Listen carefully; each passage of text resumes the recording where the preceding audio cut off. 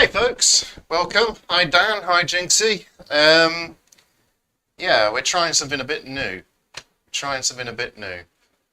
You should have audio. I've been messing with this before the stream, just tweaking things. You wouldn't have had audio on the intro screen I had just a second ago though. But you should hear me now. Let me know if you do. And if you don't, I'll faff around some more. But hey Jason, welcome. I have a special command for you, Jason, actually. A special command. Because I finally got this bot working. And if I do this, if I do that, it should hopefully, if the bot can be bothered, link to you. I did add a command for that. Okay, maybe it's not. I don't know. This damn bot's annoying. Oh, there we go. It did work. Cool. Sweet. Anyway, what we got here is a original Mark 1 Atari Lynx. This is for one of my viewers, RB King. I've actually got a whole stack of Lynxes to do for RB King. They have their own problems, but anyway, this one shouldn't have the same problem I have with the others. Because if I actually quickly grab one of the others, have been working to repair these by adding some. It can't really focus too well. I've got autofocus on this turned off. I'm experimenting with my streaming setup at the minute, but anyway, these contacts normally they don't have copper contacts. They're basically sort of carbon contacts, like carbon conductive paint, and they strip off when you pull them out, which is really annoying. But anyway, so yeah, as I say, today we've got this, and we got a nice little recap kit and power refresh kit that's been delivered to me today. I've not had this open yet, so I'll crack this open in a minute. And yeah, the plan is to recap this, replace the MOSFETs and other stuff that tend to go wrong on them, and hopefully get a nice working Lynx 1. So we'll see how that goes. So let's crack this open. So we'll just do the usual cutty. Yeah, it's good to have you, Jason. And I hope you like the little bot command. Feel free to use it whenever you want. If you want to plug yourself, go for it. But yeah, here we go. So there's also one for Phil as well. I think it is just exclamation Phil or exclamation Decoder, his alias. I think it's Decoder actually, if you want to try it. But yeah. Anyways, so what do we have? We have, this is xenodiodes, a couple of MOSFETs. I think that's a resistor. So we got that. We got two of these kits. Yeah, and we'll get these installed. So I'll just pop one of those kits aside and put these somewhere reasonably accessible. And let's crack this old Lynx open. So let's get in here. In fact, let's just in case there's any. Ew, that's a bit. Yeah, look at that. Yeah. Lovely. Okay, so there's no screws hiding in there. Are there any screws hiding in here? I think this is the cartridge bay. Does it just lift up? Yeah. Okay, so the game carts go in there. That's decoder. No, not decoder. The coder, but with the 3, as in, you know, his alias, right? Give that a go. Should be the same as its.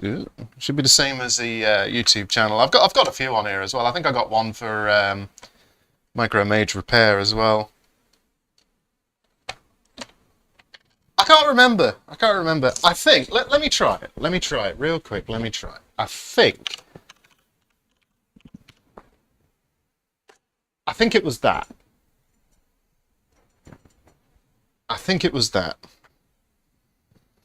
Alright, so the long one was on the left-hand side. Oh, that's a nice... was the coda. That's a nice click there. These... You know when screws have that, like...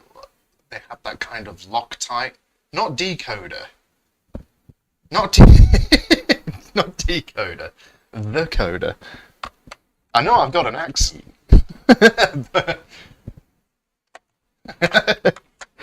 You know, Jinxie, I might add that just as a laugh. Decoder. Get a little running joke. But yeah, okay, so we have got a bit of a slightly different streaming setup now as well, set up on this end. I've added a camera. So yeah, we'll see. Right, okay. Now I know devices like this, you gotta be real careful. Real careful. There we go. Okay. Is that soldered on? That's actually soldered. That's soldered straight to the board. Why is that just... Is that a botch? Or did it just come like this? Yeah, that's... It just keep going. Poor Phil. Give him a break. Alright, so we got a little bit of... okay. I'm not... Alright. Okay, this is a bit different. Wow, look at that speaker. That thing's massive. Okay. Oh, I much prefer this to the Lynx 2. This is much nicer. Ooh, that's a really nice looking reflector too. What a better design. This is way better than the Lynx 2. Can already tell.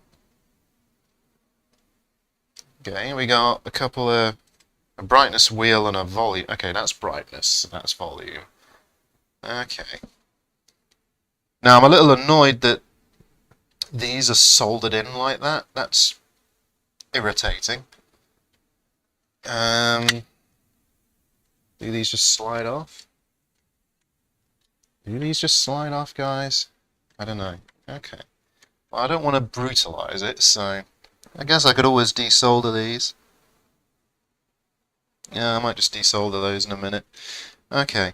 God, they soldered everything. None of this is on with... Interesting. Right, just bear with me a second. What I'm going to do is I'm just going to... I'm going to set my autofocus...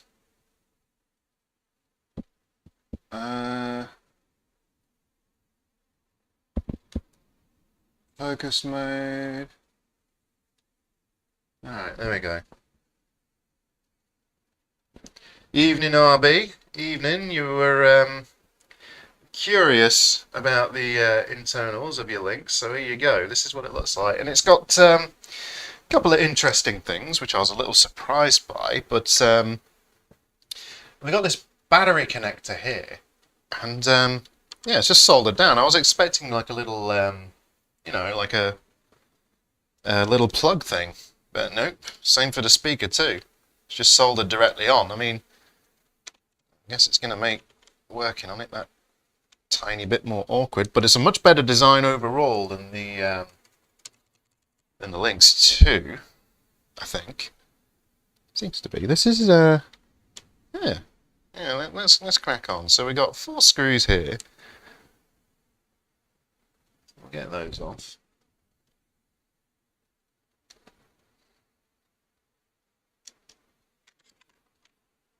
Put them in there so I can't lose them. This thing's a beefcake.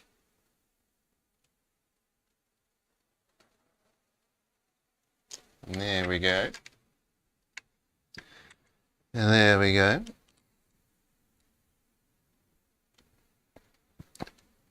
Now I guess what I'm hoping for is when I lift it up, it just lifts right out. Let's back out a bit. There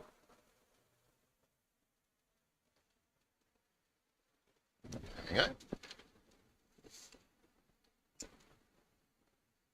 Hey Kiki, welcome to the stream. The dream stream. Yeah, it looks like, I mean, I've never had a version 1 Lynx open before. Lynxes are still pretty new to me, but this one, internally at least, it looks pretty nice. I don't think it's ever been opened before. In fact, these are good quality capacitors. These are Rubicons. Rubicon makes some good stuff, actually, cat-wise. Okay. Okay. So how do we get this thing open without forcing it?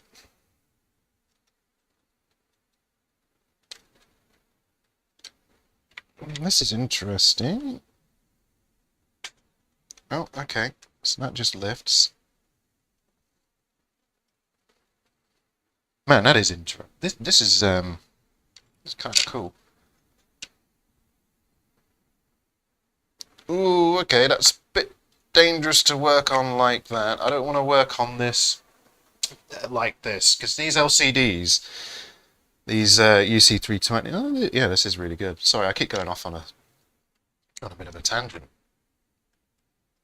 But yeah, these UC320 LCDs, it's real damn easy to scratch them. So I'm going to protect that screen with some kind of protector. Would that do? Yeah, don't want to chance that. Let's get some masking tape. We'll tape something over the top of it. Because the last thing we want to do is scratch up a nice, well, what looks like a nice condition older screen, you know? Because they're just hard to find. Ah, actually, I have just the thing for a screen. Because if I take all those glass screen protectors from my Game Gear, you need to add me on Face. Add me on Face. Facebook is the devil. Don't go on Facebook. It's not worth the aggro.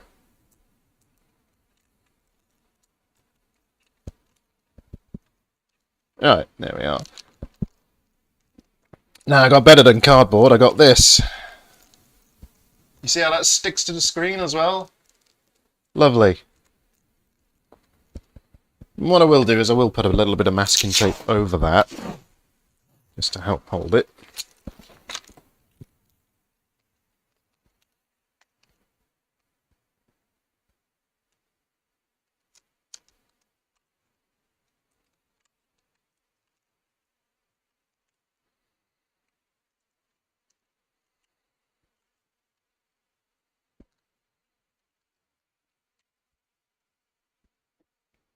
Just pop that rubber button thingy, what's it off? I'll pop that with the other part of the shell. And yeah, crack on. Crack on. Hey Dreams. Earlier on, Dreams, when you saw that stream I started, that wasn't me actually starting a stream. I just had OBS open, I was cleaning my keyboard, and I think I accidentally hit the button to start a stream, which was just daft. It was actually during my work hours. I was working at that point as well. I just had OBS open. Anyway, that's a story. That's a story. Okay. Well, I guess we can work on it like this. That's not too bad. So yeah, we got caps. MOSFETs are in different locations. I might have to check exactly what needs to be replaced on this one, and if there's anything under this shield. I've got a feeling there might be. Yeah, this is different. This is different. Alright. But at least they're through-hole. I like through-hole. Neat. Does come with guides, actually. That's for the Lynx 2. And that's for the Lynx 2. Okay, I guess I didn't include guides for the Lynx 1. Alrighty.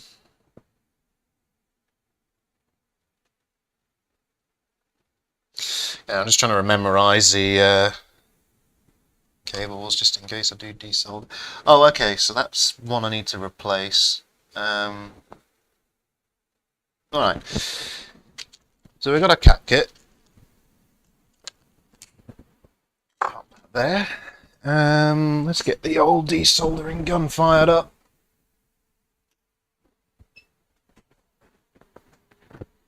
Oh, of course it's whining.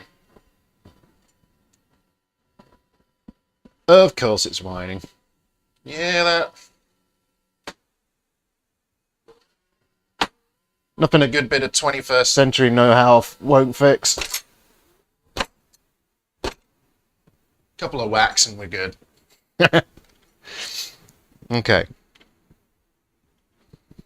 Okay, so the tape's probably a bad idea because it's going to cover the caps. That's interesting. There's yeah, okay. So if I flip this over,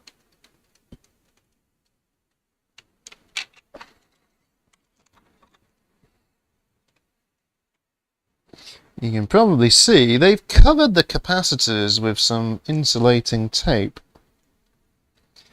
But oh my god, am I glad this thing doesn't have a bloody flex cable. I hate the Lynx flex cables. Oh, I thank you, Tristan. Also welcome, and welcome, Dejected. I am an aluminum? What's it? Oh, come on. I'm exasperated now. You mean aluminium?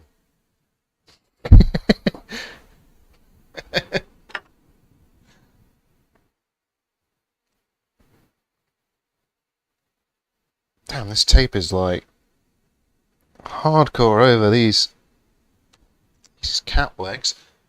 There we go. There we go. Let's get a bit of zoom. But yeah, I've been trying to tweak my streaming setup a little bit so that, you know, so you guys can hear what I'm doing and see what I'm doing a little bit better. I've actually added a side camera as well, which should be nice when we've got the microscope view. So, yeah. Anyway. I'm going to do these caps one by one. Let's just check the polarity on that cap. So, negative goes on my right-hand side. Okay.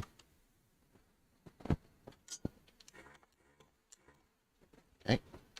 Solder sucker seems to be working. Let's get the iron on as well, shall we? And we'll add a bit of fresh solder, help get that off.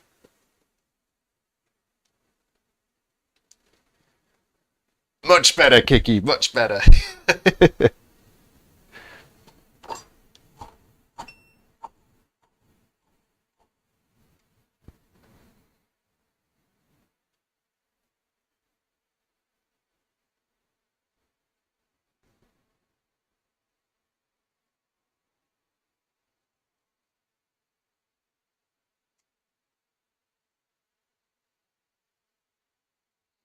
Alright, there we go.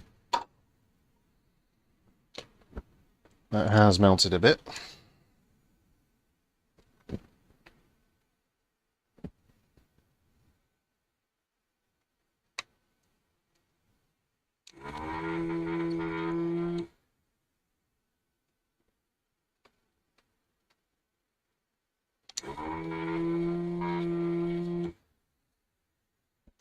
That needs another go, I think.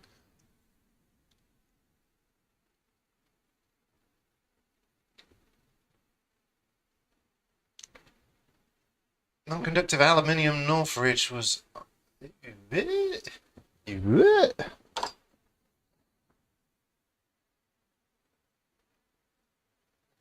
What? Anyone else see what?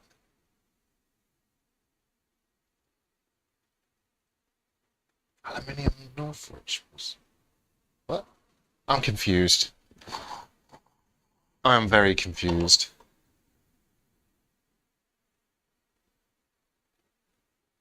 Anywho, I'll just continue being confused and see if I can get this thing desoldered.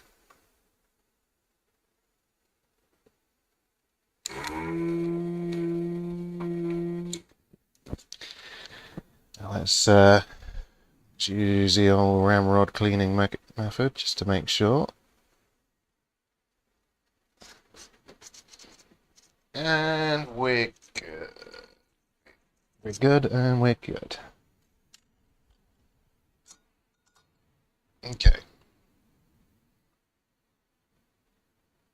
Still not feeling very loose though. Hmm.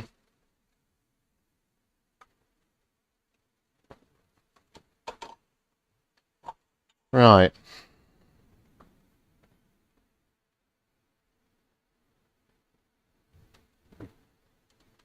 Come on. Alright, that leg is now loose. That's good news.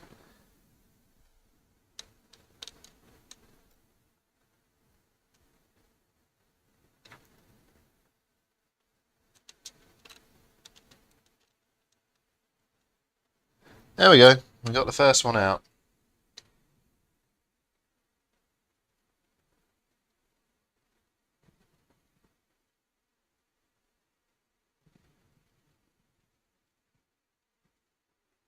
Oi, are you talking? Did anyone else see that? I saw. You're looking. Radial capacitor with legs instead of an SMD. Well, I use radial capacitors instead of SMDs on Game Gears. There's nothing wrong with that. It does work as long as you're careful and you don't short it out to a capacitor. You're fine, right? And most capacitors, if you have a look, they're surrounded with this sort of plastic casing, right? And the bottom's usually a sort of gasket anyway that's not conductive. It's usually only the top here that's conductive. Unless you brush the side of the capacitor with a soldering iron and then you expose the aluminium shell, which is obviously conductive, I think. I might test that on one of the... I might test that on this actually in a minute. Right, anyway, what is this? This is a 10 microfarads at 25 volts. Okay. So if we just scatter them, we're after a 10 microfarads. So we got a number of microfarads, 47.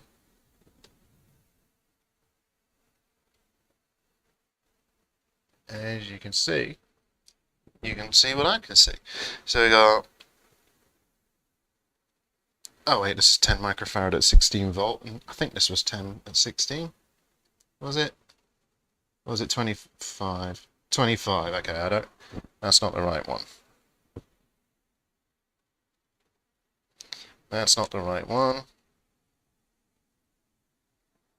47, nope. It's 10 at 16, so that's a no.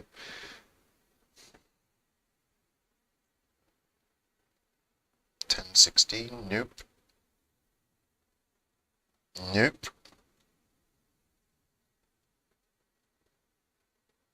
Nope.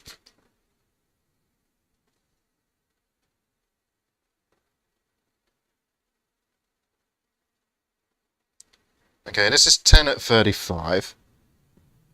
I think this was 10 at 35. And they're about the same package as well. Okay. Okay, 1025. 10... 35. Well, it's fine to go up a voltage, but let's just make sure that I don't solder the wrong one in. 10 at 35 as well.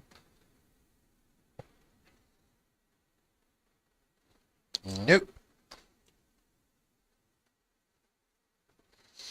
Nope. Nope. Nope.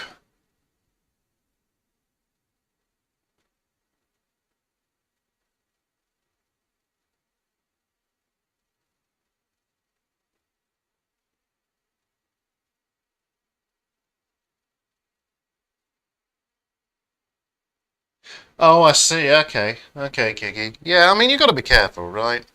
Who are you talking about? Oh, you're talking about Northridge. Oh, that would be his graphic card repair he did, wouldn't it?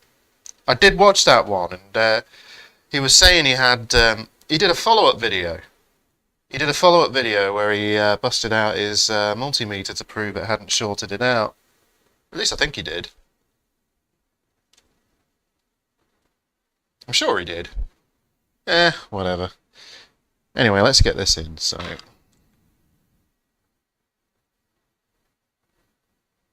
There we go.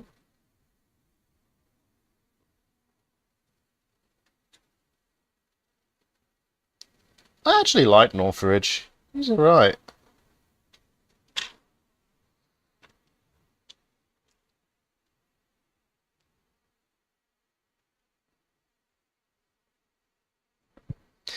Okay. So, you know the drill by now. This is cap replacement by Captech.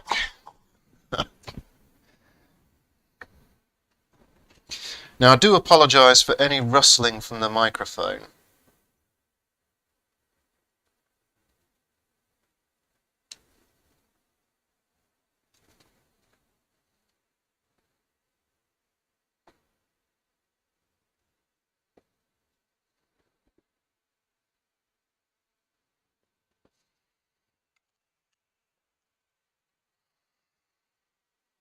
Times like this I realise I should probably do this under the scope just so I can see what I'm doing a little bit better.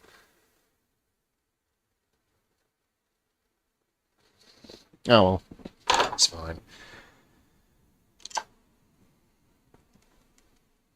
Yeah, absolutely. I mean, he's made a career out of it. It's not my career, I'm software dev by trade. Okay.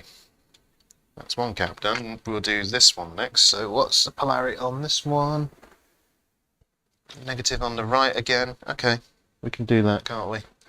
We can do that.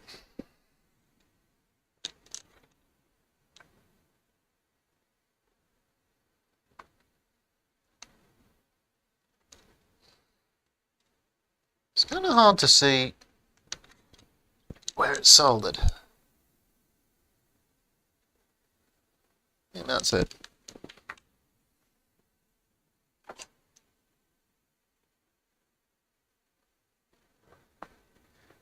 Yeah, I thought he did that video like a week or two ago, right? Did he? I think it was about that. A week or two? Yeah.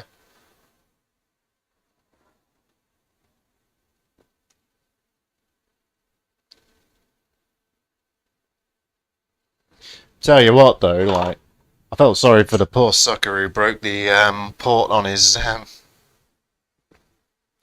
think it was a 3090. I mean, these days you'd have to remortgage your house to get a 3090.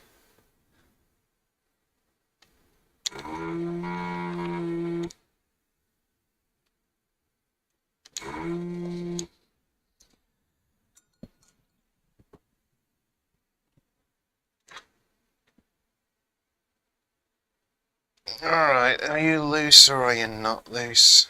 That's the question. Is there a moose loose around this house?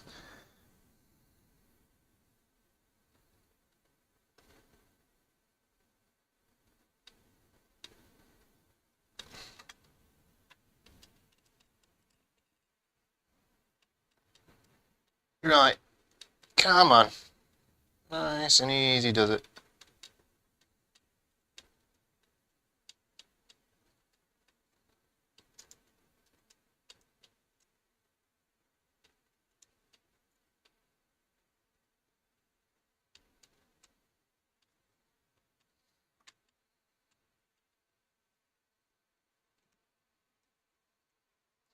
It's annoying, there's always like one bit of solder that clings up. There we go.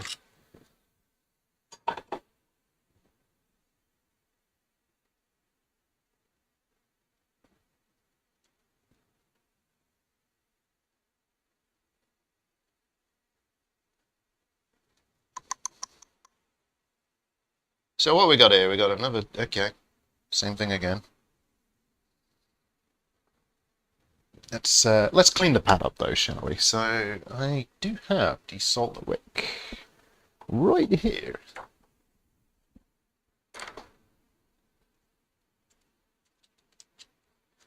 Oh, I see what you're getting at. Okay, so like the capacitors are covered in a very clear, well, thin, clear film that insulates the capacitor from everything around it, I suppose.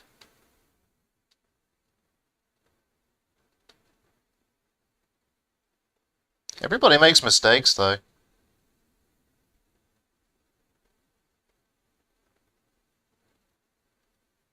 God knows I've made enough.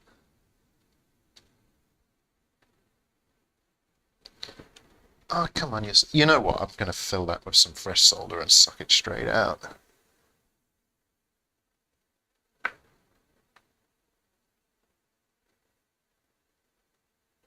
Here we go.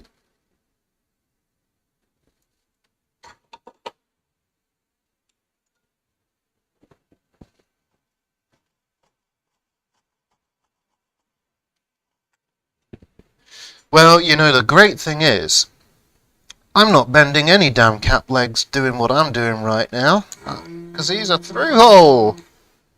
And who doesn't like through-hole caps? Through-hole caps, they're the future and the past. There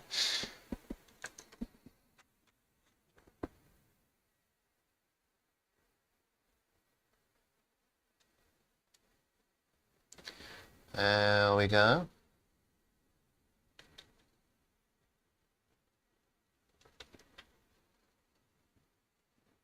There we go.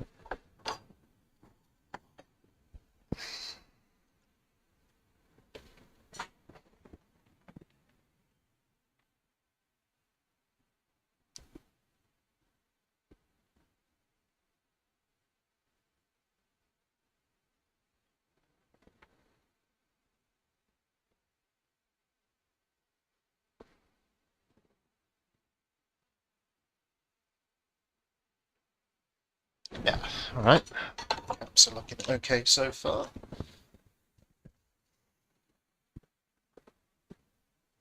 Yeah, through-hole caps are just easier to work with. I mean, yeah, they are. It's the future and the past. Definitely the past. Alright, so we got the negative stripe on.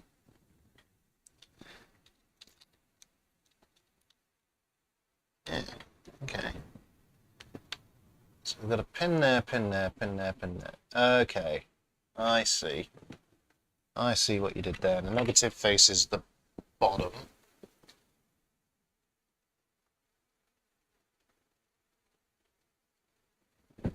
Well,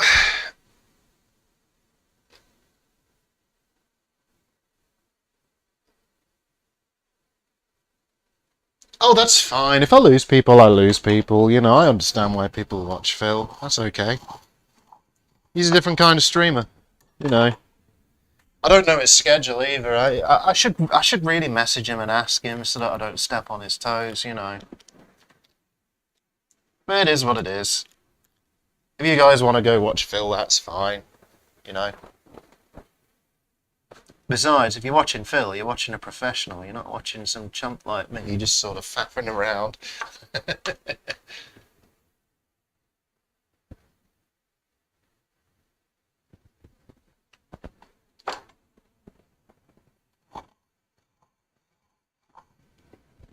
Well, you see, this is the thing, right? Like, a chap like you, Kiki, for example, you're you're a person with some experience, right? You know the tech. That's what you're basically saying. And I'm assuming that you pointed out the error and got a somewhat negative response, which can come across as pig-headed. I mean, it always can, right? It's just the way of the world. And some people, they do self-praise. And you are right that Northridge does that quite a lot. You know, he'll say perfect, better than factory and stuff like that. But I think that's just his stick. You know, I think that's just like the thing he does as his sort of catchphrase, if you will. And that's fine. What in the nuts? Where did you come from?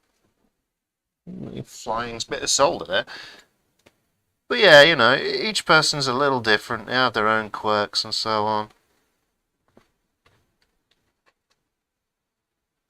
Ah, come on.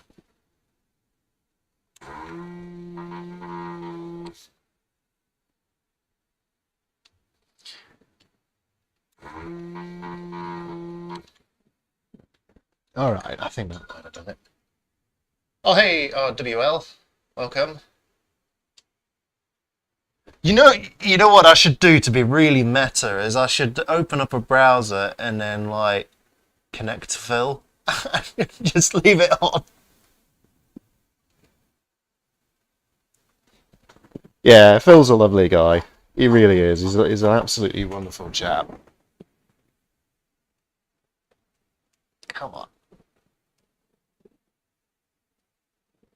Oh, there we go. That's one free. And then it's just this bloody... There we go. Come on. Okay, I think that's done it. Yeah, that's done it. Excellent. See that there at least now. Yeah, welcome RWL 2012. Good to have you. Come on. Don't make me brutalize you out. That's... Bloody.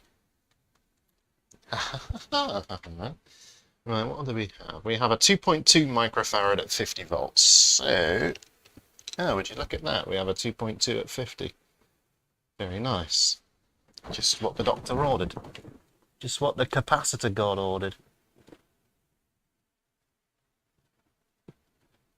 Otherwise known as RB King 80. There we go. So these are kind of bent to the side, I presume for a good reason. So, there we go.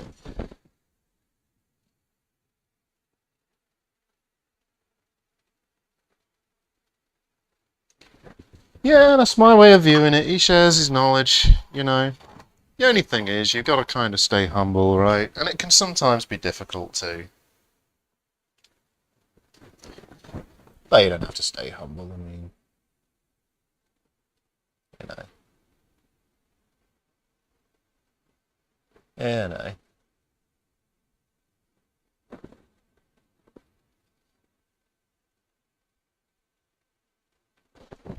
Right.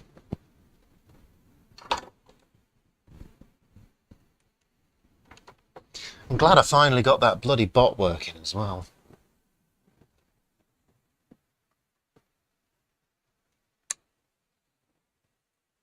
It can now help plug the streamers I like, who I think deserve more viewers.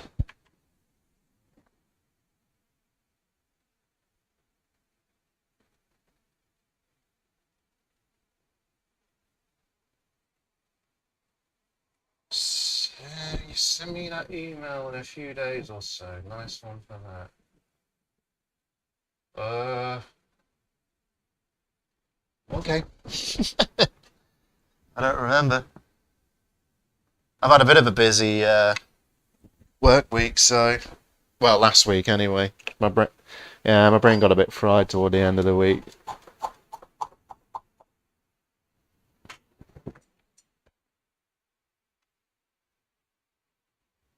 Okay, welly on a bit of fresh solder there, and a bit of fresh solder there. Now, I'm pretty sure these old Atari Lynxes use leaded solder anyways.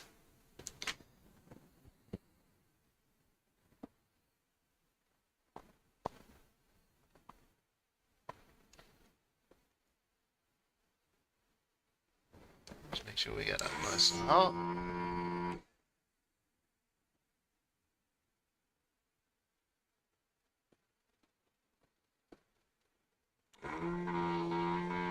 Sounds like somebody's letting off fireworks down the street there.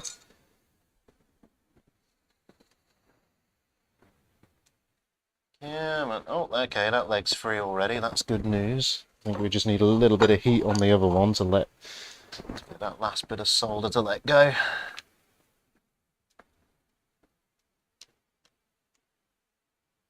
Yep, that did it.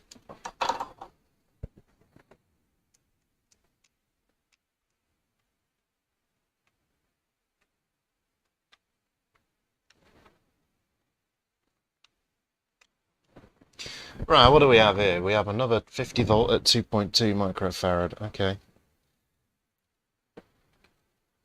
So let's do that as well. I know we've got one in this pile somewhere. Nope. Nope.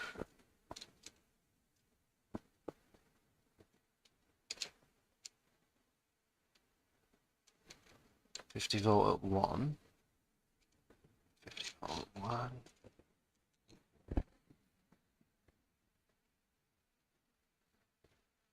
$50 volts at 1.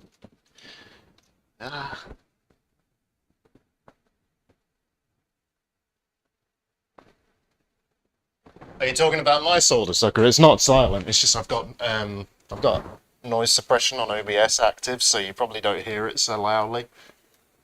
Let me zoom out. It's this thing.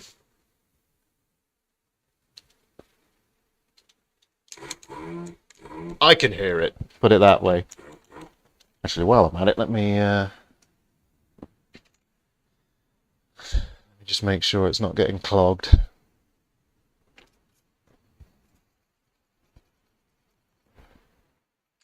There we go.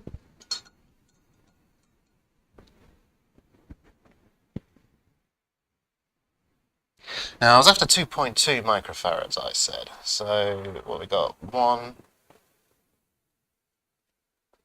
220, that's a bit too high. 220.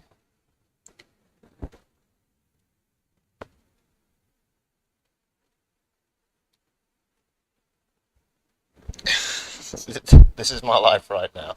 Nope. Nope. 100 microfarad at 35 volts. 47 microfarad, 47.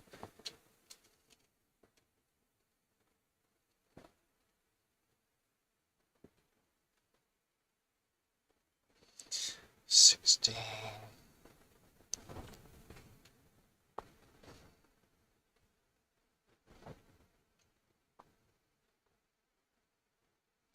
50 volts. Bloody hell. Yeah, this solder machine, I think I might have it linked in my stream description of my equipment. I think I do. If you're curious as to which one it is. Ah, here we go. I finally found the cap I'm after. Not massively expensive either, actually. Quite good for the money. I mean, it's no Hako or Heiko, but it's reasonable, you know.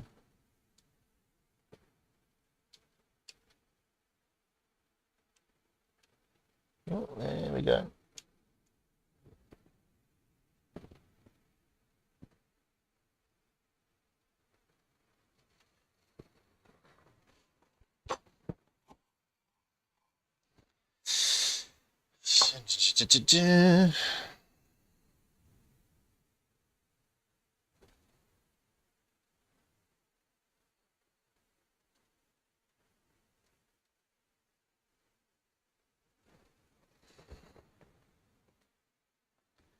Yeah, it's a classic case of apply heat and lead.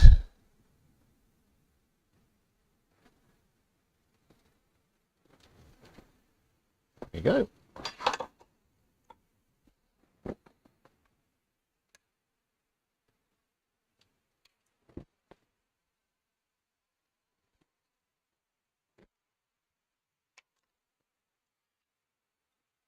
Okay, so I've done all of those, so I kind of want to mark that I've done those caps. So to do that, I'm going to take this permanent marker and I'm just going to squiggle on top of each one. And I'm going to sign the PCB as well, you know, like to RB King, heart.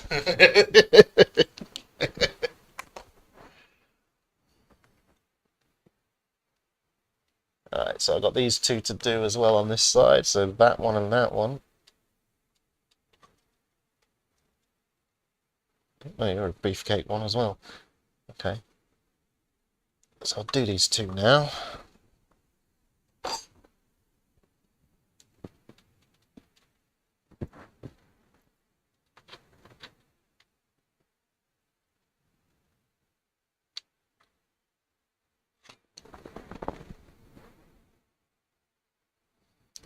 The good news is, this particular Lynx, this Lynx 1,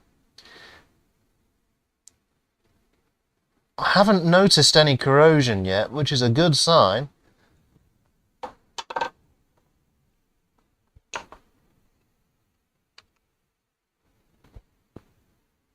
You know what, my camera's kind of falling down a bit. It's getting a bit close. It's getting a bit... Alright, there we go. It's because I've been playing with it. I've been tweaking my camera mounting system. I've been using an audio boom arm, and I decided to... Oh wait, I don't want that anymore. I decided to add another segment to it to make it longer and raise the camera up, which is a bit better, I think.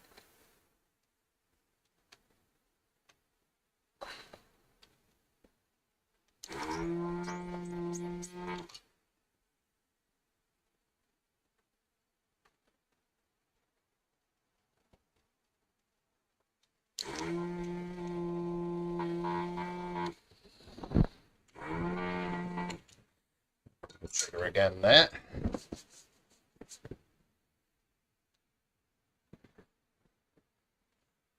To be fair, that's pretty normal of most LCD mods, RB. You know, it's just the nature of the beast, right? What's kind of interesting though is, like, take the Ben Ven screens that they've been making recently. Like, those things, they're drop-in and are also quite affordable actually as well, compared to, like, say, McWill. And they're usually less effort to install. It's interesting, isn't it? You'd think there'd be more, but you know, I guess they're just not. Okay, so what we got here? Negative facing that side of the board for starters. And this is 10 microfarads at 35 volts. So, that's 10 at 16. 10 at 16. 47.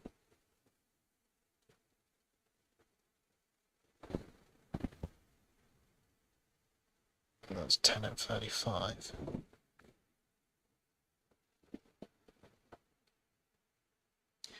You know, I've got a feeling these cap kits don't come with everything that you need. 16. That's 1. That's 10 at 16 volts. Can't go putting a 16 volt one in there if it needs 35 volts or it'll pop.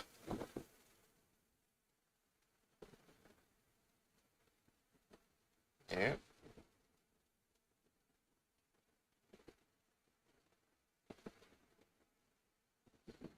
It's 10 at 16 as well. 50 volt at 1.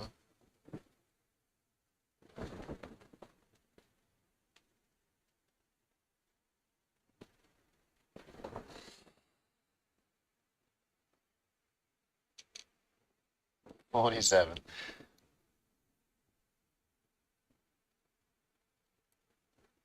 Crikey!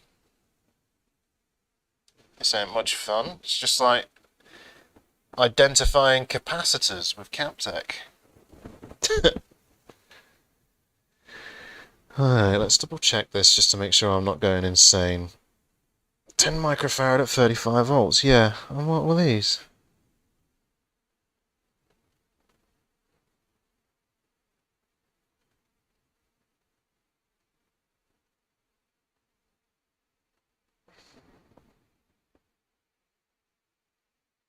Ten at 25. So this should be 10 at 25. Yeah. 2.2, 2.2. Yeah, I don't think this capacitor kit came with everything in it. I think I'm missing caps. I'm definitely missing caps. Because, Yeah, I'm definitely missing capacitors. Oh, how annoying. Oh, hey, Micromage.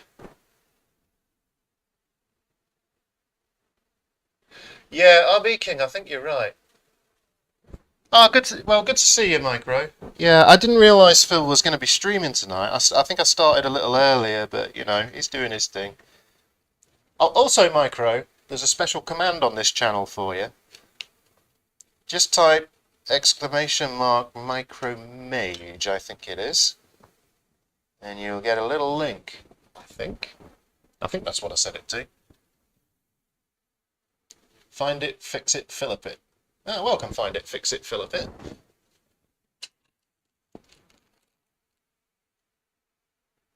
I guess I could scavenge a couple of these 3510s from this kit.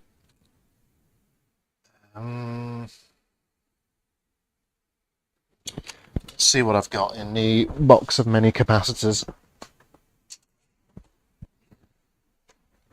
Because of course I have a box of mini capacitors.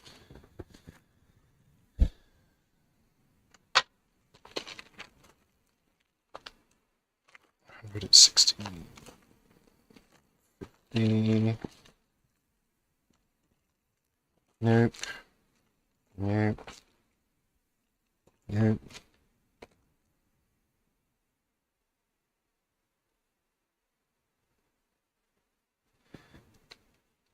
Nope. Yeah, you're welcome, Micro. You're absolutely welcome. 16 at 10. 20. These are Game Gear caps. I don't think there's any rated at 10 at 35.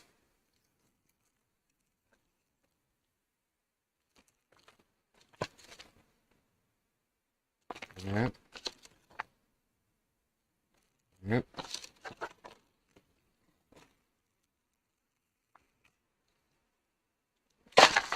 Nothing in that pile. Let's try my other pile.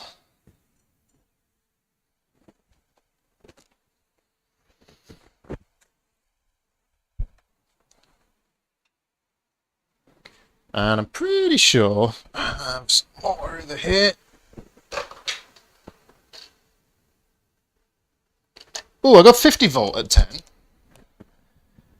It's a bit high, but that should do it. Maybe. Set them aside. But yeah, okay. Anyway, let's 33. 2.2. 16, 10. 7.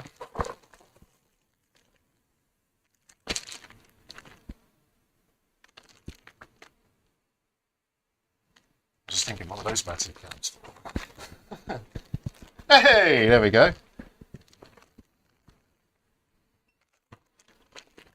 I thought that was a command. Ooh, 10 microfarad at 25 volts. Was that what I needed, or was it 35? 35. I'm going to have to go up. Not a problem.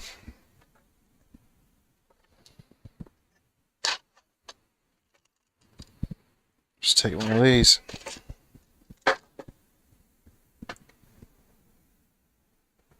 Right, okay, so here we have 50 volt at 10 microfarad.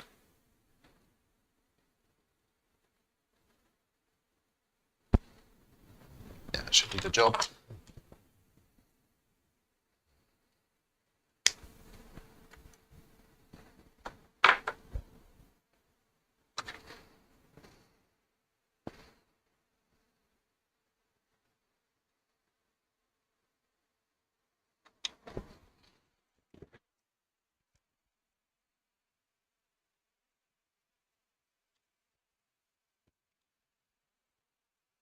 Come on, you get. Also, anyone who is watching Phil, tell him I said hello. I hope he's doing okay.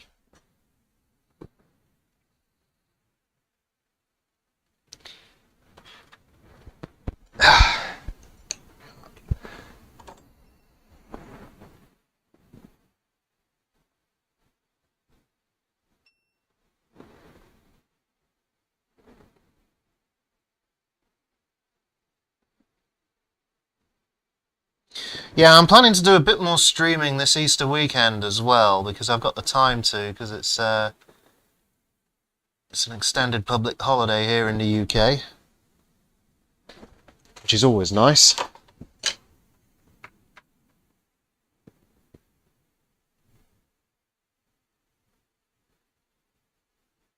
Yeah, I kind of mix things up a bit. It depends. Depends. I mean, I've done Nintendo Switches. I don't think I've ever... Have I done a Switch on live stream? I'm not sure, actually. Maybe I have, maybe I haven't. I've had some crazy, crazy Switches. I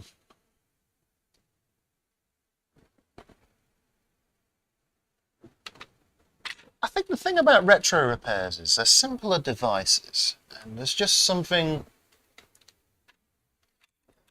Let's make sure that's not being strange. There's just something kind of satisfying about old tech, right? Because, you know, it's never going to be made again. It's kind of keeping things alive, right?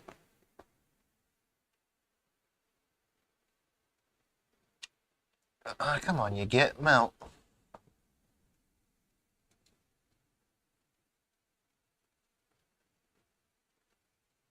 There we go.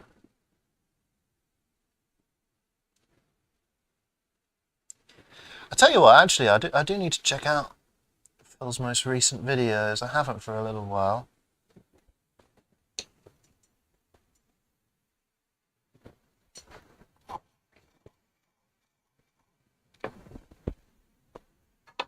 Oh, hey, Lewis.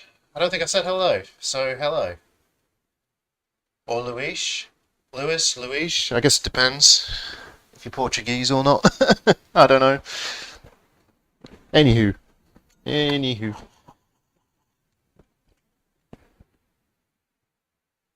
Let's get this one off as well.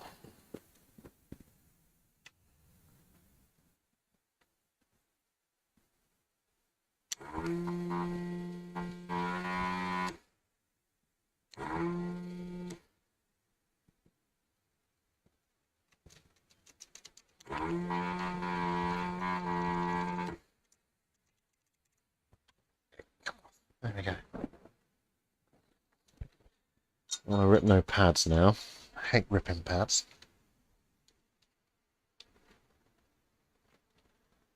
Yeah, no, I mean, it's interesting enough now, right? Like these, they're very old machines by today's standards. I mean, let me think. This thing's probably barely clocked in at like 3 or 4 megahertz. I don't actually know the spec of the Lynx, but it's going to be something like 3 or 4 megahertz in that region.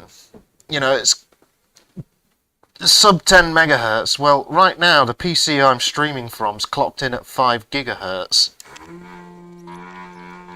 And it's capable of the kind of calculations that would have taken like the whole planet's computing resources back when this thing was a thing, right? It's kind of interesting. And it's interesting seeing these old design decisions and stuff like that. Because, I mean, you know, you can play all of these on emulators. Not a problem, you know. We've got the computing horsepower to do that now, which we kind of didn't back then. At least not to the same sort of extent. There's always one leg that sticks, isn't there?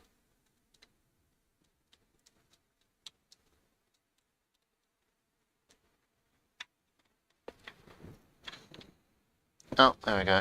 Got it.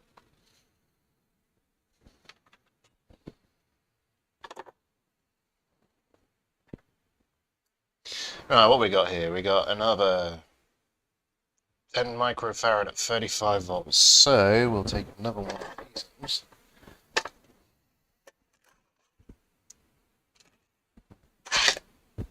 I really need a better label on this.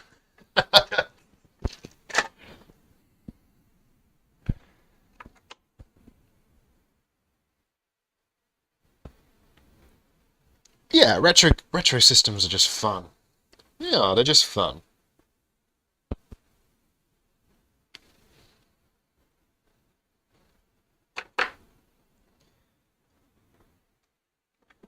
Right, what's the polarity on that? positive goes on the left hand side, so it goes like that.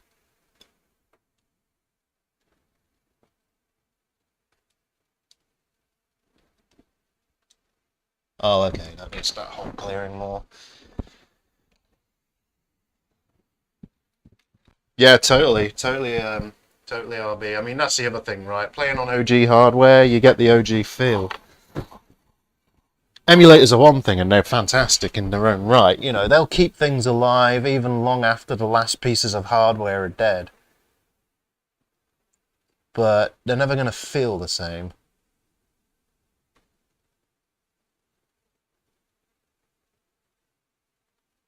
And that's the thing. We humans, we are a tactile bunch. We like the way things feel.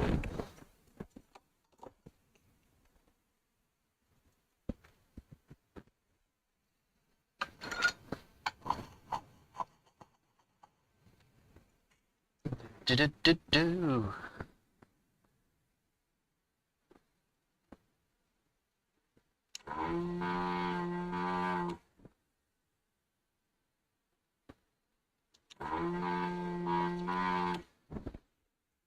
Right, that should have cleared it.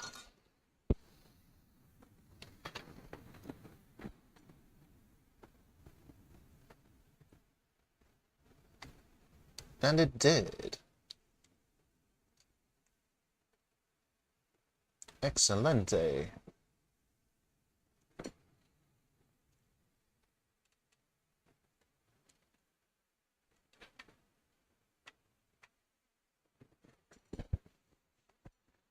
Right, cool.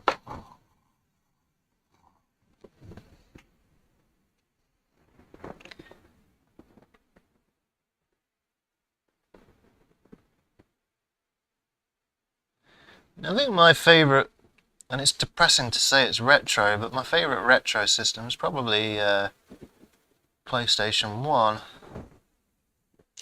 But it is retro now, isn't it? Which means I'm getting old.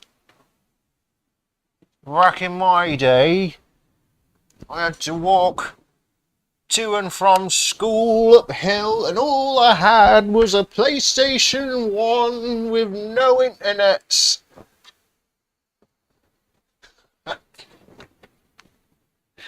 Oh dear. Alright, that's a 470 beefcake cap, which is this bad boy.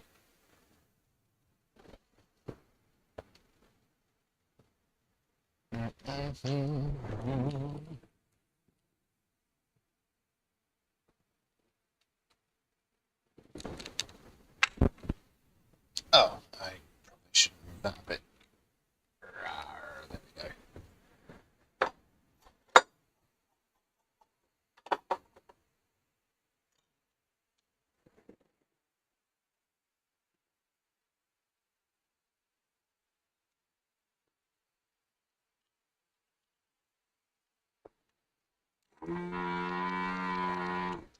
Beautiful. That one actually came off nicely.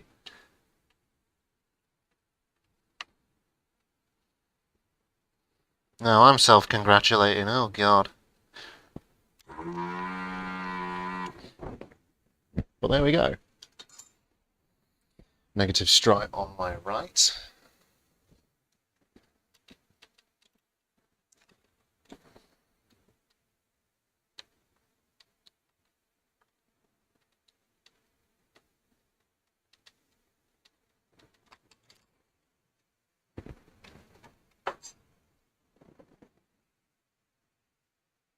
Yeah, it was a MIPS CPU, I believe. Exact same processor that was used on, well, not the exact same, but of the same family of space probe that's been sent off to do the Pluto flyby the other year. Good CPUs. Alrighty. What's that beefcake off?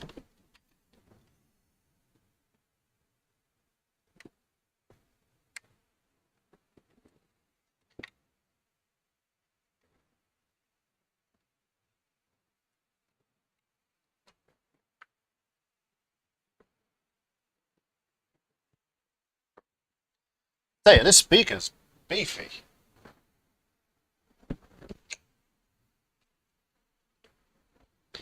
But yeah, I guess it would be no surprise that a PS1 CPU would be based on something from the late 80s.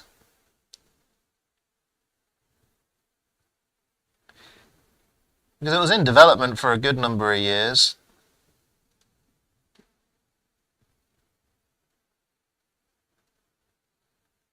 It was originally, ironically, a partnership between Nintendo and Sony, but Nintendo kind of backed out of that one.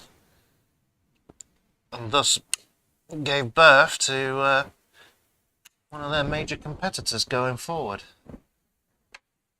It was all to do with CD-ROM drives, if I remember rightly.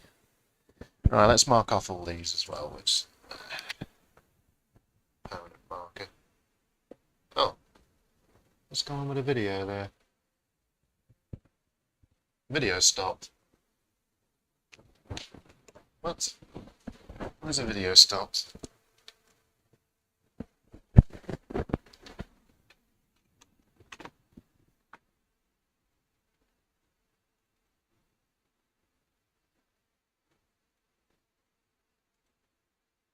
Oh, there we go, that's sorted it. Now we can see.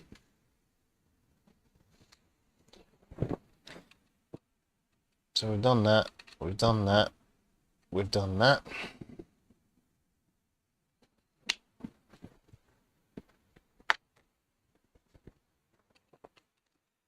So we got this beefcake cap down here. It's quite beefy actually.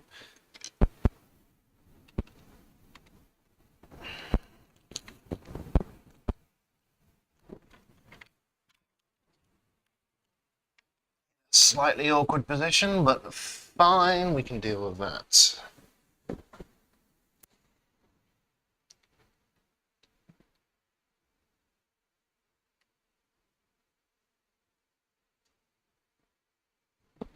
Okay.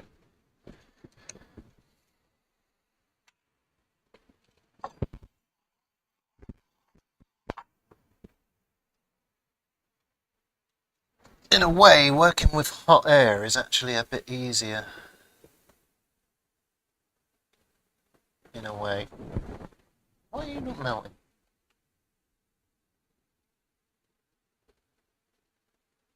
Hmm.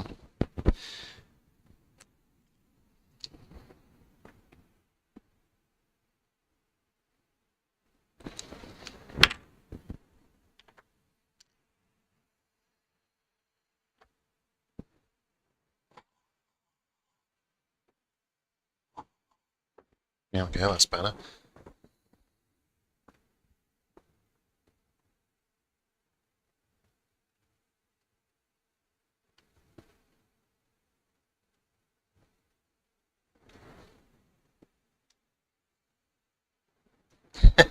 Thank you, Stream Elements. Finally got it working.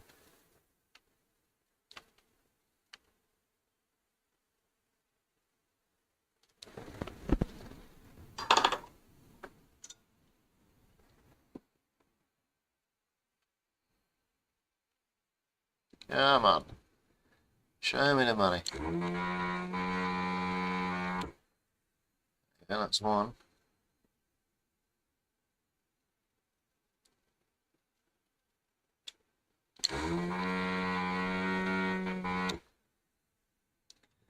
Of course that didn't work.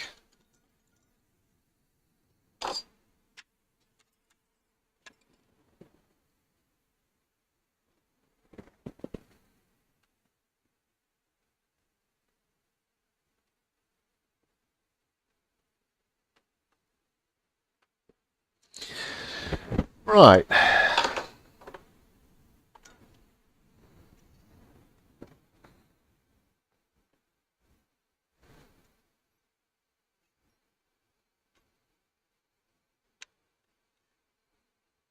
I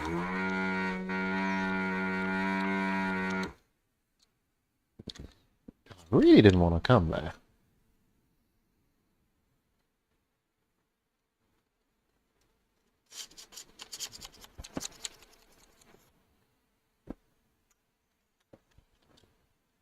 Okay.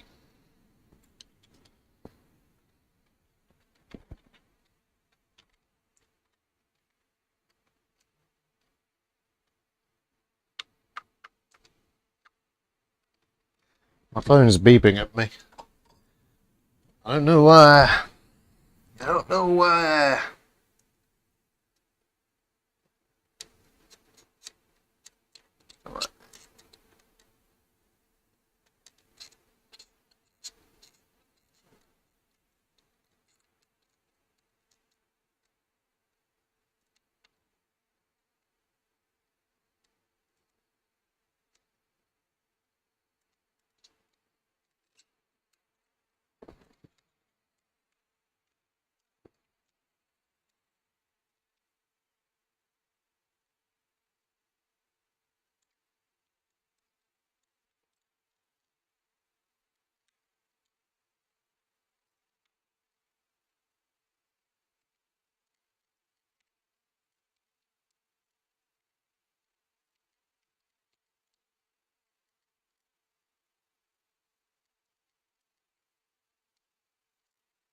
Come on, you git. Fine.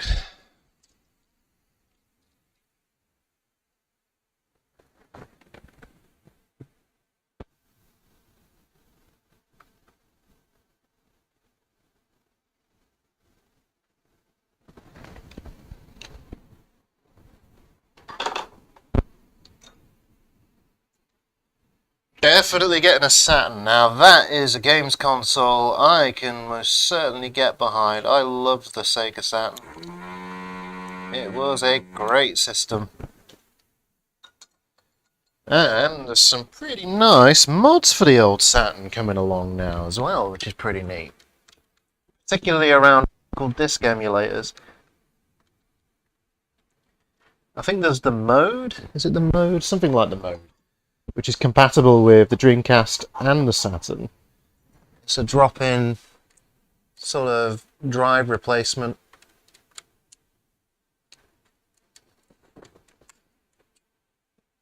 Which is pretty sweet.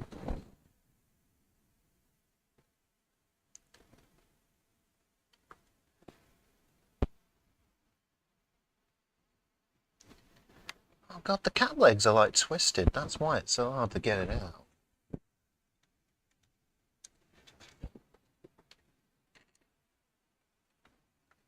It's not even solar.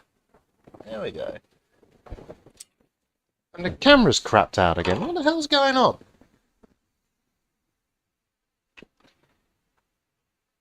Yeah, that's the one, RWL. That's the one.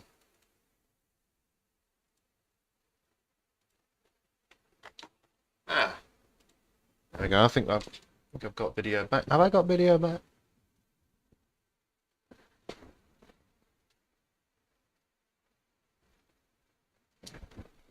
Yeah. Now we got it back.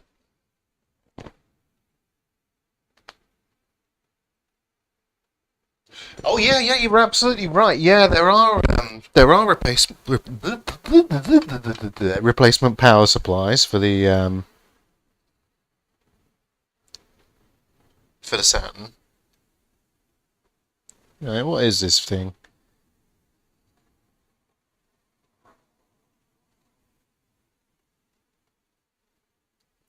100 microfarad at 35. Okay. And that is 100 at 35. Of course, the camera doesn't want to focus. Whatever.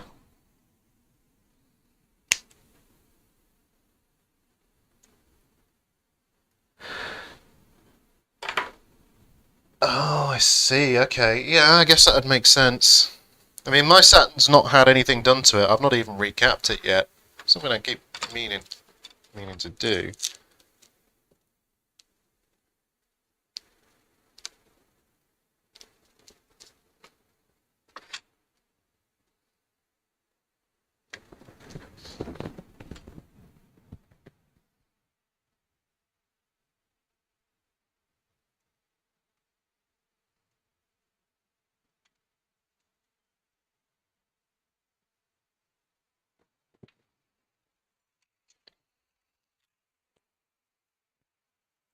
Yeah, I'd quite like to mod my Saturn as well. I'd quite like a decent HDMI mod for it, like the PS1's got. But yeah, I guess it's not that big a deal if it doesn't. I do have one of those OSSCs.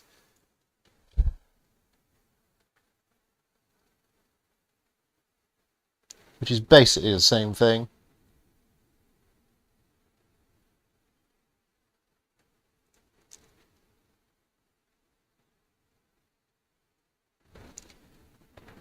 There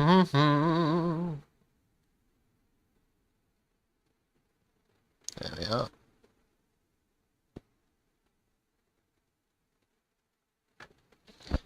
Nice. I think.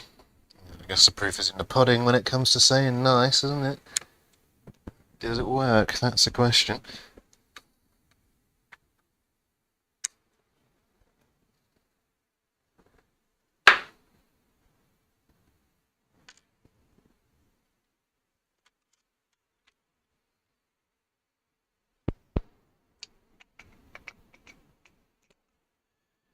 Yeah, I'm not surprised if thermal compound's gone bad on a lot of those old machines now. I mean, crikey, they're old, right? They just can't last forever, you know.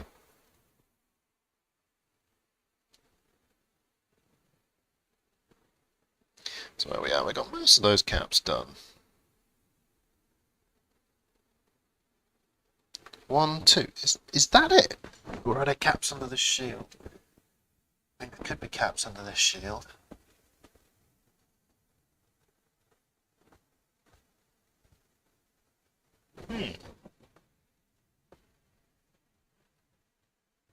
Every retro console I've always wanted. Definitely get a Saturn. They're a good choice. They had some really great arcade ports. Like, yeah, I mean the Virtua series of games. You had like what? Virtua Cop, Virtua Fighter. Funnily enough, I was watching an episode of the X-Files a couple of days back. It's the one where the guy's got the electric skills or like electrical abilities. He electrocutes people, and he was playing Virtua Fighter 2 in an arcade. It's just sort of funny. At least I found it kind of amusing.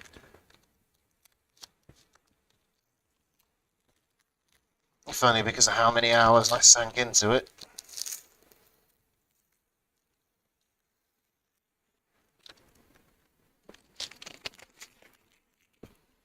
Okay, so we've got one cap in between going from top to bottom. Just there. Okay, this is a bit fiddly.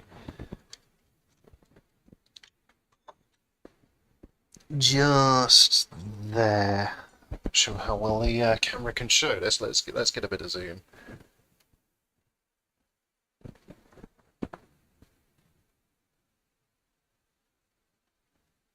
AES. AES. What was the AES?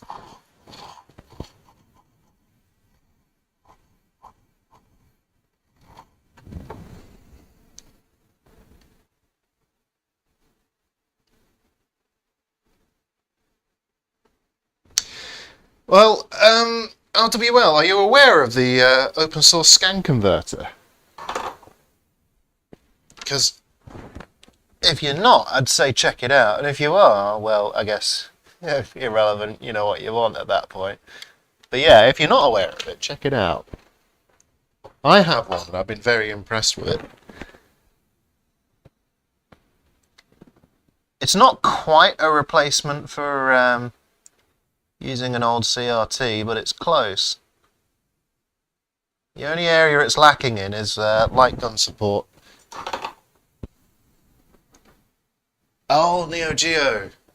I never had a Neo Geo. I heard good things about Neo Geos. I know that one of my favourite platformy side shooter style games, Metal Slug, was a Neo Geo original, I think.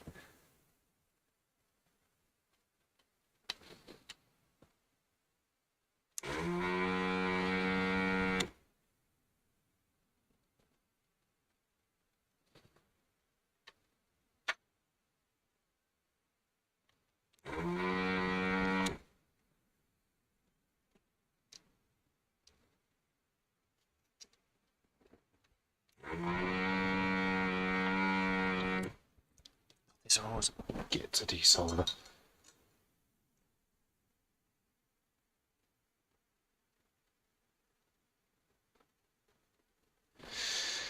Yeah, I don't think the Neo Geo ever really took off in the UK, did it? I don't think it did. Pretty sure it did. Anyway.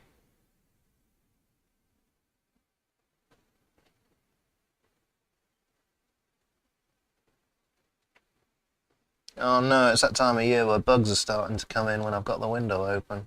Oh god.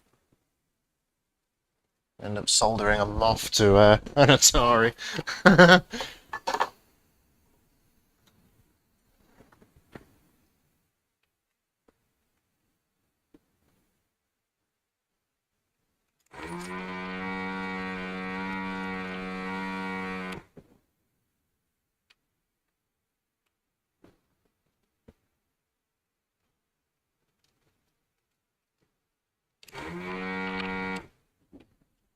I mean, that did it.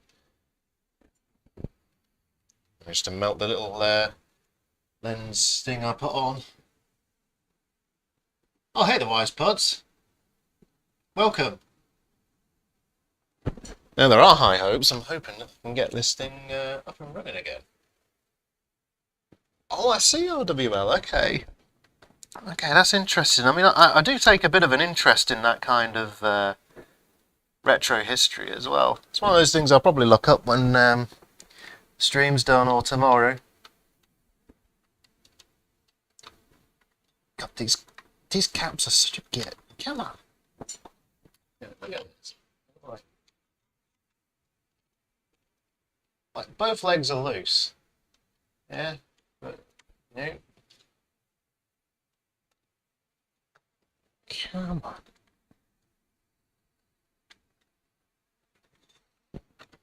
Finally. What is this then? 50 volts at 1 microfarad. Oh, I have seen a few of those. Oh look, just what the doctor ordered.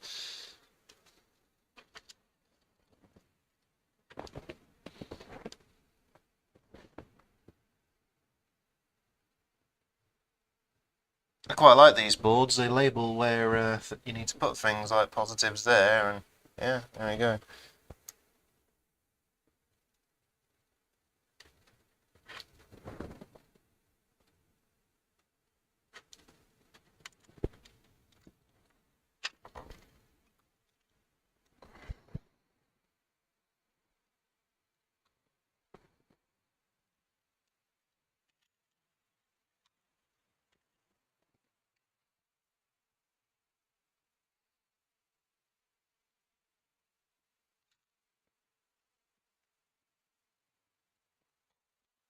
Yep, there we go.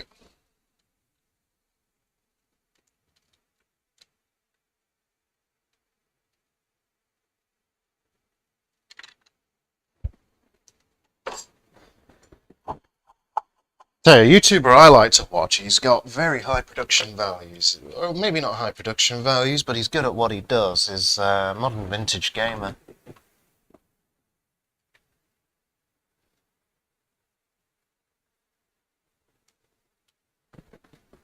He covers a lot of old systems that are cool.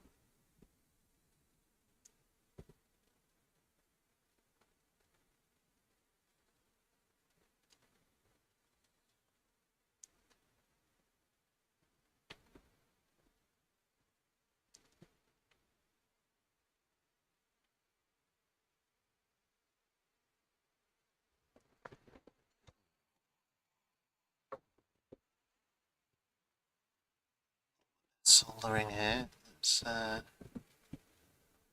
bit more on there.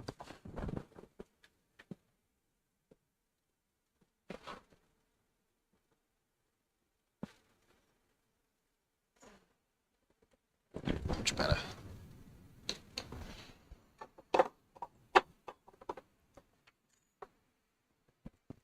Nintendo GameCube? No, but I've always meant to. I've also got a Nintendo Wii on my backlog, actually. The GameCube's, I think usually the main culprit on those is the optical disc drives. And I think to really repair something like that when they're not reading discs right, obviously the faults could be something else, maybe it just doesn't power on or whatever, but I think kind of one of the big issues really is I'd need an oscillator to be able to check that the disk drive is working correctly.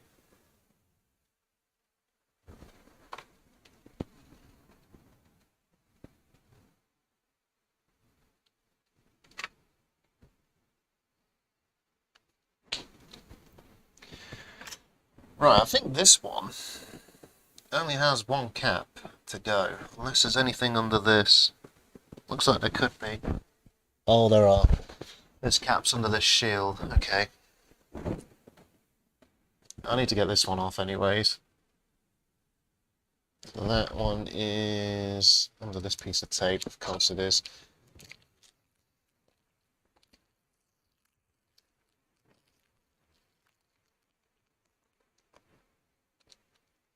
Oh, it doesn't spin at all. Doesn't spin at all. Could be a power issue, could be a component on the disk drive itself has blown. I mean, if the console loads...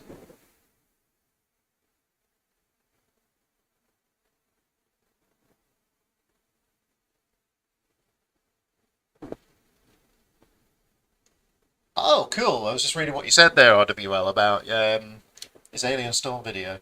Don't think I've seen that one.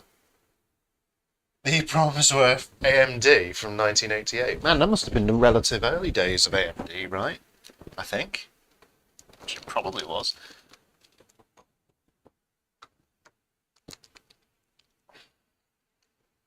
Okay, that's the cap there. So reorient ourselves a bit. And... oh, that's dangerously close to the LCD housing. I don't like the positioning of that. I'm going to have to be extra careful.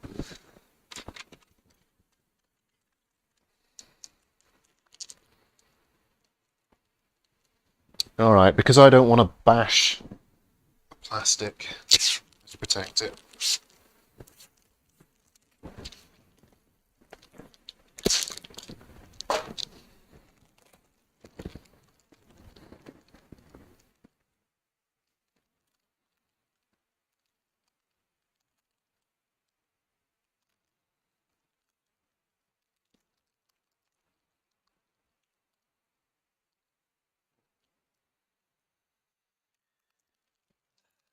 It's a bit messy, but here we go.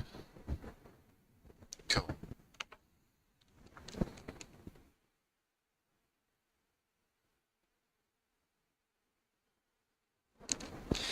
The last thing I want to do is slip with a 400C desolder gun, bash it into the plastic and damage it. I mean, it probably wouldn't be end of the world damage, but I just don't want to do it.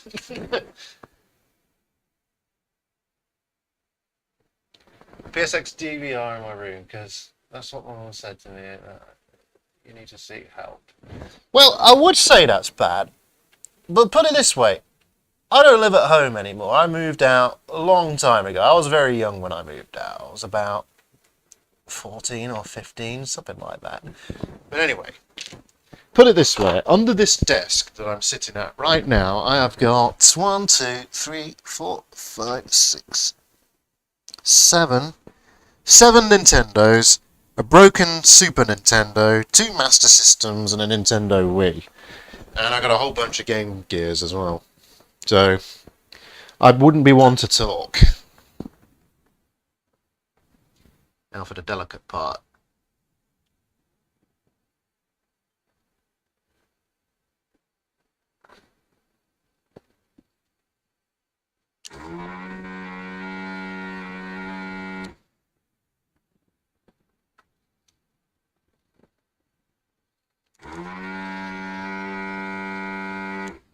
Whichever smarmy git put this thing together, they've bent the damn... Let me show you. Whichever Atari soldery fella did this, they bent the damn cap leg that way, and it's like, well, I can't fit the bloody solder gun on that angle. Like, you gits. You absolute gits. Atari.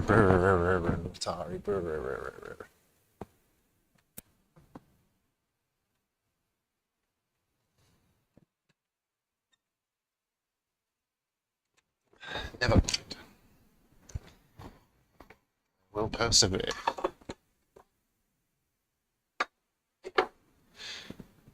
Do you know, this is the thing, right? Getting in the mood.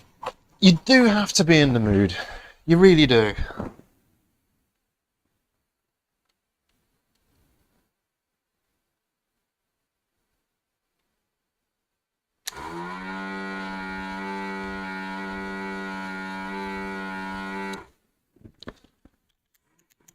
Is this blocking? That's a question, isn't it?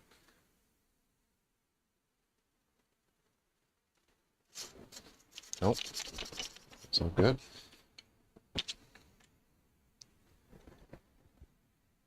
Five PS3 fats. 2 PS3 Slims, 5 PSPs, GameCube, oh, you got a Net Your Rosy PS1. Oh, you jammy git. I always wanted a Net Your Rose one, even as a kid, and I wasn't even a developer as a kid. I just wanted one because they were black. Black's cool. Oh, this is going to be a git to get clear. I'm going to have to do this under the scope with Braid, I think. Which, incidentally... Okay, Kiki. See yous. Good having you. Have a good one. We got this other view.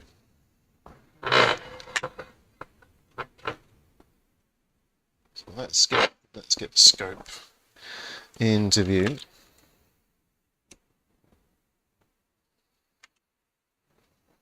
I'm gonna move that camera out of the way a bit.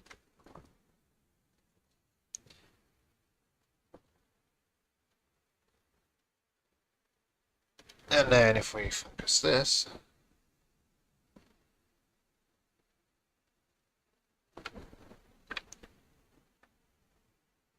oh yeah, now that I see that, now that I can actually see it, okay.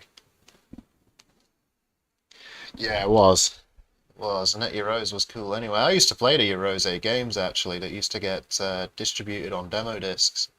Loved them.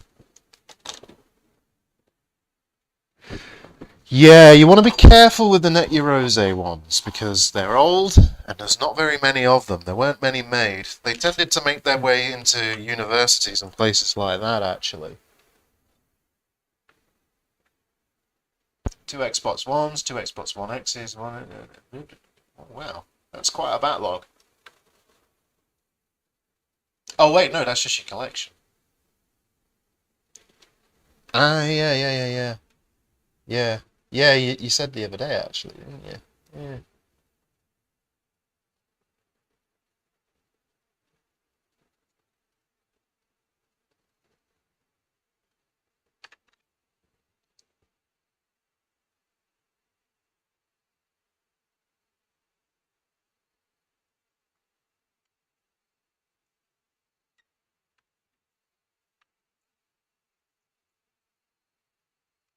You know, there is a bizarre, almost fruity smell right now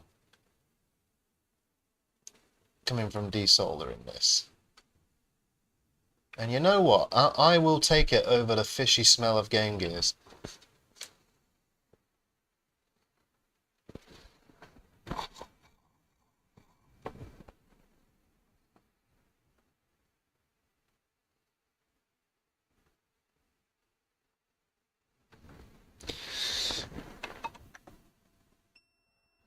Let's boost up the temperature a little bit.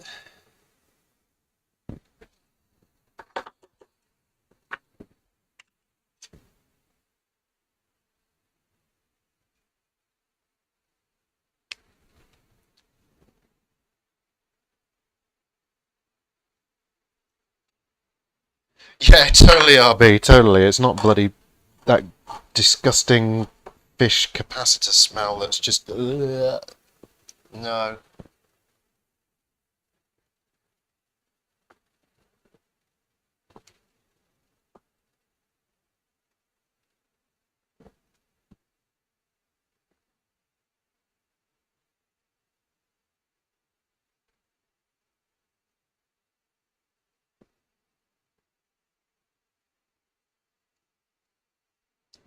Okay.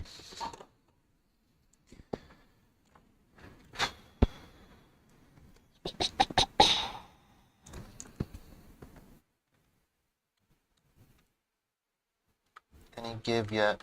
No, of course there's not.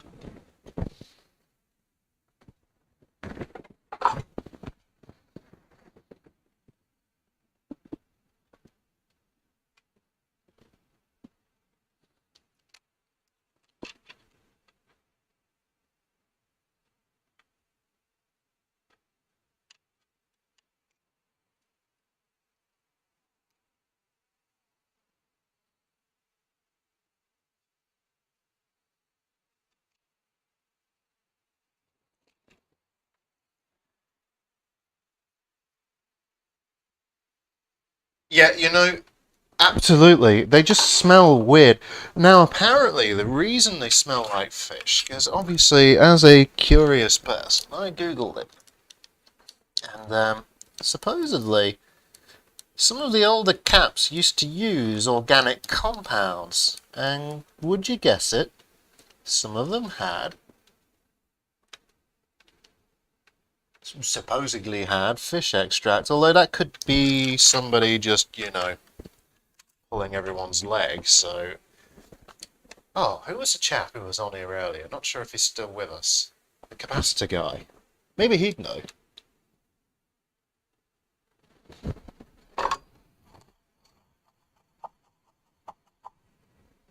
He'd probably be the person to ask. Well, let's see what we can do about this bloody thing anyway.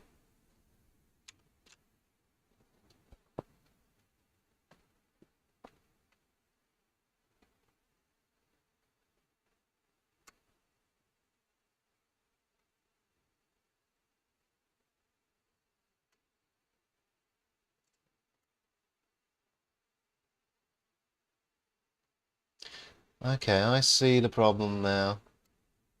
There is a little bit of solder holding it.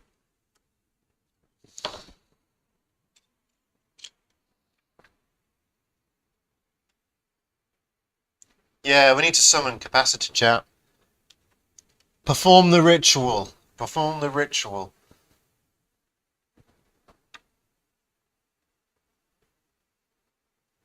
Gather around the cairnstones and under the full moon, chant his name. Capacitor man. Capacitor man. Capacitor man. And then he will appear and inform us of his capacitor ways.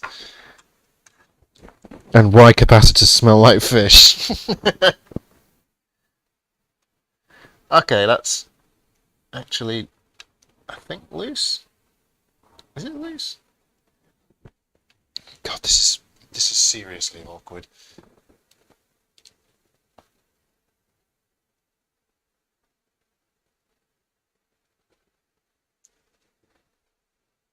Ah, Brian, so that particular issue you're talking about, it's a very common issue specifically with the screens that are used to, and I'll show you this right now, but it's caused by the screens. Let's take a look, because I happen to have some that I've lifted from another device, which I'll just quickly show you. I'm not taking a small diversion here, but if we take a look at the camera view, and I zoom to out, you don't need to just see screws. So these are the same screens used on these, on the Atari Lynxes. The only difference is the connectors. However, what I can show you is when you got that problem, didgeridoo noises. But if you take a look, if I take this gasket off, you will notice there's 3 clusters on the screen, right? Now, if I put this under the microscope super quick, I can show you what your problem likely is to be. So if we look at this one and just zoom out of it, actually I can't, I'll have to do it under the camera, but if you take a look at this, do you see this? If we zoom, Zoom, zoom, zoom, zoom, zoom, zoom, zoom, zoom, zoom. See if I can get a bit of better focus on it.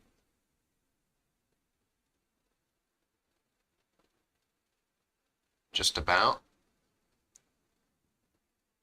You can see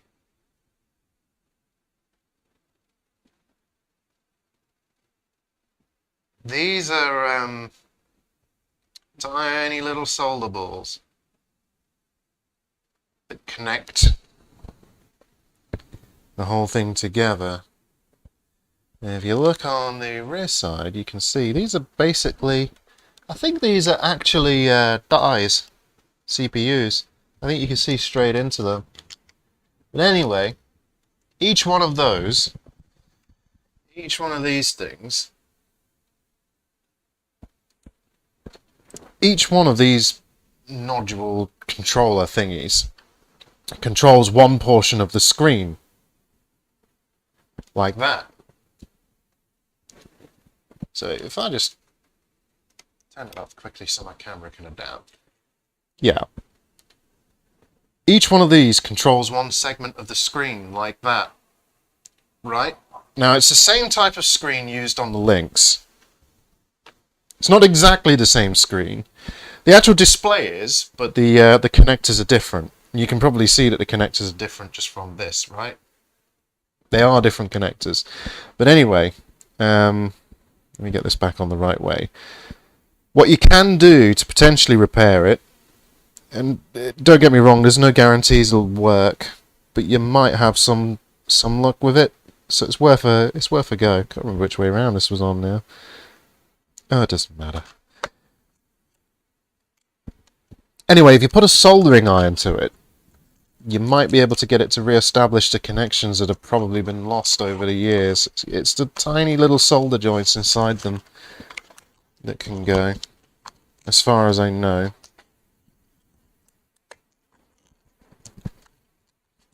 So just get a hot iron on them and press it on the section you're on. That might fix it. Might. So the wise pods. The wise pods. You're making your didgeridoo noises. I'm going to presume you're from sunny old Australia.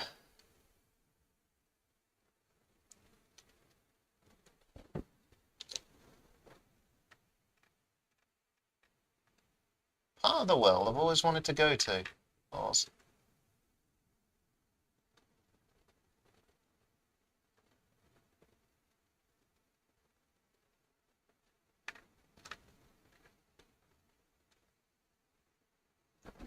There we go.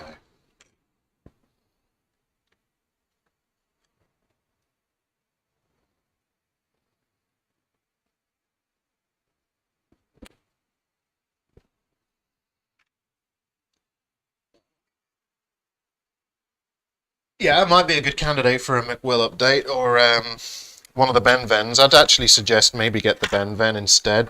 They're cheaper and they're going to be easier to install. Oh, finally I can get this bloody cap out. Let's get to the overhead view. Oh, crikey. Why is nothing easy?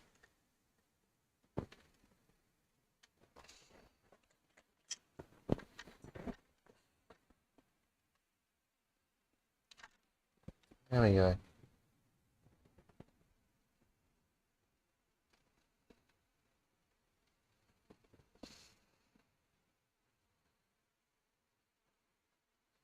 Ten microfarads at 25 volts. Of course it is.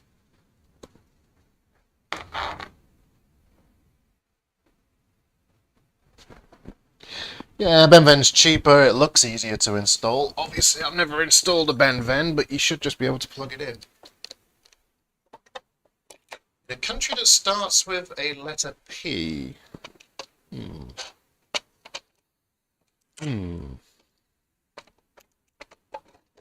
Okay.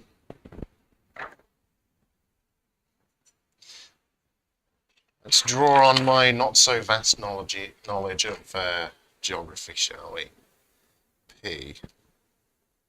Asia. Which part of Asia? Are we talking Pakistan, P?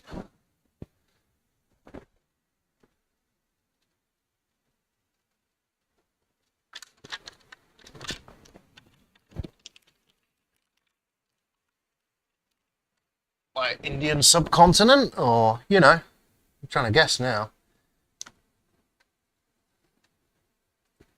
Oh god, what was the alignment for this? Ah, why? Why? Okay. Positive at the bottom. Alrighty. Okay, that I can do.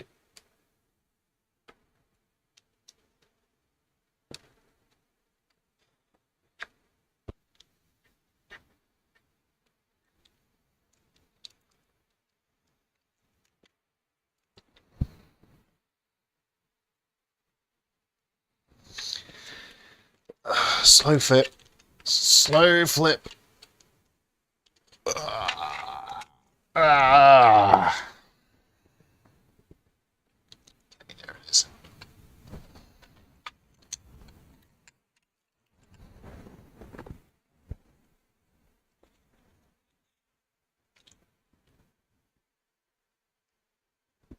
Oh, just below China. Well, above China, you've got Mongolia.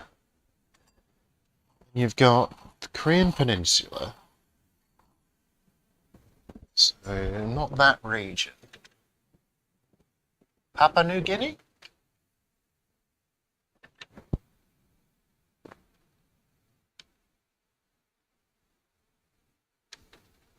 That would be my next guess. Papua New Guinea.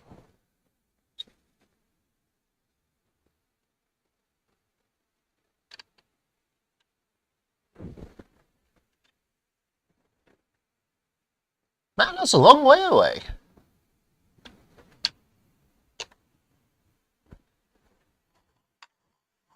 I love that the internet's made the world a smaller place. I really do.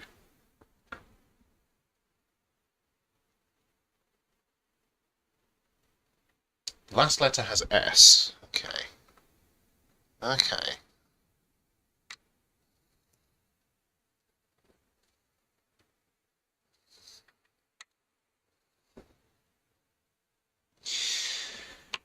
Hmm. Hmm. What do you got? You got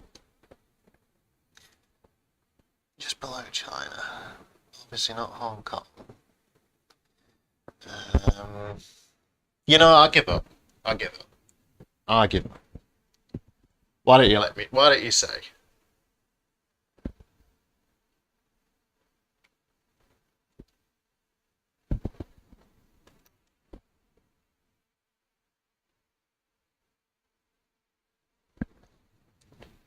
Oh God, Philippines, of course. I should have known.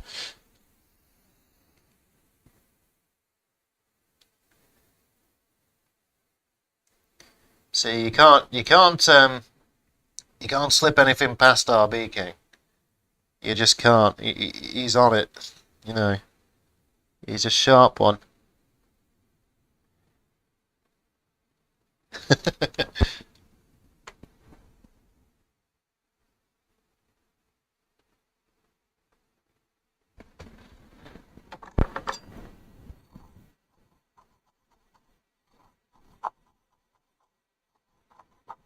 Oh, man, that is a long way away though. What time is it over there, anyways?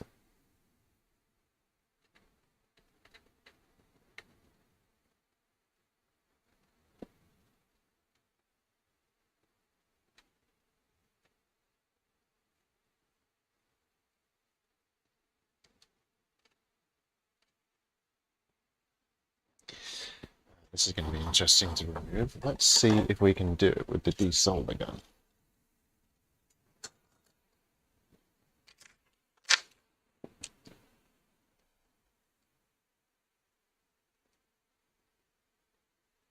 Tell you what, actually, the Wise Pods, RB King here is on the stream.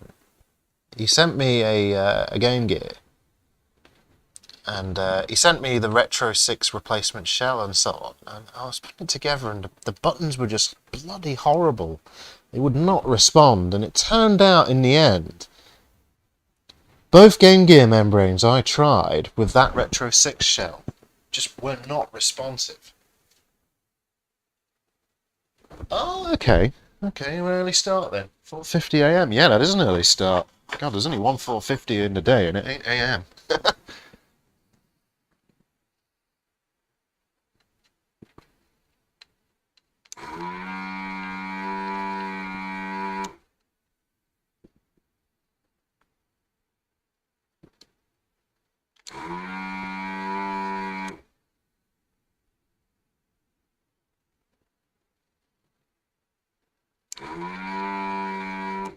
There we go, we're getting somewhere. Sorry you can't see it so well.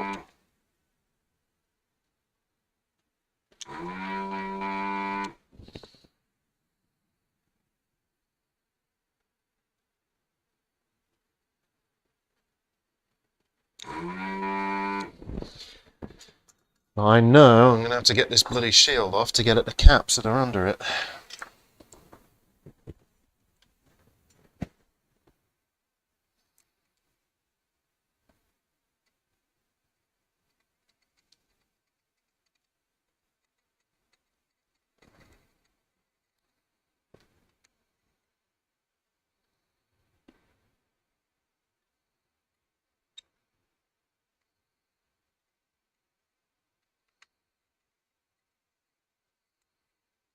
There's copper EMI shielding this stuff. Alrighty.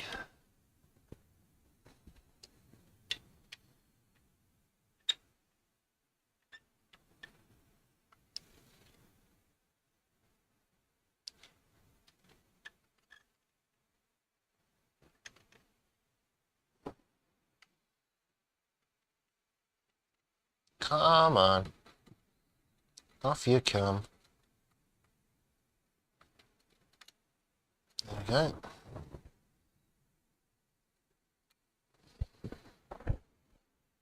Oh, the camera's died again. Of course it has. Yeah, there we go.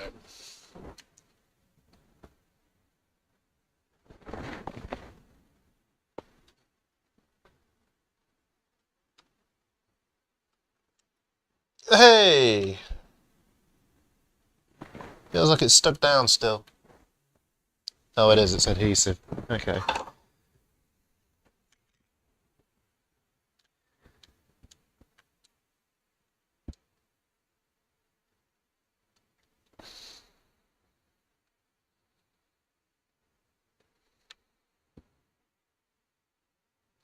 Right, there we go.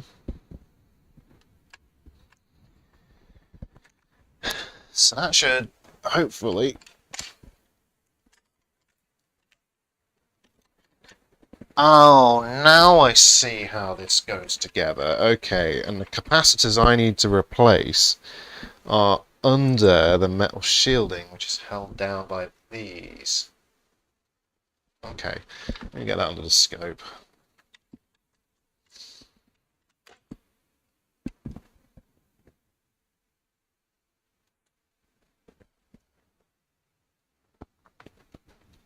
So do we have that in shots? We do. Very nice. Okay.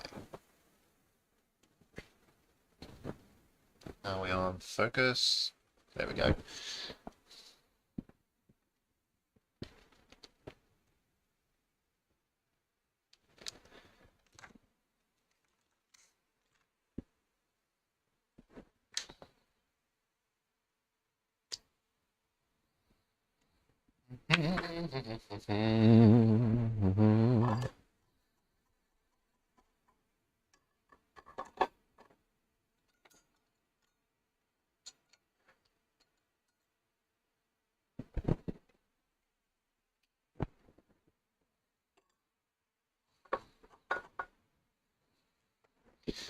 Oh god, making a mess.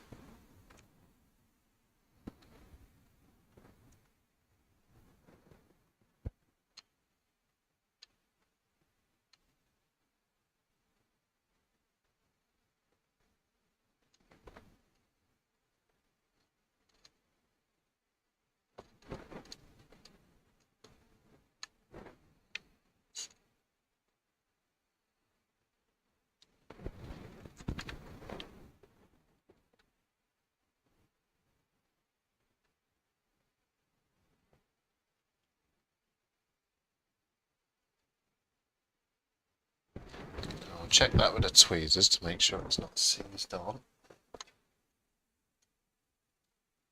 Good, it's not. That's loose. No, I don't. Not at the minute, Wise Pods. No. I'm largely not on a real schedule yet. And it's kind of difficult for me to have a proper schedule because of the way I kind of live my life. Sometimes I have more time, sometimes I don't. You know, that's just how it works for me. I'm not like some other YouTubers who have a proper schedule, because this is very much like, you know, a hobby for me. Usually when I do stream, it'll be on a weekend, but I do sometimes stream randomly in the weeks. Yeah, I mean, I might set up a Discord at some point. But you'll often see me floating around on Phil Dakota's Discord. I don't make announcements on there because that's not the place for it. But, you know, if you ever want to ask me anything, I'm usually on there.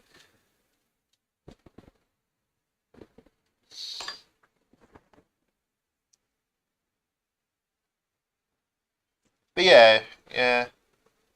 I suppose I should set up a Discord, really.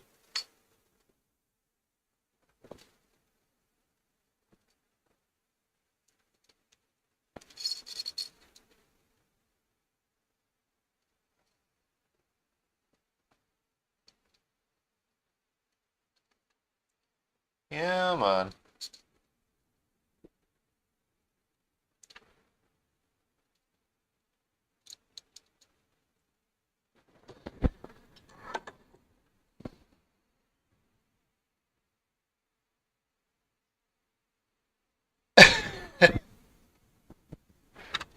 You expect more from me. Okay.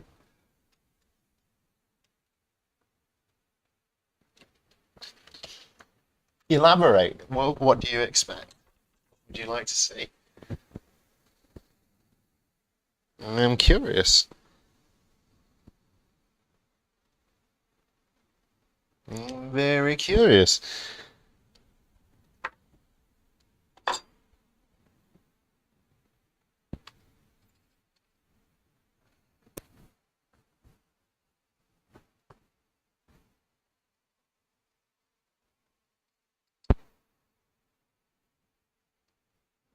Man, that's stuck on pretty good.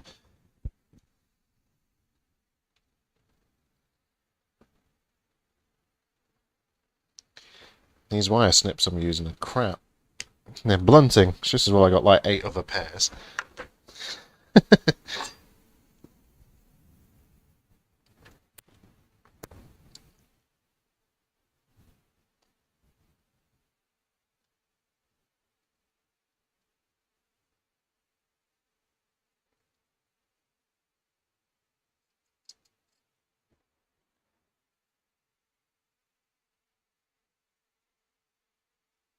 Oh, okay. Well, yeah. I try to keep semi-regular. I try to do at least a stream a week. You know, I don't always, but I try to. I mean, sometimes I don't do anything for a couple of weeks, and then I'll kind of have one giant sort of. I mean, I can tell you right now, this coming weekend, I've got this Friday and the coming Monday off of work, and I don't work weekends either, and I've got quite a few things on my backlog to do. And I'm planning to blast through them and do some streams and so on, and maybe even do a video as well, an edited video, as well as streams. Because I want to do a video on retrobrighting. Now, don't get me wrong, there's plenty of people out there that have done good videos on retrobrighting, but I do have an inexpensive way to do it, which is particularly useful for people that live in countries that have a restriction on hydrogen peroxide and the strengths you can buy it in. So that will be an interesting video when I put it together. There are other videos that already cover it, and it basically involves using sodium percarbonate, which is used for whitening laundry, really. Now keep your eye out for that. So then if you get those delicious old retro consoles,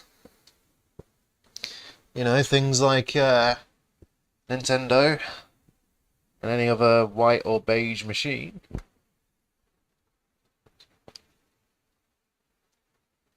Oh, of course that didn't desolder.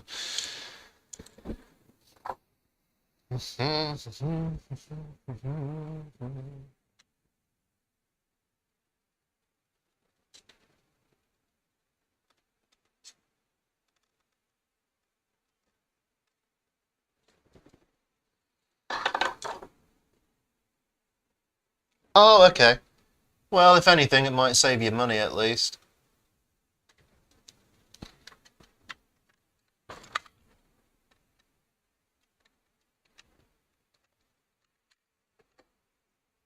Deliciously yellowed, yes. Yes. So yellowed, it looks like a lemon cake.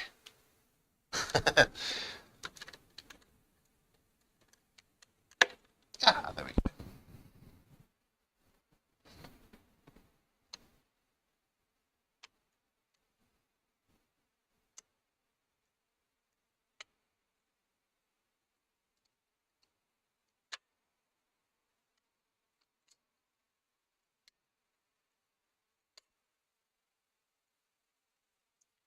Oh, come on, you bloody thing.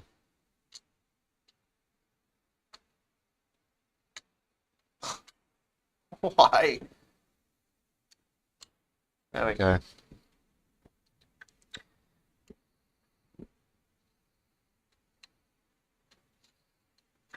There we go.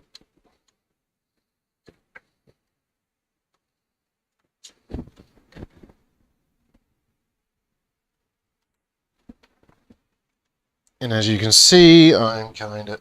Oh, for God's sake, that camera's stopped again, hasn't it? Yeah, that's totally stopped again. I don't know what's going on with it.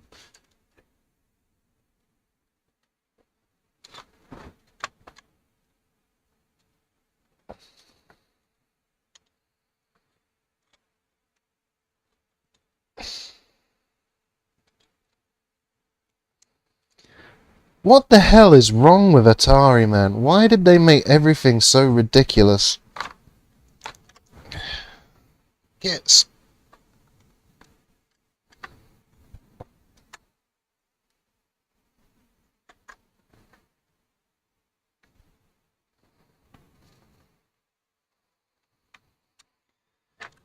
Okay.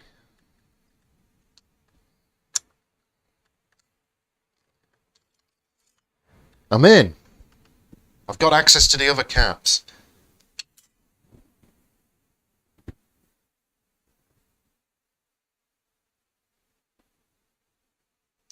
Yeah, they will. I mean, I suppose being in the Philippines as well, you have access to a nice, cheap, readily available supply of ultraviolet, which, unfortunately, we in this crap old country with its lack of sunlight. I mean, one thing we Brits are famous for is how pasty white we are, you know. It's because we never see sun. Oh, it's died again. What is going on with this? Let's try again. There we go.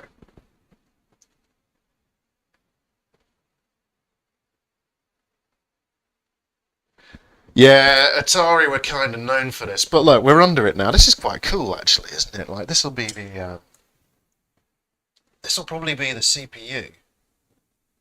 This will be some kind of co-processor. One of these will be VRAM, and one of them will be RAM. Or are these both the same? What's that? 8951, 8951. So these are probably RAM. And maybe one of these is the video chip, and one of these is the processor. At a guess. Oh, that looks great. You know, apart from the fact my camera's died again. Oh God, come on! Why? Deactivate. Activate. There we go. But yeah, this is cool. This is really cool.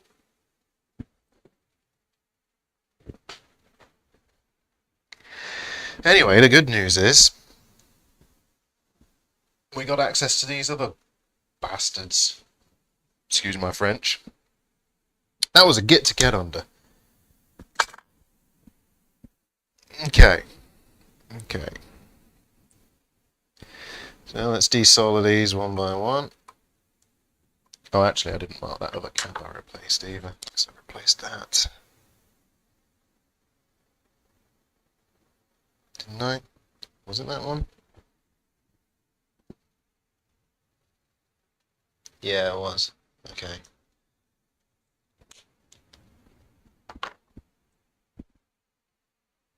But yeah, you know what? A 90-day warranty. Man, that's a good warranty. That's like a used car warranty.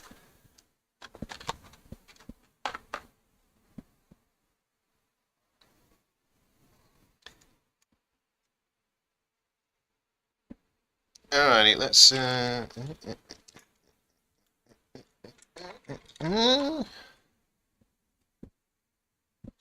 friggin' heck. He's really acting up. Anyways, that I got to desolder.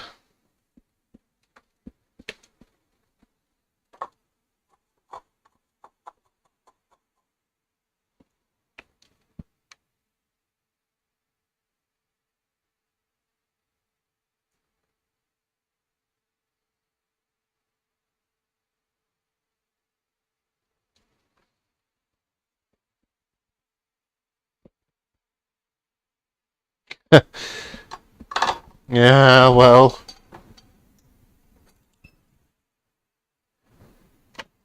Warranties are often not worth the paper they're written on anyway. It's the same all around the world, isn't it?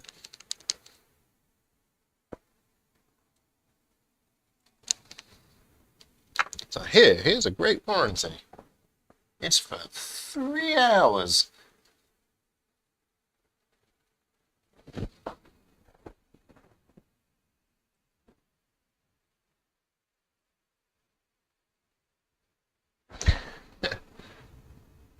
Oh, and right. Okay, I'm getting annoyed with this.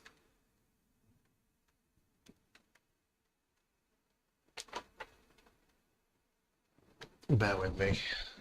Messing with the camera. There we go.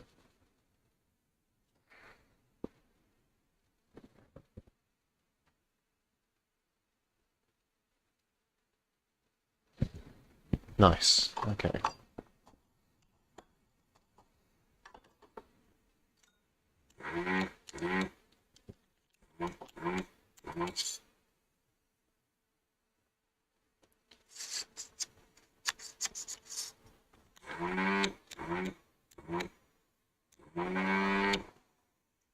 Hmm.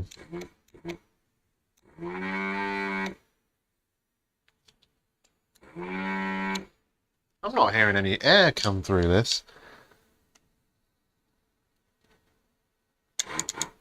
Oh, don't tell me my desolder gun's died on me.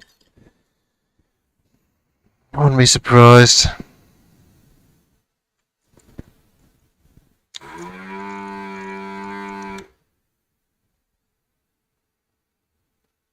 I think it's okay. I'm not sure if it's OBS playing up or if it's the camera. I just unplugged and replugged the HDMI. See if that sorts it.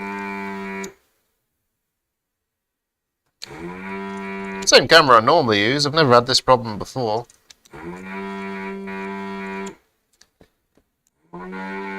That's so weird. I can't hear the airflow.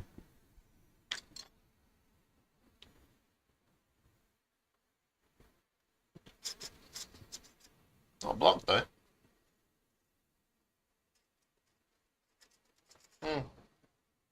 Filter looks alright. Strange.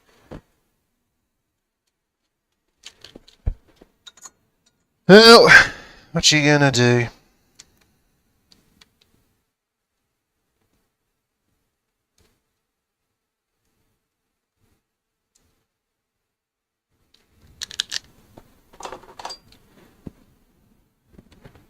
Let's see if we can get this up. Oh, yep, that came right off.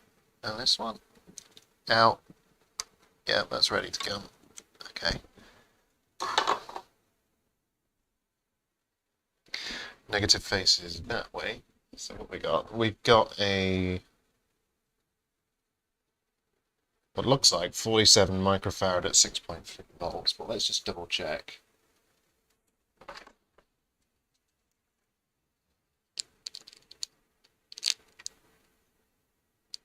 47 and 6.3, yeah.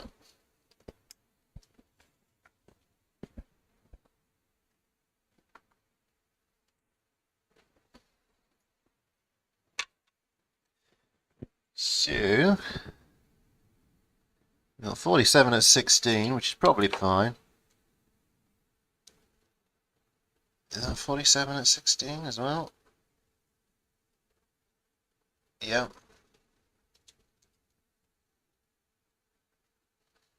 47 at 16.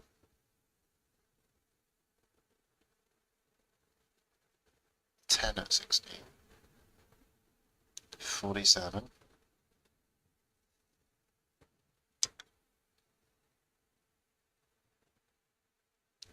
10.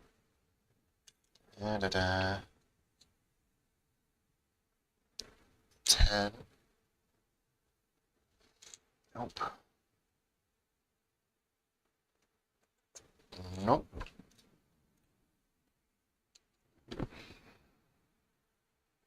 Okay, I think we're going 47 at 16. That's what it looks like we're going to.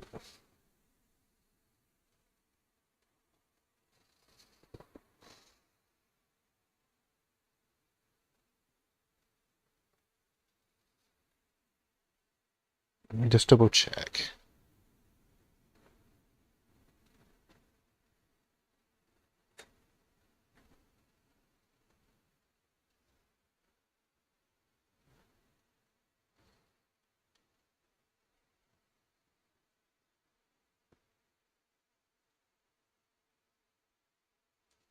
Yeah, it's definitely not 4.7, was it? No. Okay.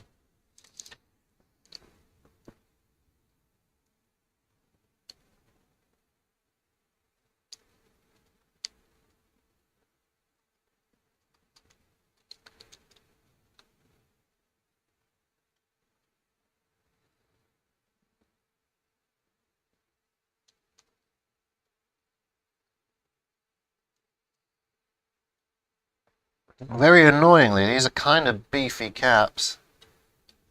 So, I'm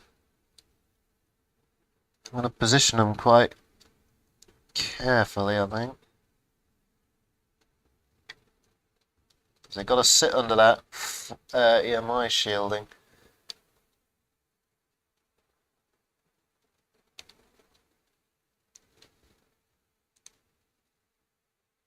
Not going to be much clearance.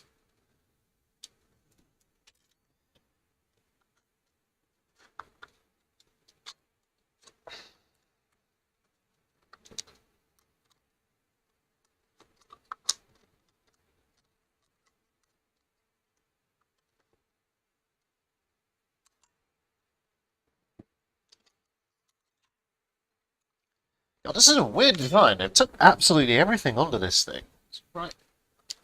Sorry, you can't see what I'm doing, but it's a right get.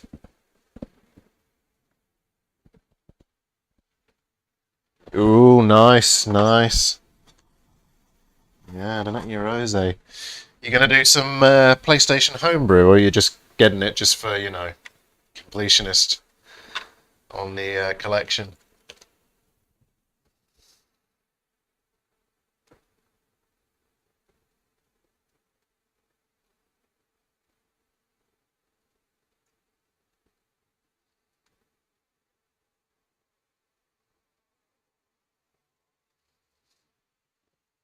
What time are we on? 10:15. Okay.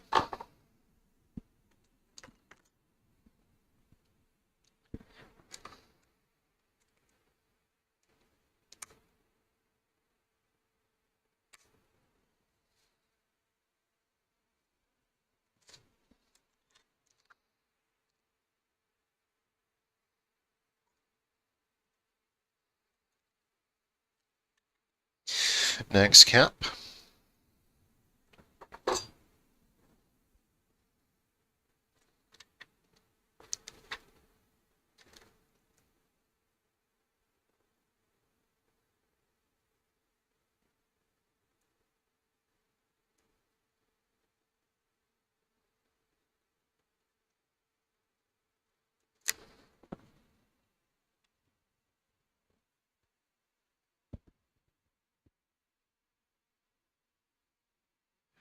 Well, one thing to bear in mind with the Net Rose is your game is limited to a maximum size of approximately 2 megabytes, which I believe is the amount of system RAM on the PlayStation. You can't actually access the same level of control as an actual development studio back in the day could. If you actually want the official PlayStation development kit, you'll have to get the Psygnosis leaked kit from the PS1 era.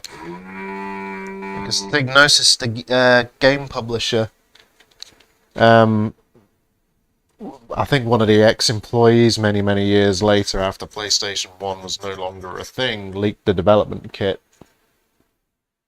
So you can probably get your mitts on that if you want to do anything more serious, like adding pre-rendered backgrounds or anything like that.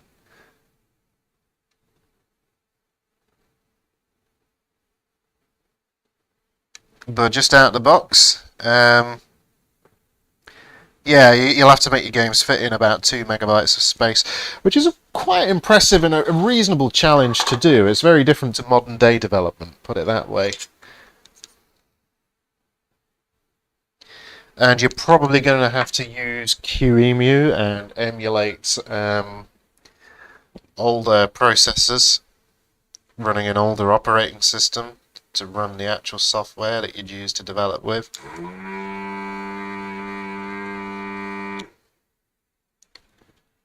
But other than those caveats, yeah, you should have a blast with it.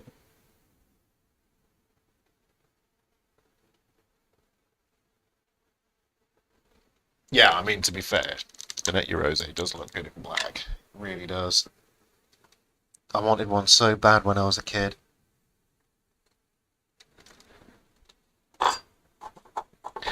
I still think it looks cool.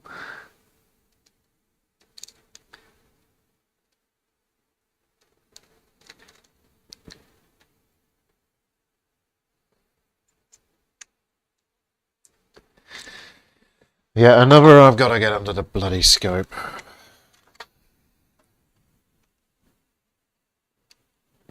Let's get under the scope. Come out the way.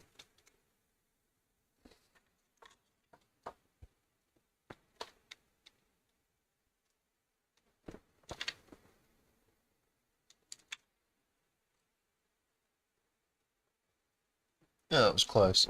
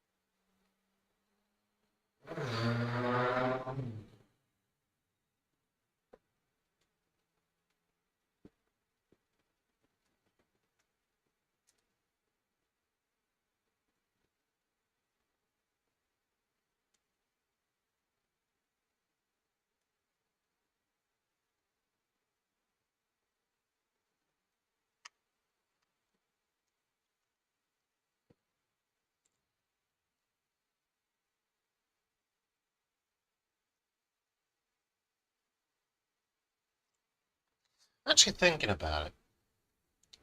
Yeah, I'm sure as heck glad there's no ribbon cables with this RB. Really am. uh, no thanks. I was thinking about doing that tonight as well, but don't think I'd have quite enough time for both, if I'm honest.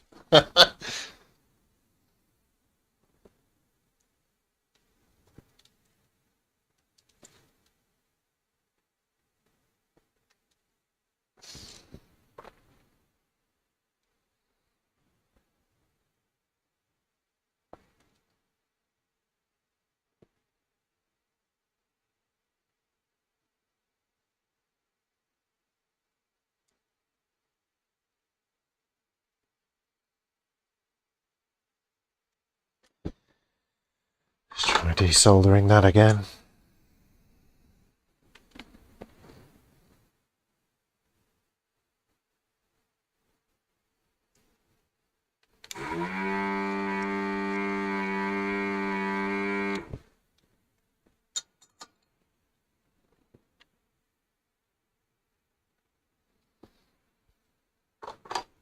Hmm.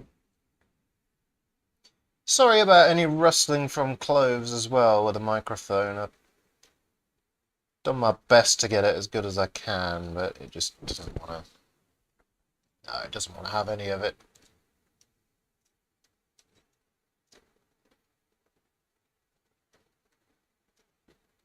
Nice, I think that's ready to come now.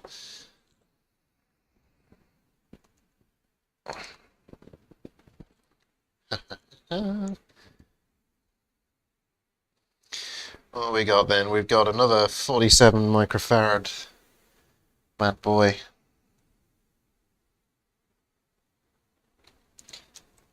Once again into the breach.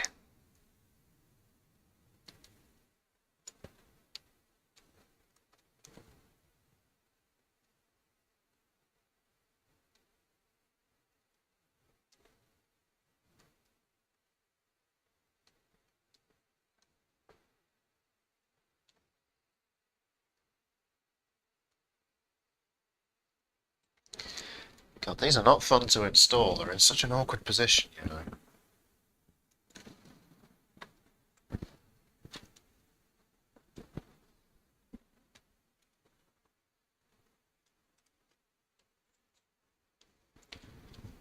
Who, me?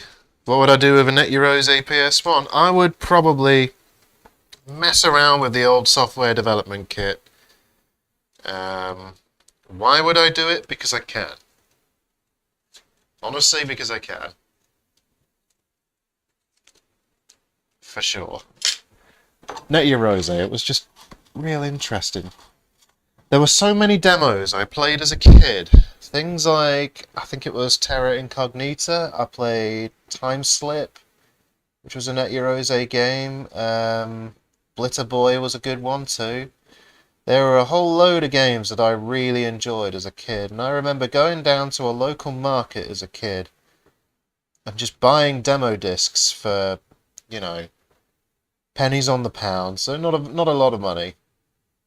Or not in the UK at least, you know. It was cheap. It was the kind of money you'd have as a kid, right? Like pocket money.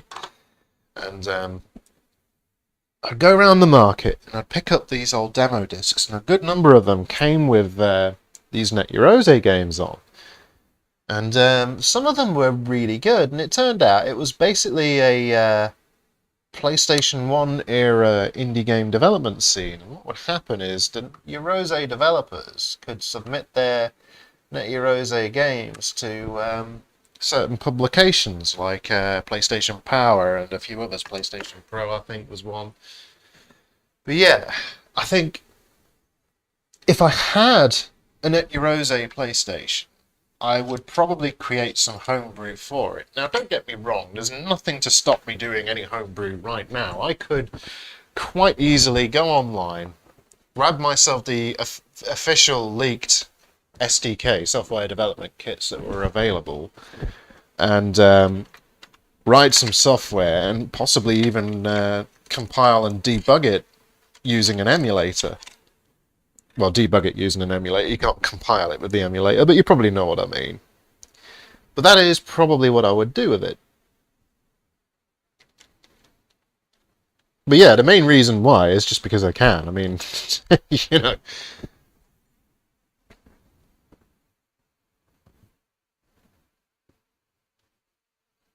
Decra 1000A reference tool. I'm not familiar with that, if I'm honest.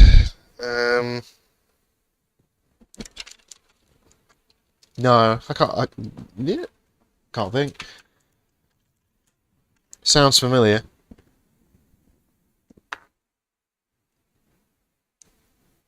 ZX tapes. Oh man. Yeah, I mean, like, that was a little before my time. But you know, the ZX was still doing its rounds when I was a kid. I was a 90s kid. I was born in the 80s, late 80s, 87. So I was largely raised on cartridge systems, including like the Atari 2600. I had the Junior. Actually, good little system. But anyway, that's the sort of era I came from. Did have a Commodore 64 though that used cassettes, and I also had a Acorn Electron. You might remember the Acorn Electron. It was made by Acorn Computers, who also made the BBC series of computers, which you might be familiar with if you know your retro.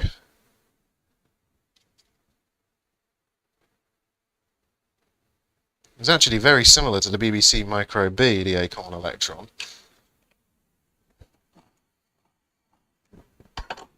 And the cassettes were brilliant because they were easy to pirate. The Decra 1000A reference tool is a PS3 development kit. Oh, okay, that's why. Okay, I don't know much about PS3 in particular, but yeah. Okay. I mean, to be fair, there's some pretty good homebrew stuff available these days for things like the PS3 and hell, even the PS1.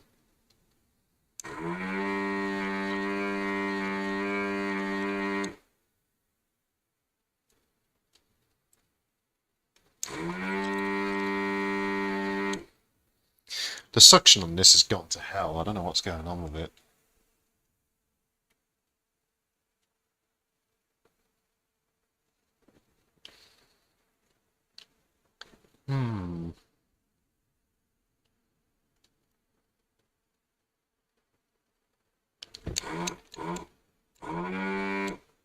Yeah, the airflow coming through this is just a trickle.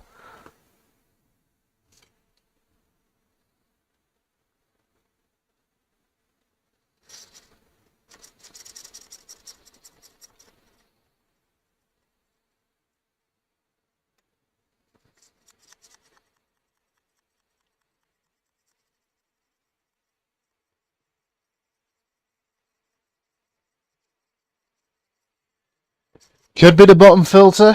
I haven't changed it in a little while. I actually make my own filters. Got a big bag of them next to me, all homemade. These. You wouldn't know they're not homemade, but they are.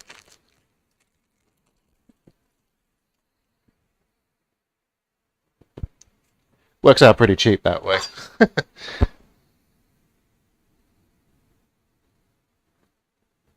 Okay.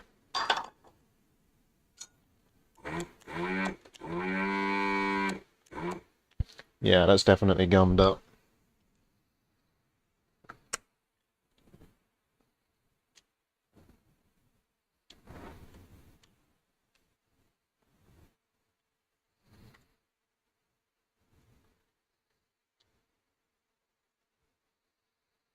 Mmm.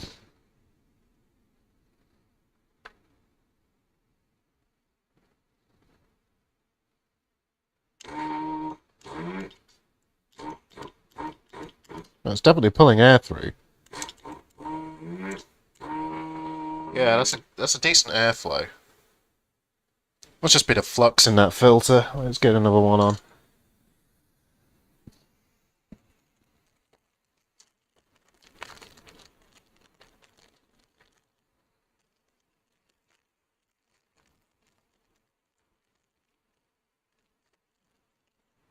Actually, while I'm at it,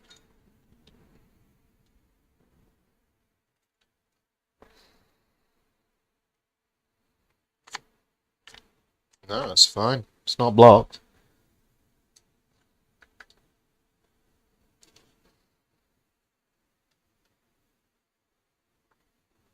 Yeah, they were great, weren't they, Net Rose? I mean, what great ones were there? Time Slip was fun. That was the one where you were a snail and history would sort of repeat itself every 60 seconds or so. And you had to avoid yourself or it was game over. That was a pretty neat game.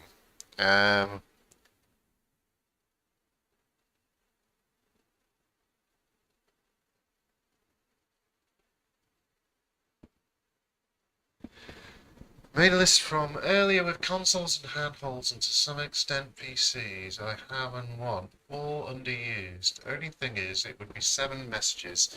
Don't want to assume that's just okay. Well, you know what, RWL? If you want to post 7 messages in chat, just go ahead. Just space it out a little bit so you don't get caught up by any spam filtering or anything like that.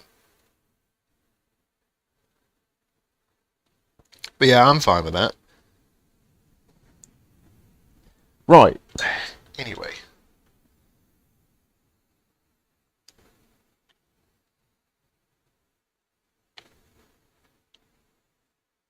Come on, Mr. Filter.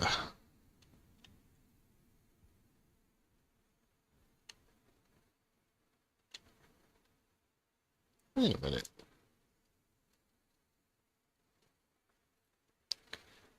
Oh, it's just... okay.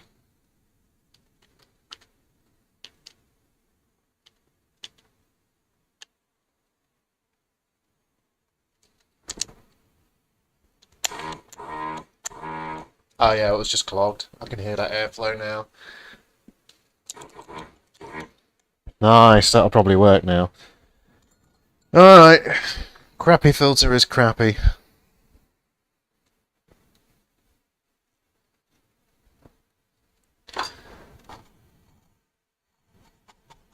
Let's welly some fresh solder on and then try desoldering again.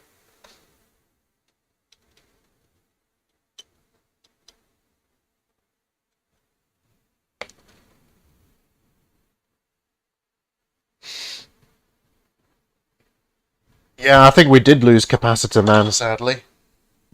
I think he's gone. And he's gone!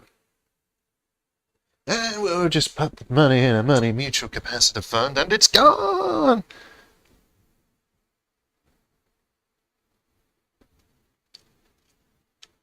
Oh. Oh well.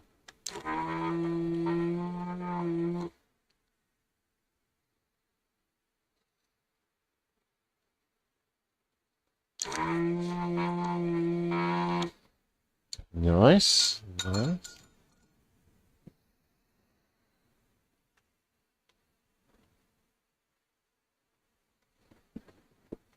Get that under the scope so I can see what I'm looking at.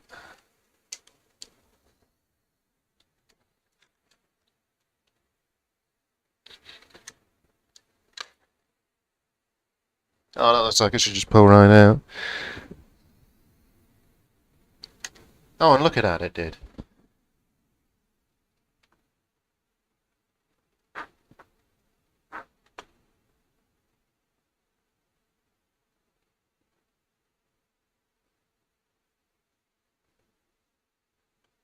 Oh, you're doing a retro PC build? Funnily enough, I was talking to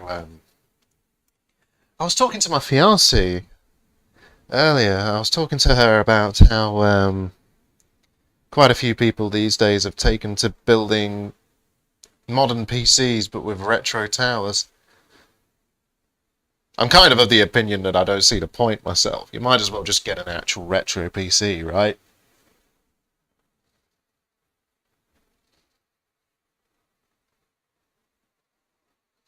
Okay, I'm after a 1 microfarad at 50 volt here, by the way. So... oh, would you look at that? We have one.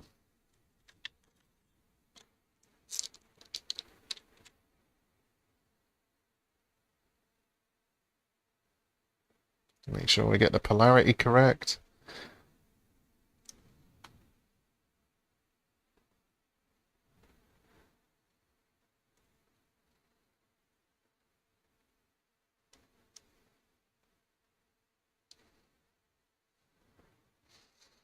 God, getting these caps in right is crappy.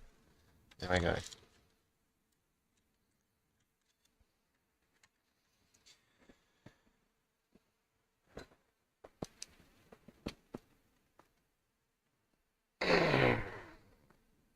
Ugh.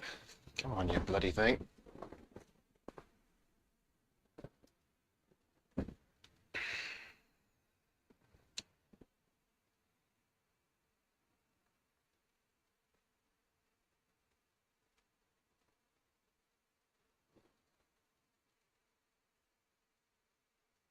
There we are. We're slowly getting there, guys. We're slowly getting there.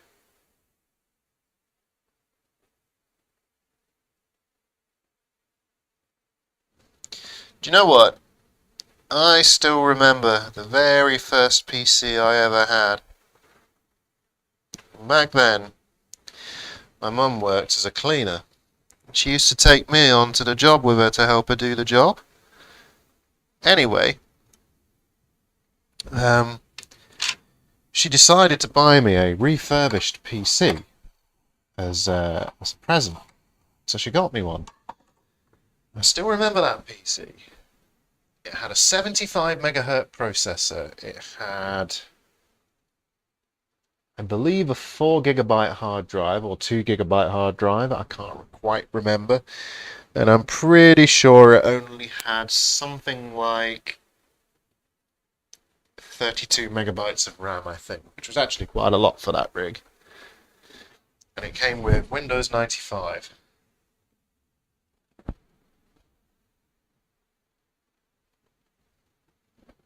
Battery still works on a Pentium 3 laptop? Really? Wow. I mean, Pentium 3 was like 1999, 2000 approximately, if I remember right off the top of my head. Like, for one of those old batteries from that era to still be going is surprising, actually.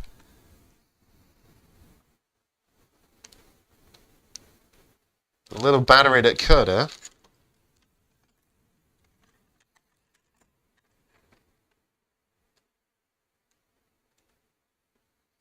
That has flux on it. Have I already done that one? Oh no, that's from the shielding, isn't it? Okay.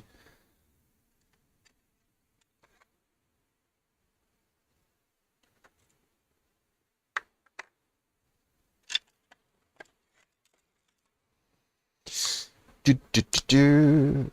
I know I've done you. I know I've done you. I know I've done you as well. So it's just that one and that one.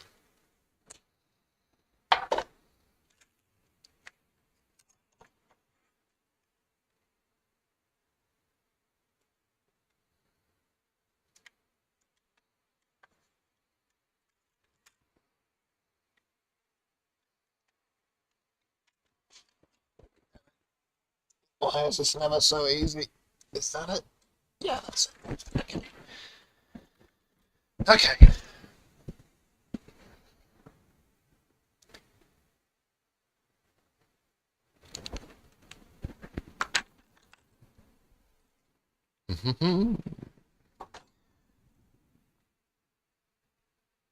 On the Pentium 233, right, okay. Yeah, I'll tell you what though, still better than my first PC. I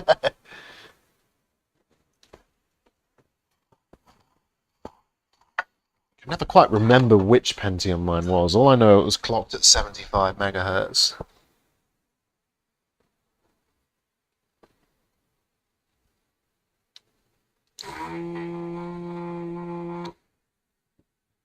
Was a PC from before the time of towers as well. It was one of those lay on the desk and stick your monitor on top of it types.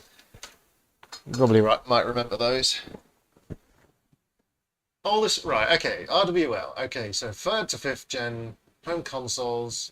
I have oldest to newest. NES, Mega Drive 1, VA4 PAL. Okay. Medro included FPGA, Mega CD. Oh, okay. So you're talking about one of those game cart things. SNES with a Super Game Boy. Mega Drive 2 with Genesis version 32X. N64, PS1.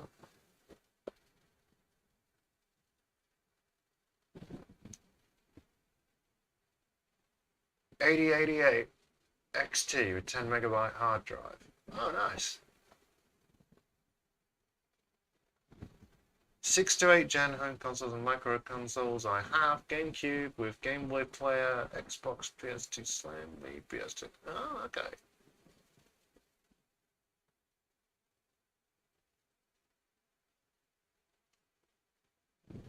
Doubt anyone's tried repairing an MP3 player from the 90s to the 2000s and up, but I picked up an old Creators.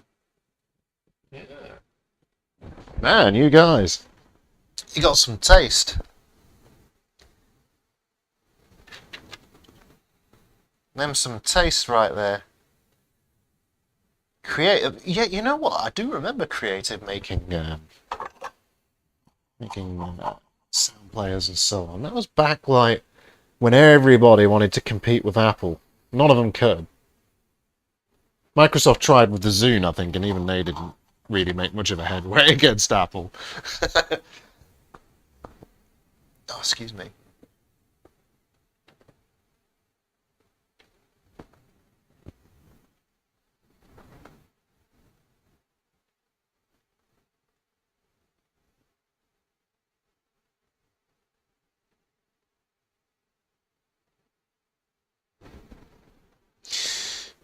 It's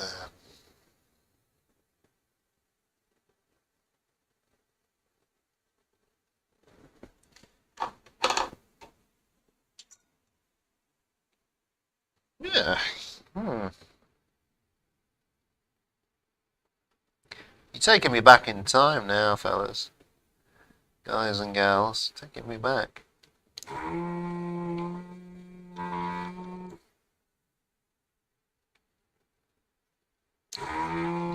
Who needs a DeLorean when you've got YouTube chat?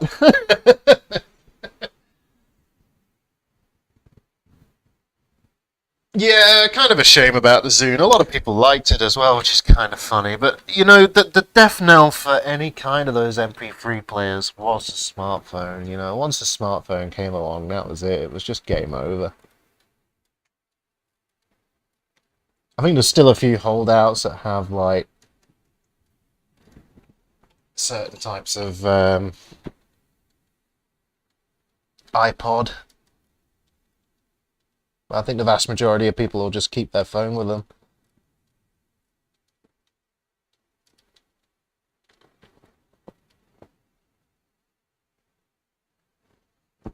Let's get that cleaned up a bit.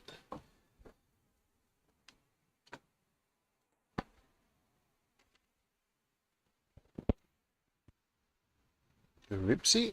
Kind of flip that around there. There we go.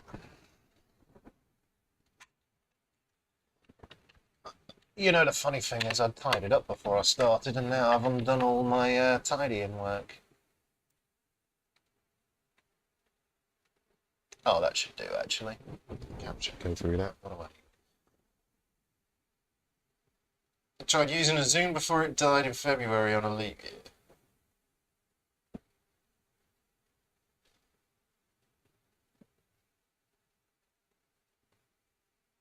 Tell you what, RB King, it sounds like you got some competition on here with RWL. So we've got 25 volts at 10 microfarads. Gonna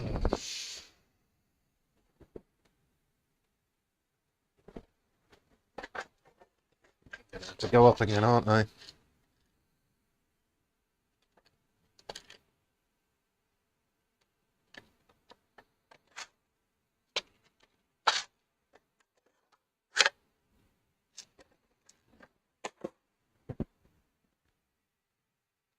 Oh, you're talking about a software bug. If it's in a leap year, it's probably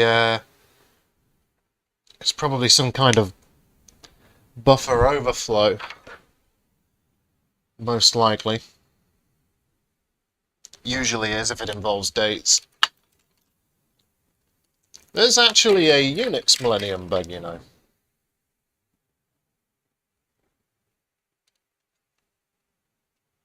Which could be most interesting when that occurs.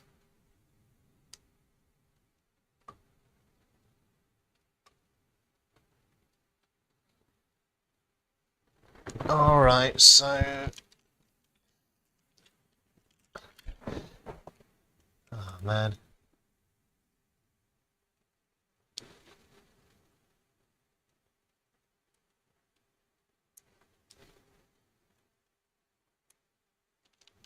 Yeah. Oh, no, there we go.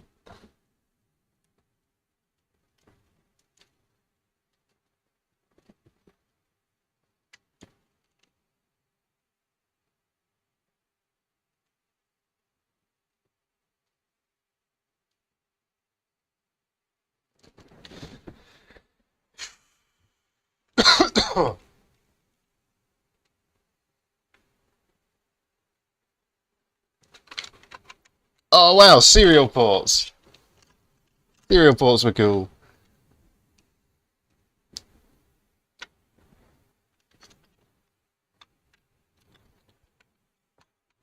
RS-232 serial port technology, cutting edge. Although, still somewhat useful. I remember hacking a cable modem using an RS-232 connector on its PCB. That was fun.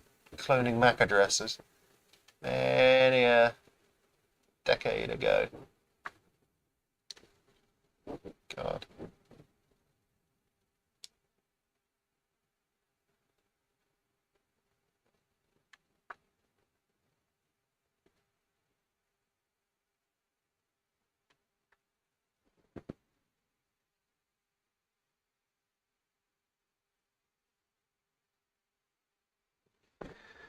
The thing is, something people often forget now is there was a time where Apple products were very reliable. I mean, they're not so much anymore, but they used to be before they were engineered with planned obsolescence in mind.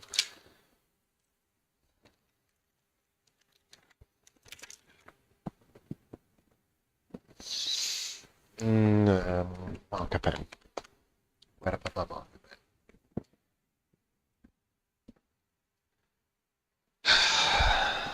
There it is.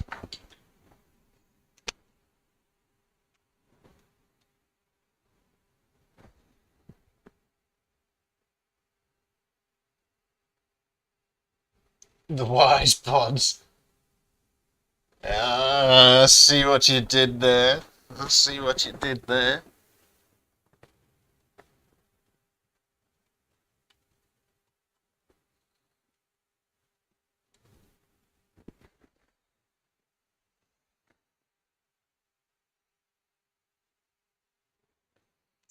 Right, last cap of the board. Which is... This is annoying.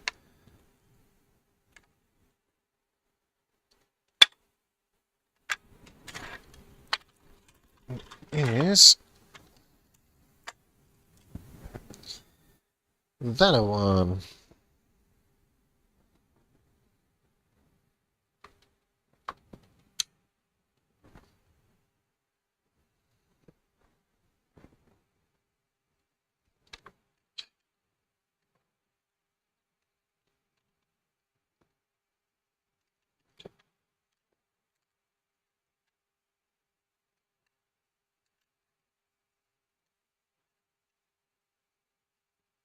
Was that it? Yeah, that was it. Alright, I think we're on the last cap.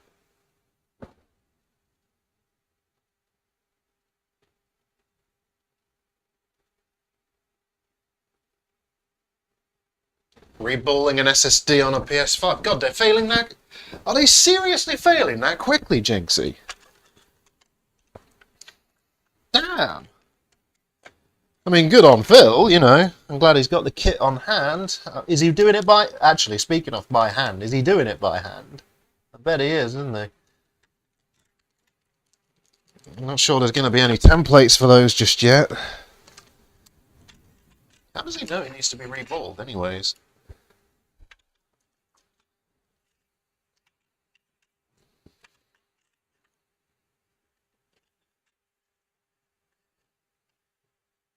Oh, mind you, I guess if it was dropped, yeah, maybe.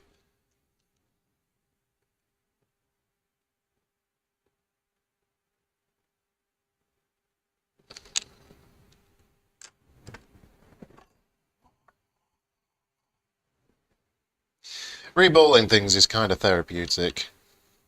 Also kind of annoying.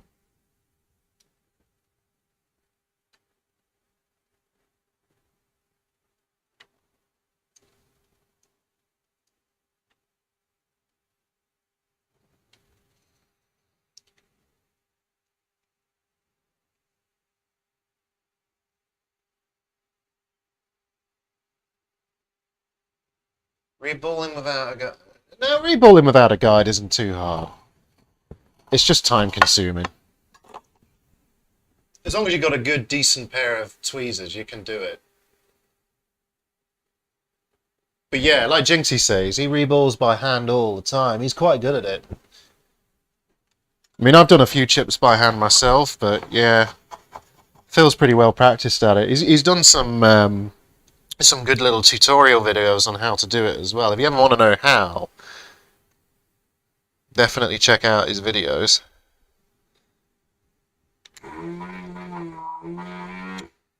I mean, oh hell, you could look at him now if you want.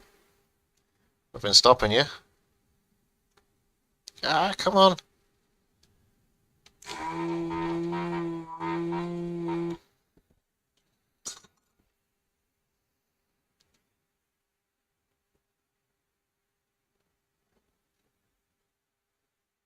Oh, I think that might have done it.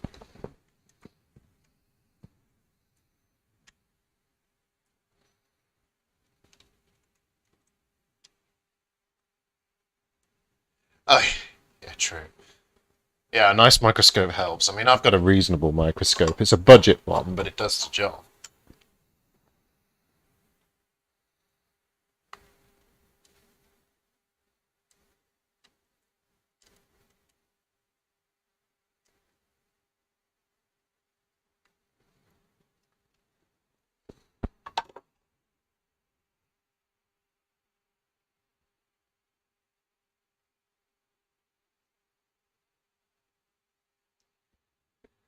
Only 134 balls. I mean, it sounds like a lot, but there's a lot worse out there, isn't there?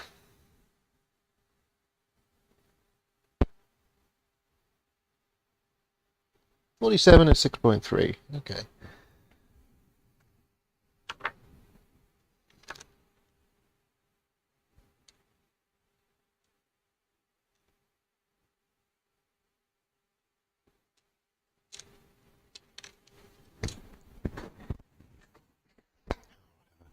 Right, last capacitor.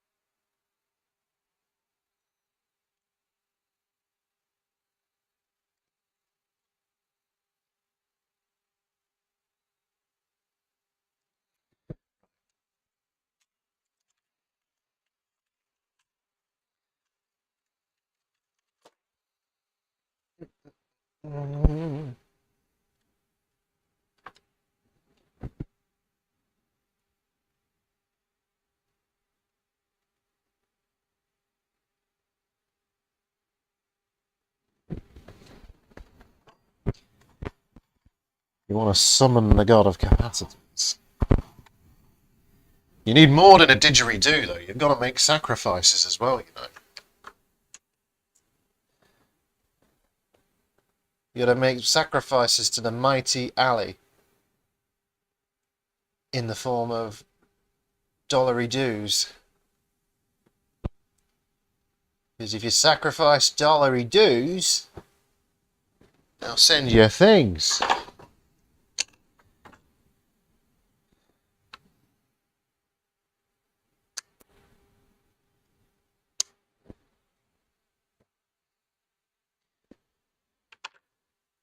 You got to get your dollary doos and your didgeridoos.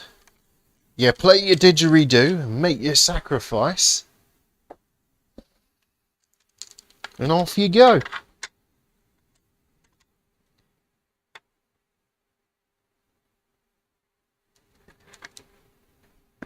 Oh, God, really? Oh, you bastards. You absolute bastards. Well, we could sacrifice. Yeah, that's a good question. I don't know. I've not thought about who we sacrifice. I could sacrifice myself, but I'm not really in the mood for self-sacrifice. We could sacrifice Tobias.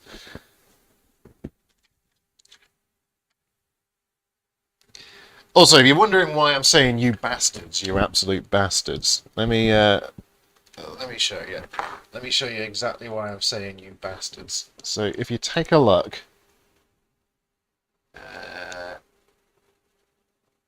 you see where that capacitor's hiding? That bloody... Like, really? Really?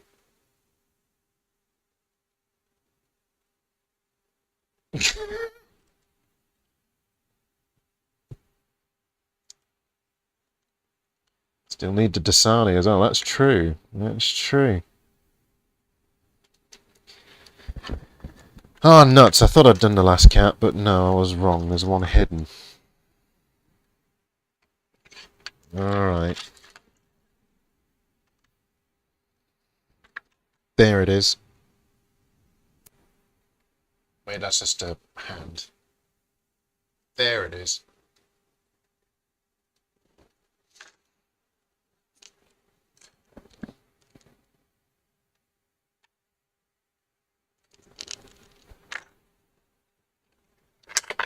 Yep.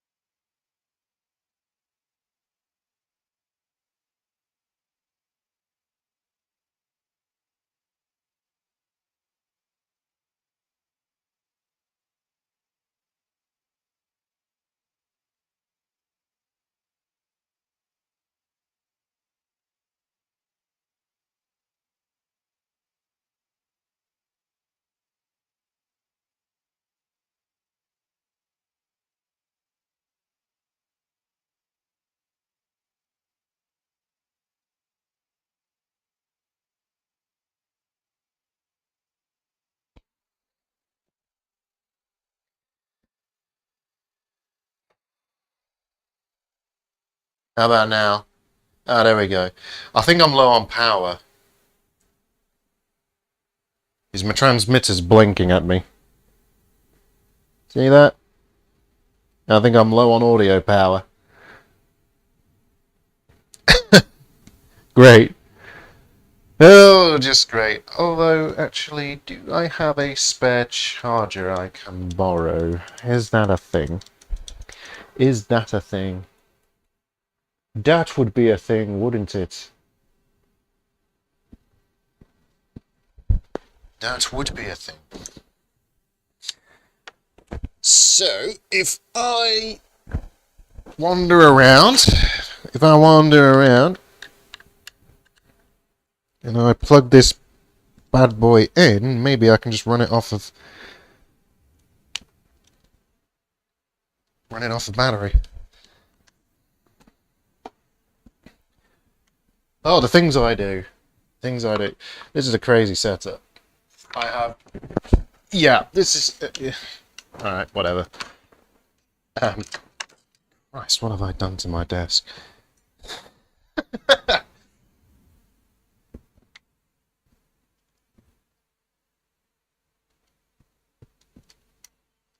So, I got a really tricky position to maneuver this cap into.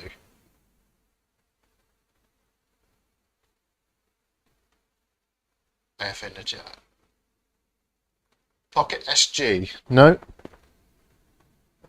No, can't say I have.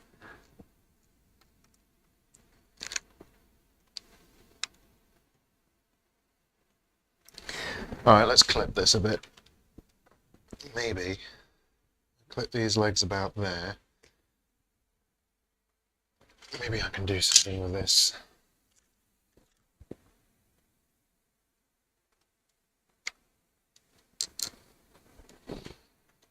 Oh, God, why did you roll over?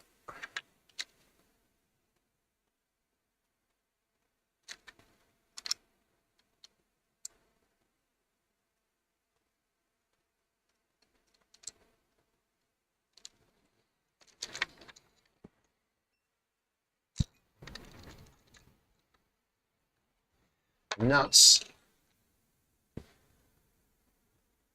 Yeah, thanks for pointing out the audio was out. It's because this damn battery transmitter's not the best battery life. The receiver might die soon as well, actually. I'll have to keep an eye on that too. Analog Pocket. No, I'm not familiar with it, RB. Not at all. No idea. Oh, come on. There's anything like this, though. No thanks. Here I was, singing its praises earlier, and then we get to this last final boss. Right.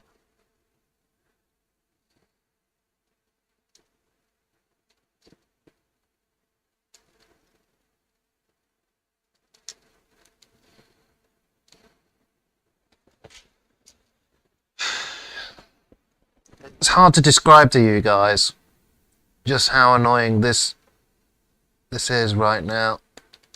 Ah. I wanna swear. I wanna swear.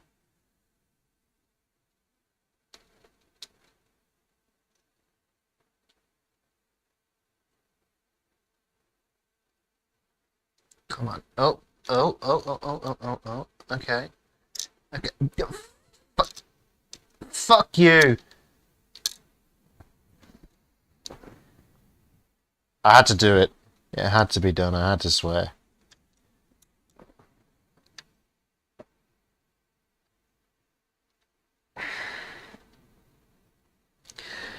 Right, this is gonna take some wires everywhere. This is gonna take some creative maneuvering.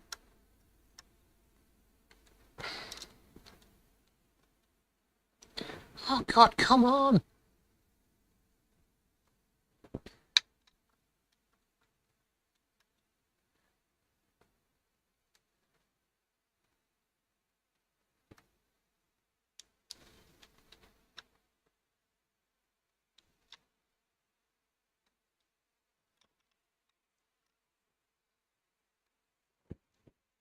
Let me see if I can get you guys a better view of this insanity that I'm dealing with.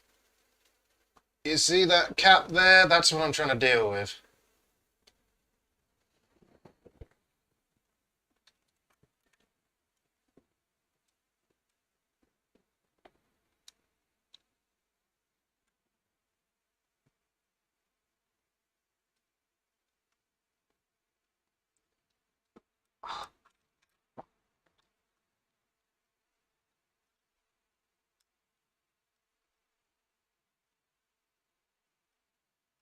I'm gonna start sounding like a drunk teenager in a minute and just start saying, "Why won't you go in the hole?"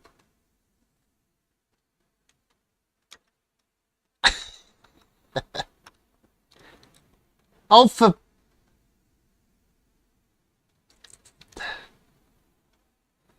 Okay. All right. Now what?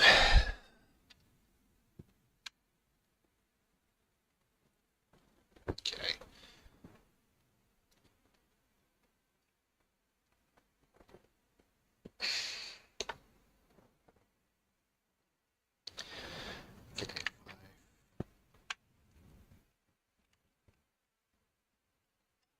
Me and Atari need to have words.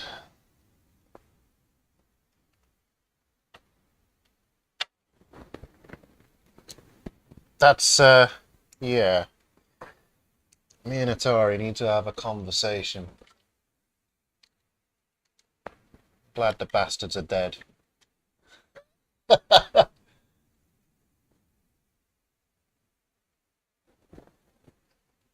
get this under the scope.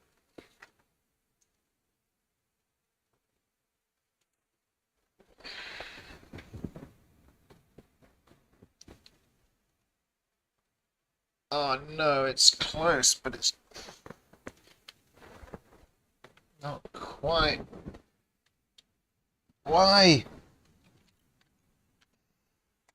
Why you do this to me? Fuck you, Atari. I'm glad they buried millions of your bloody ET game out in the desert now.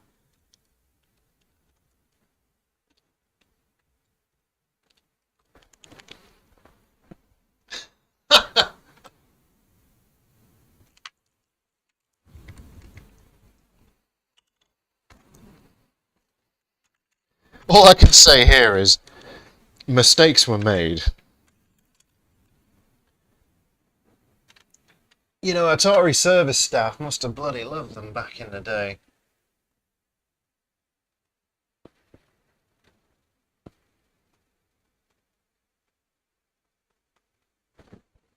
Okay.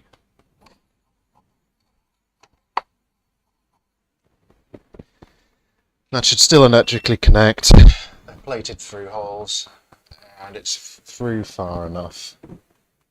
There's not going to be any stress on it, so it's fine.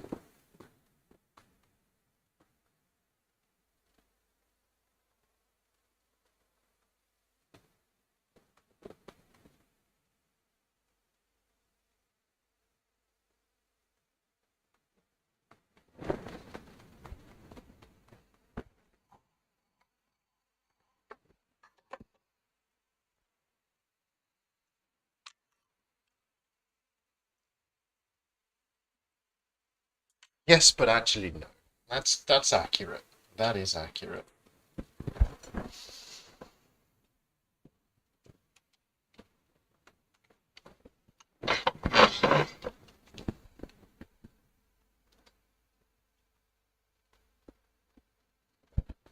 Okay.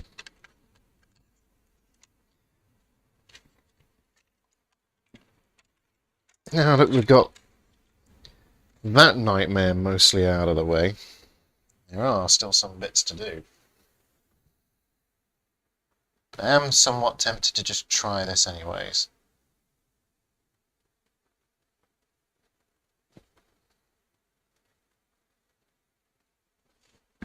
Why not? 1 second. Oh crap, I've gotten tethered to this. I just tried to walk off with my wireless thing and it's like, oh yeah, it's not wireless anymore.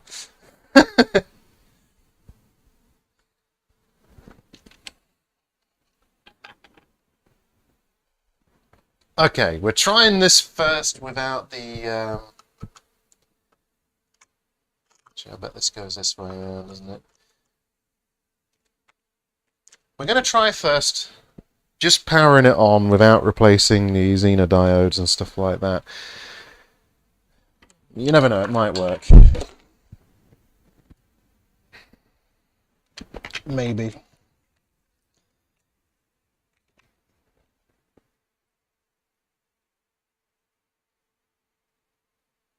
Yeah, that's how you anger most people who do solder. You see, RB King, right? What he does really is he's just actually He sends me stuff designed to produce comedy.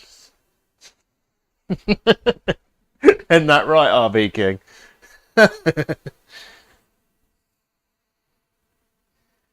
uh, what up?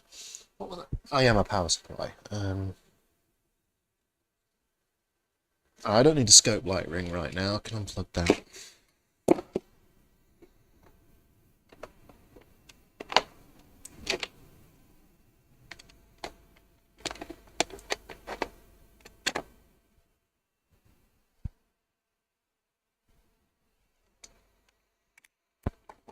Okay, it's not that. Oh, that's my exhaust. Is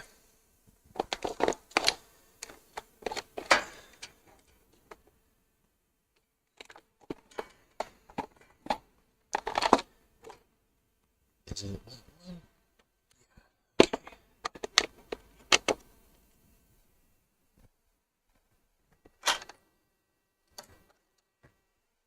Crikey, that nearly made me jump.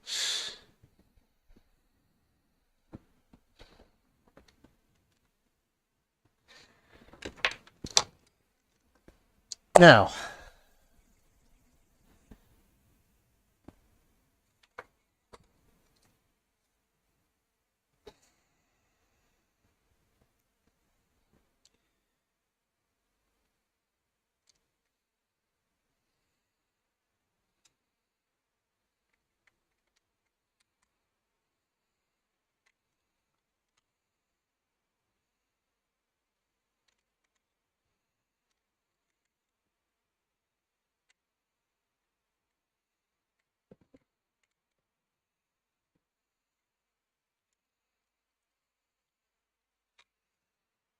you know what? I didn't check how you turn this one on. Hmm. Oh, okay. Okay.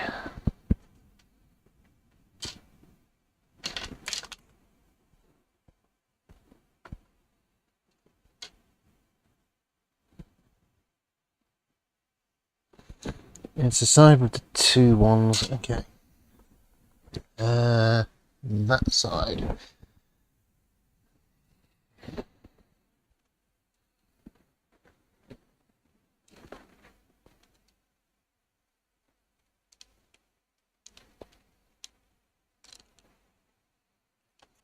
me just get this caps on tape off.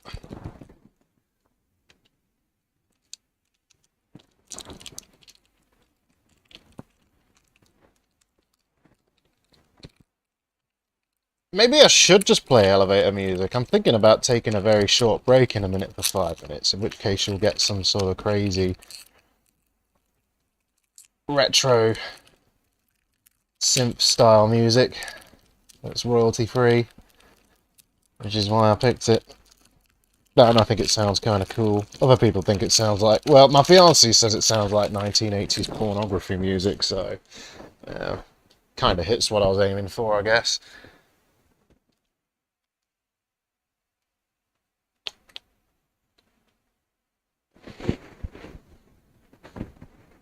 Well, we got power.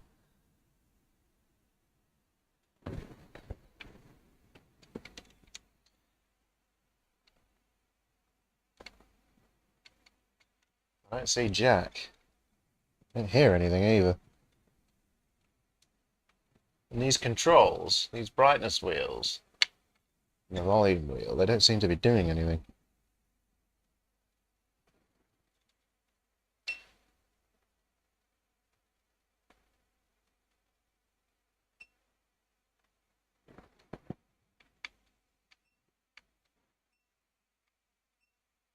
Hmm, okay. I didn't expect this to work straight off the bat anyway.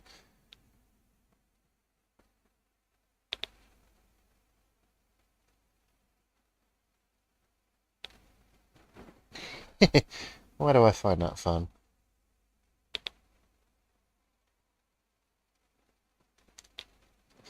Well, actually, let's just double check that the game's in the correct way. Should be, I think.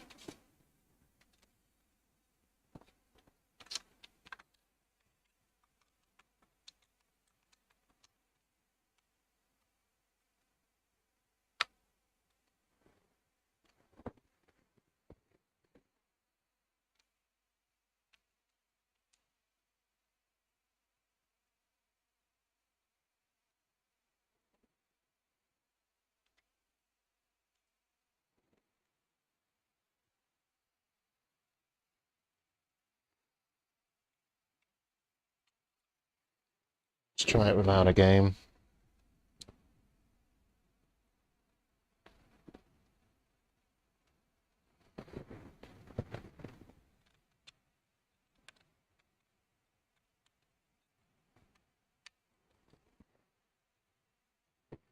You'll understand in a minute, the wise pods, when I take my break and put the intermission on. Okay, the game's in the correct way. It's probably the power circuitry. So on that bombshell, I'm going to take a short break. I will be back. Fuck that as well, turn it off. Right. I shall be back shortly. So now you get to enjoy your 1980s pornography music.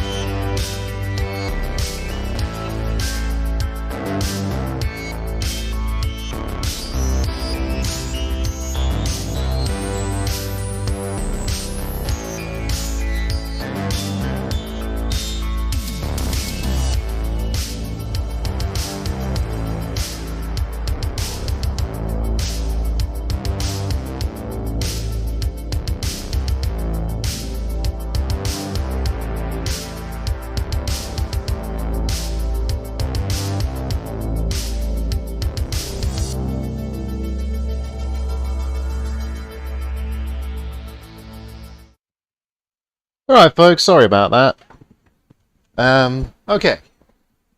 So we're in an interesting situation.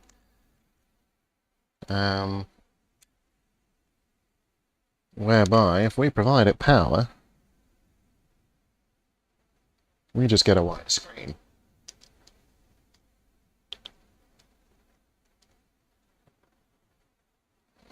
So, God, I keep dropping everything. This is a really janky setup I've got now, but, you know, whatever. So, if we were to have it that way around, this one should be the brightness control, which is doing nothing. Which is interesting.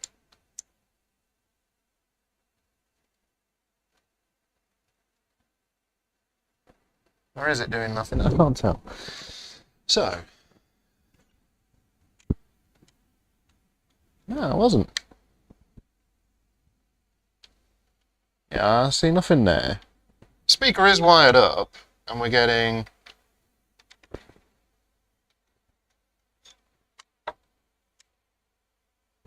no sound out. Yeah, it's another white screen. I mean, we've clearly got power. Right. At times like this, multimeter time, isn't it?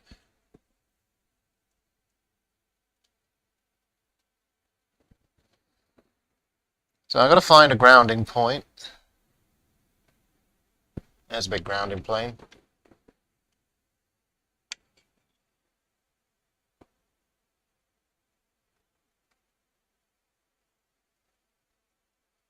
So we're getting 12 volts there on that resistor.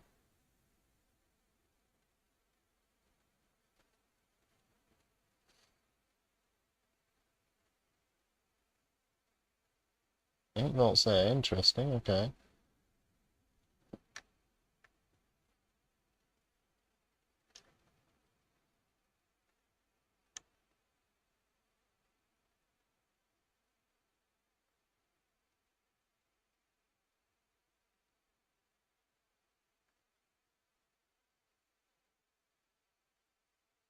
That's worrying. I'm going to turn that off. Okay. We're getting 8 volts. This thing should have a 5 volt rail.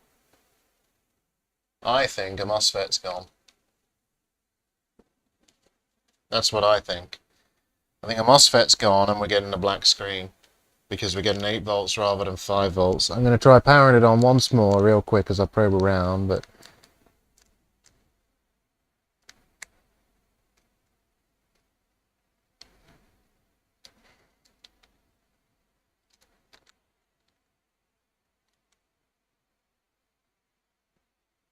my thinking is...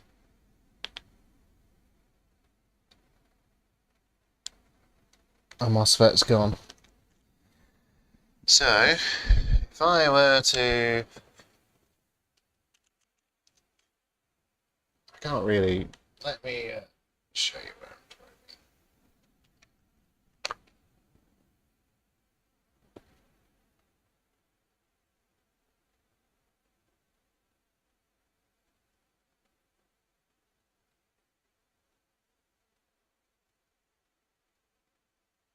Yeah, okay.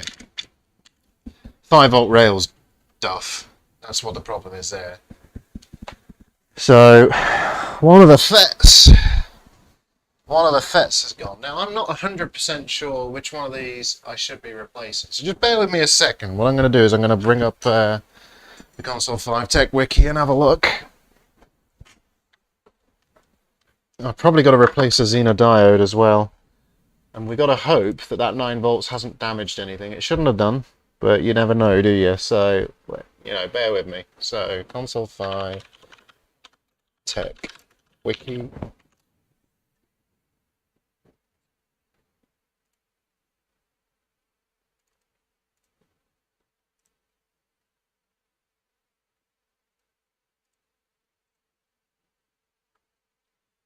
By console name, let's go for Atari Lynx.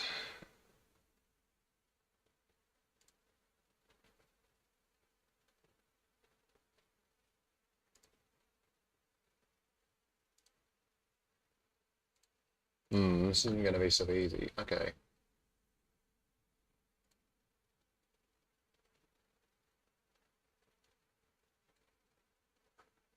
Well, there's not so much information on here, actually.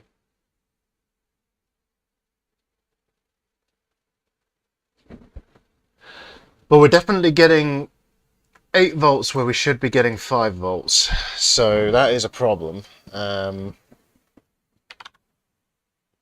Lynx power refresh kit.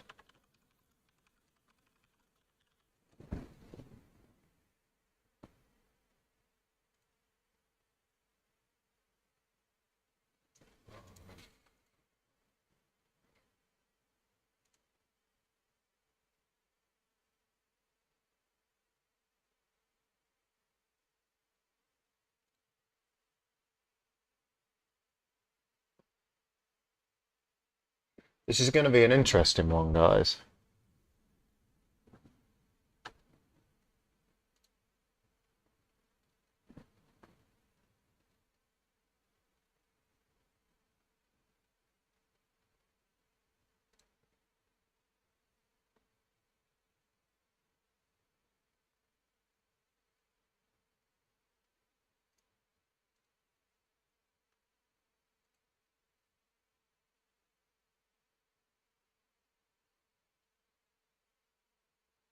Oh, okay, so I've got the component locations. So we need to replace Q. Okay. So if you take a look at this, these are what we need to replace.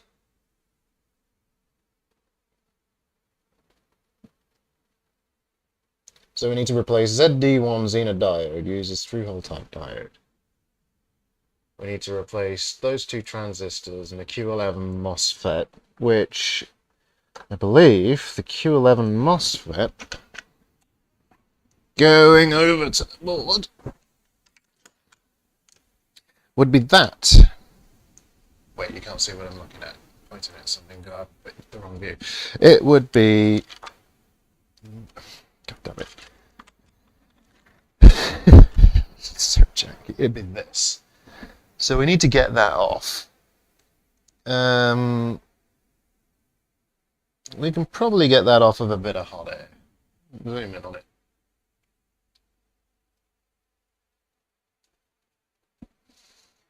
Bit close to that cap I replaced, though.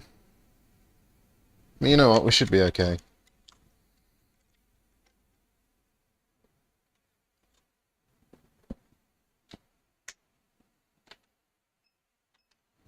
Alright.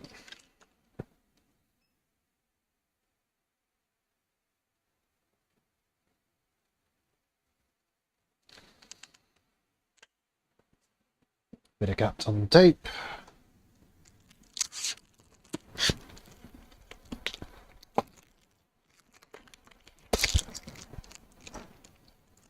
The old school way, it's just teeth.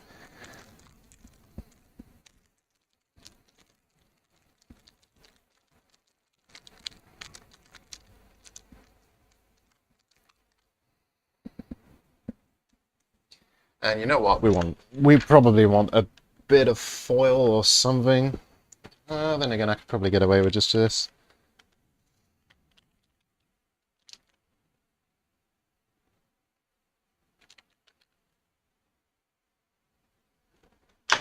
Should do it.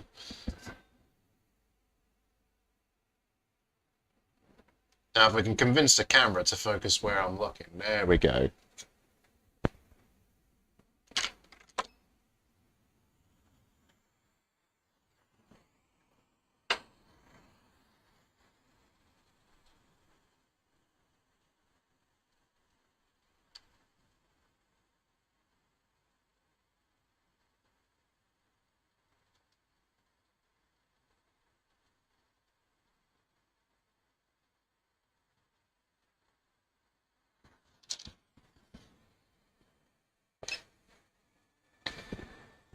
Right, that's that MOSFET off. Well, we haven't torched anything, so that's good news.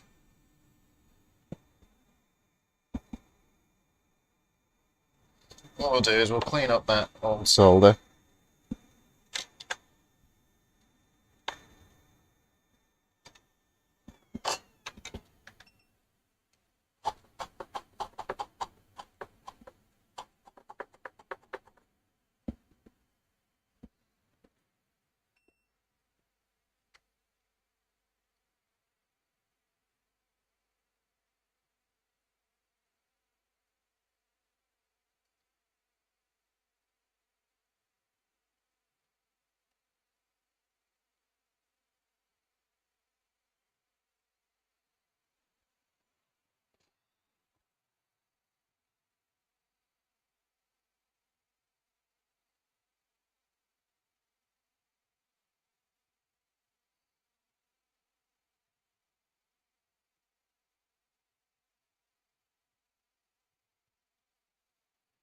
That should be clean enough.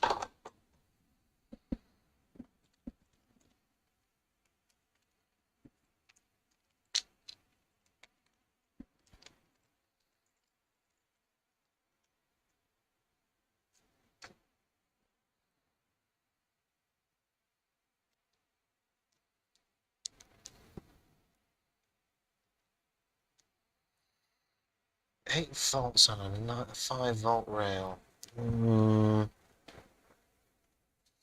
Not good.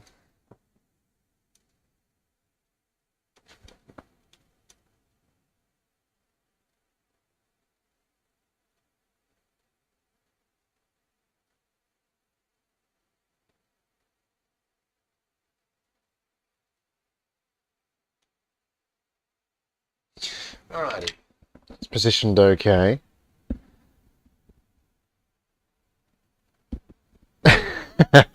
Life is suffering, man. That's how it goes.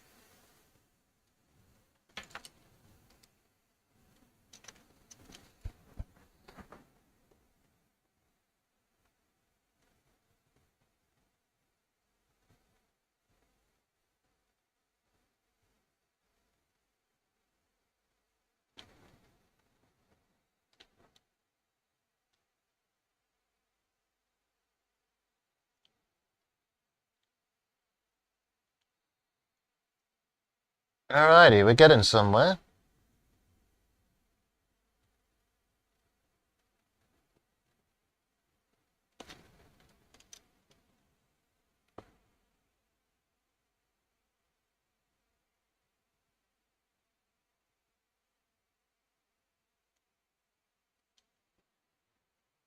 Alright, so we got that in.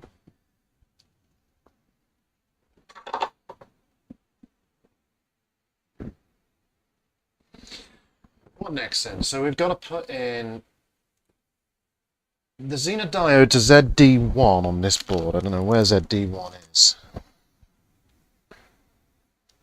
D5, D4, ZD1. Ah, okay.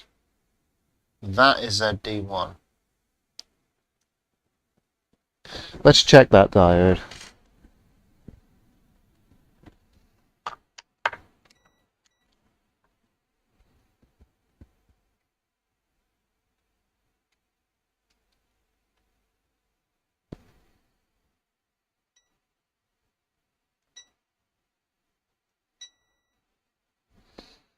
Okay.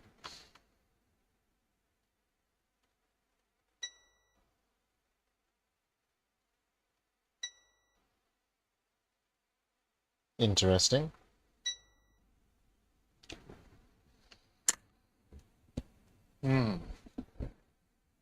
It is in circuit though, so that might be normal.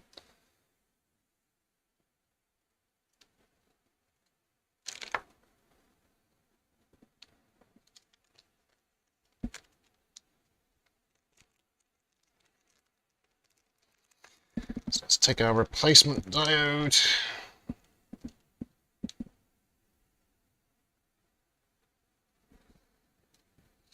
And I think this is a through-hole type. Let me just shift this power supply out of the way.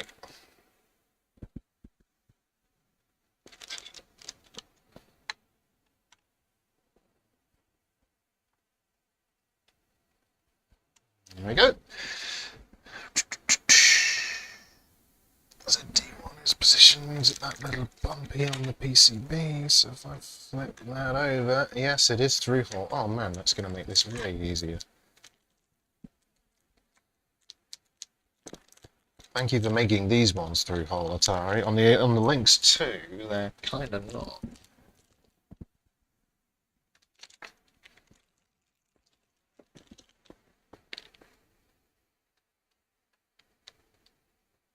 I assume we're still got audio. Yeah, we still got audio.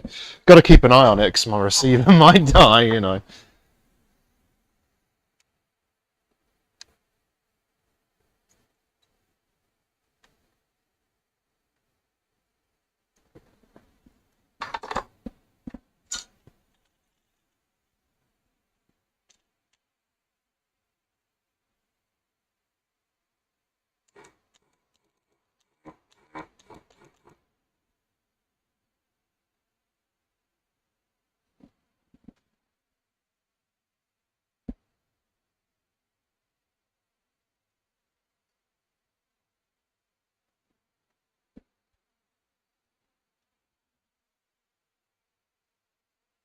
Okay, I'm just letting this thing get up to heat.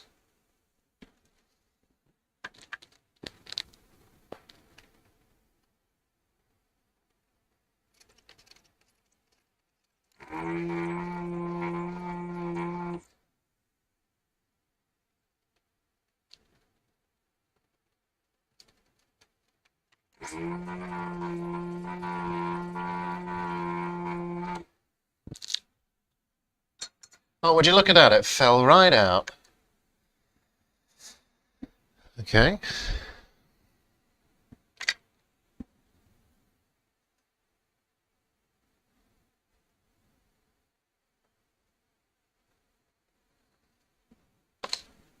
Let's test it again.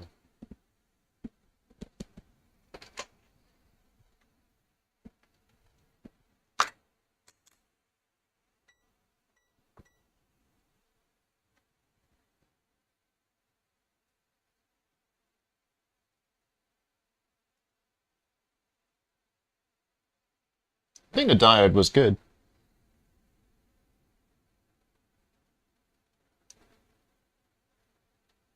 Oh, interesting. Okay.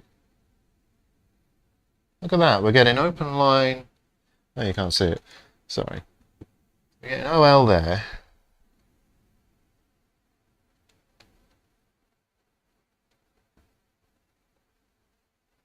So OL. Oops. Bloody hell. And then we're getting... So the diode was shot. That was interesting that we were getting a voltage drop there.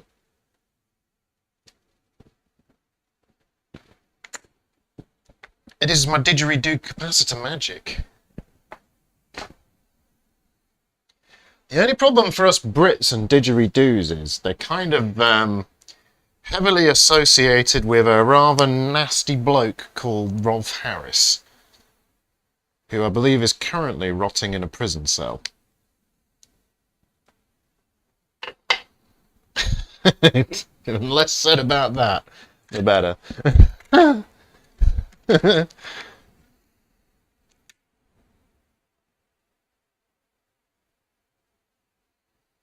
look at that. That's very cool. It's got the actual diagram of how the diode should be wired. See? You zoom in, yeah, it tells you where the stripe's meant to be. That's convenient.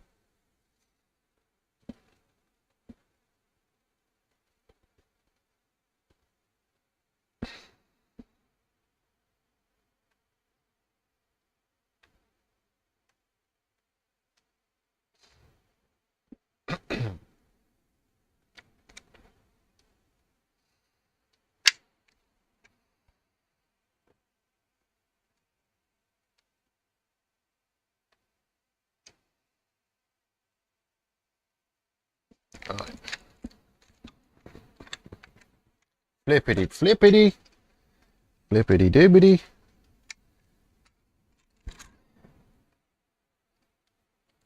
Get this new one soldered in.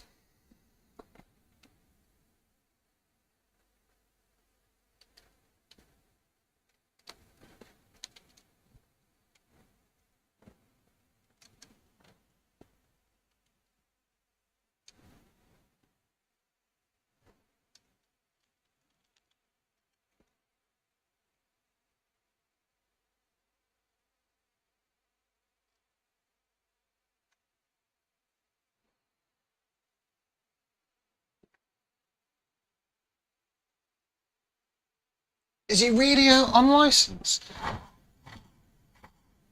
I suppose a man had money, you know, he probably paid the right people, didn't he? You know, the annoying thing is, I used to watch Rolf as a kid, you know?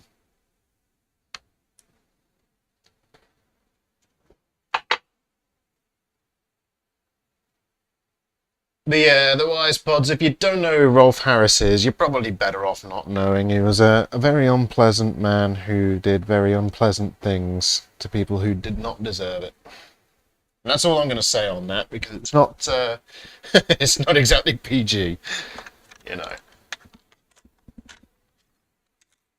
He should still be rotting in prison anyway. But, you know, opinions. Right, a 3906 transistors, another culprit of no power on conditions. Well, thank you for telling me which ones. Q4, Q13, okay. Well, I think I just saw Q13. So there's Q13. Where's Q4? Q6, Q7, Q8. Oh, there it is. Okay. Oh, these will be easy to do.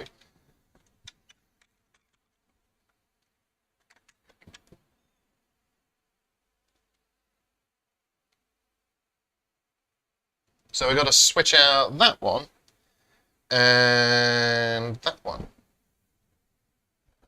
Well, that should be easy.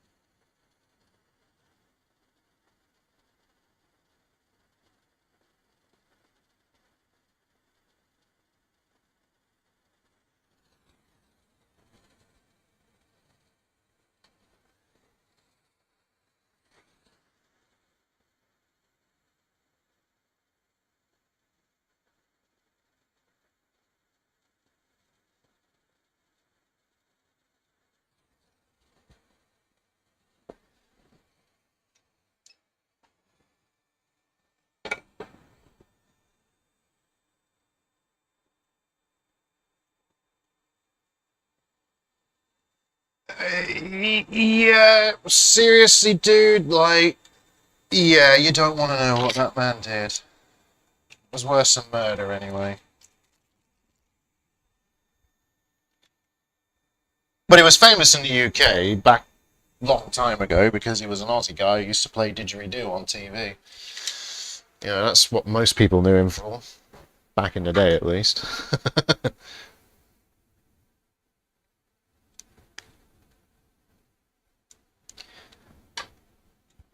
Let's just say he didgeridooed what he should have didgeridonked. Because he's a monster.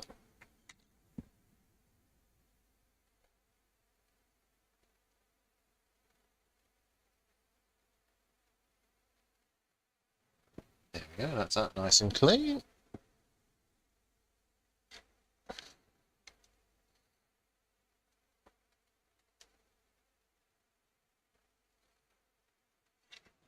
That's those pads cleaned up. So...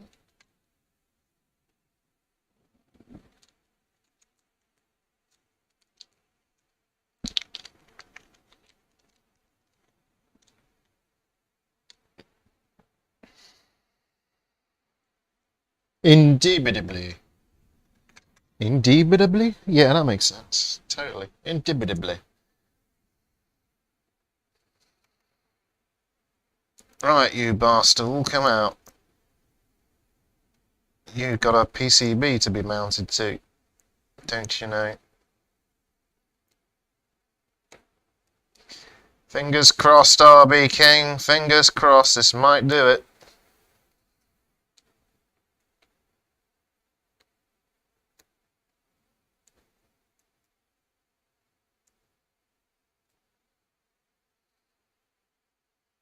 Right, so that's one. That's Q4.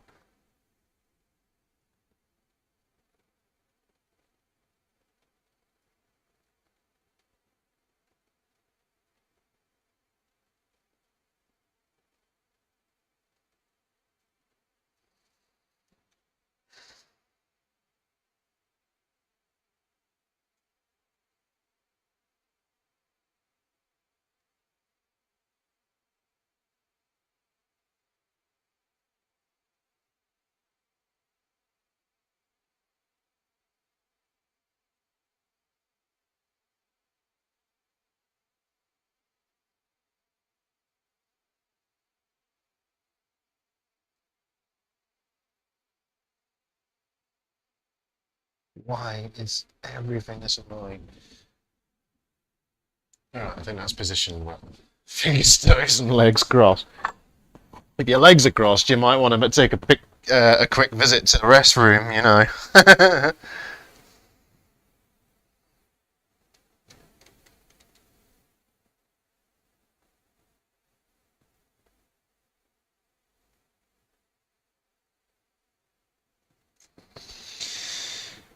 Okay, I have accidentally nudged it slightly the wrong way.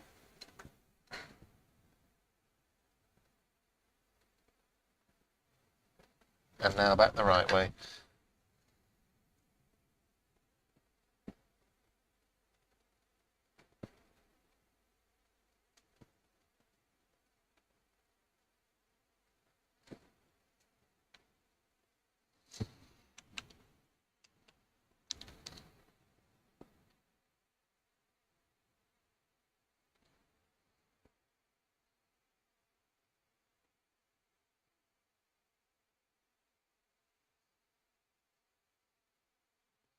It's one in.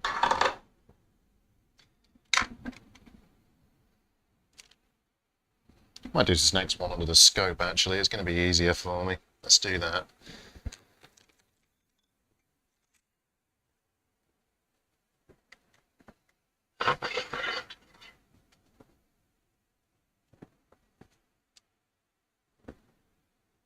Oh yeah, I unplugged the scope light ring, didn't I? Bloody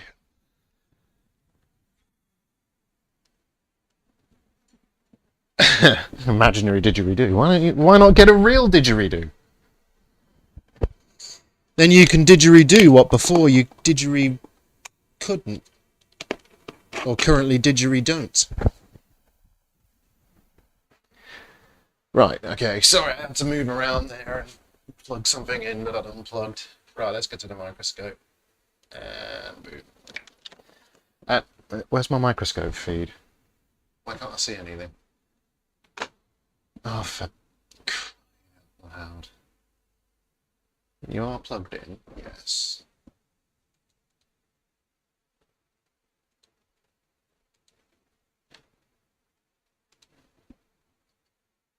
Oh.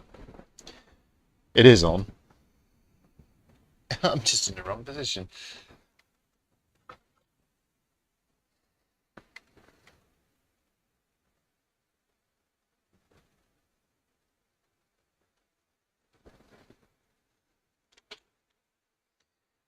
There we go.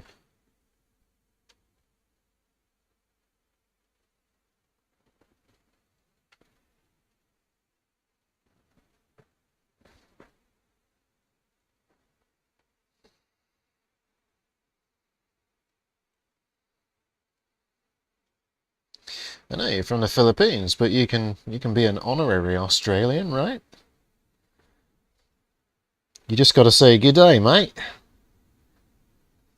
And that dingo ate my baby.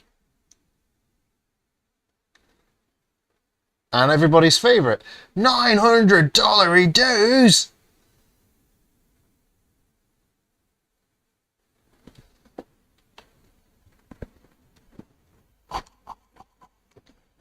Classic Simpsons quote that.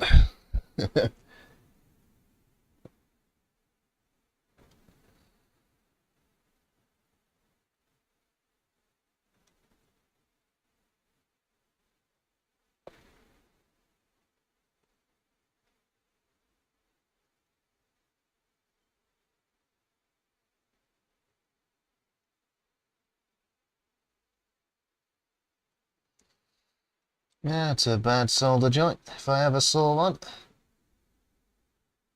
Well, that isn't.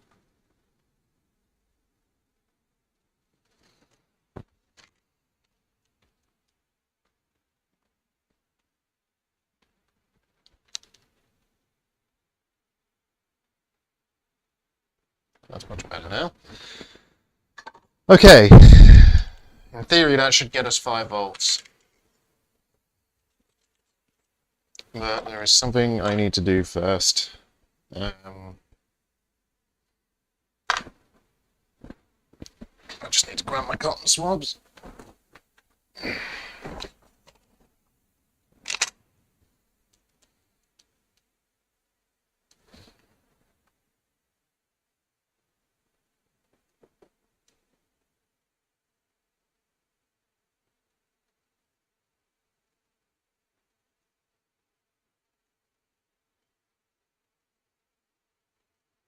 So the previous diode that was installed was failed open line, which was a bit suboptimal, if I do say so myself. These solder joints are not good because they're big balls of solder. I'm gonna correct my big balls. I'm gonna make my big balls slightly smaller.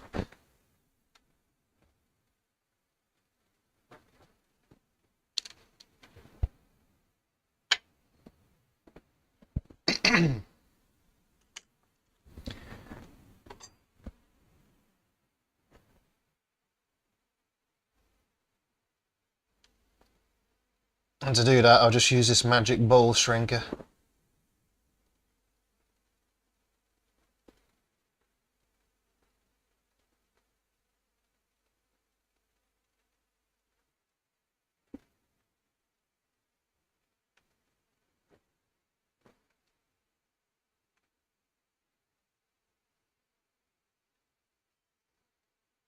That's much nicer.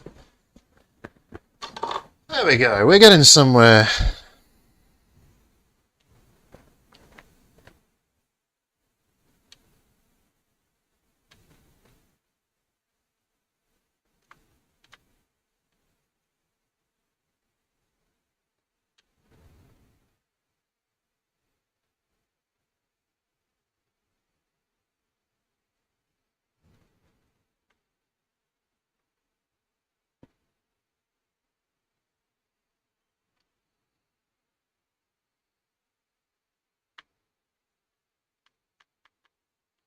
Okay. Now then.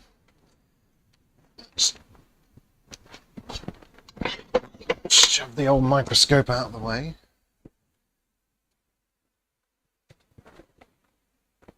Let's go over to the camera view.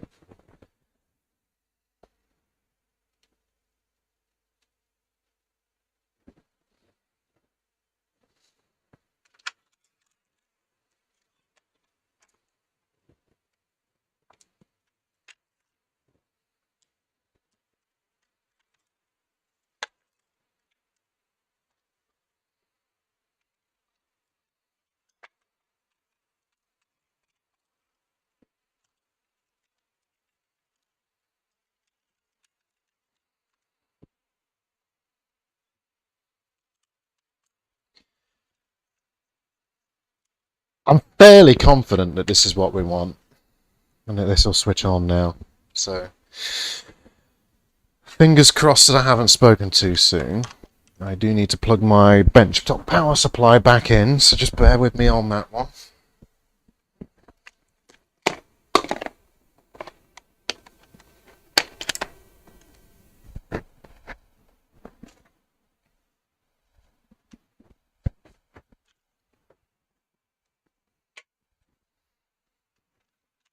Okay.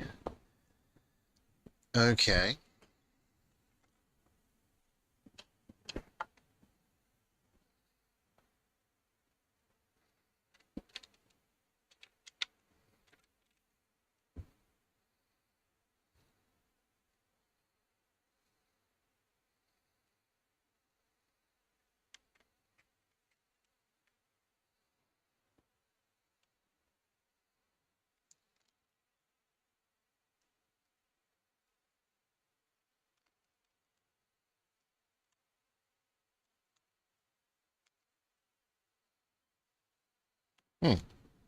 Nothing at all.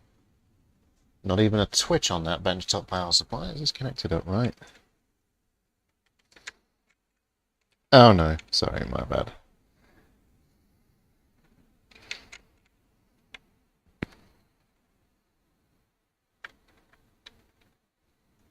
Now it is.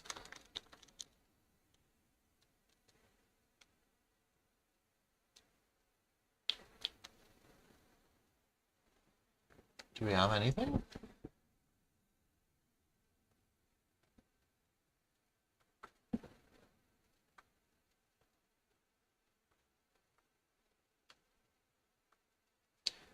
You could probably find some. Probably Sega's in the Philippines, maybe. Yeah, we're not having much luck here, guys. Hmm.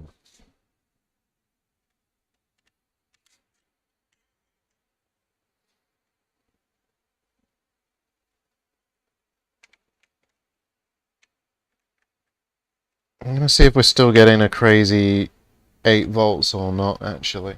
Let's, God,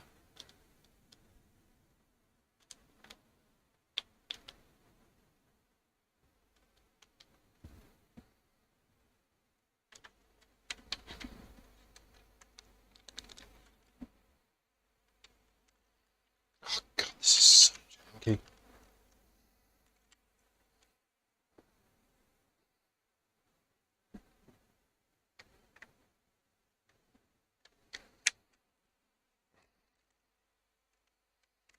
Bear with me.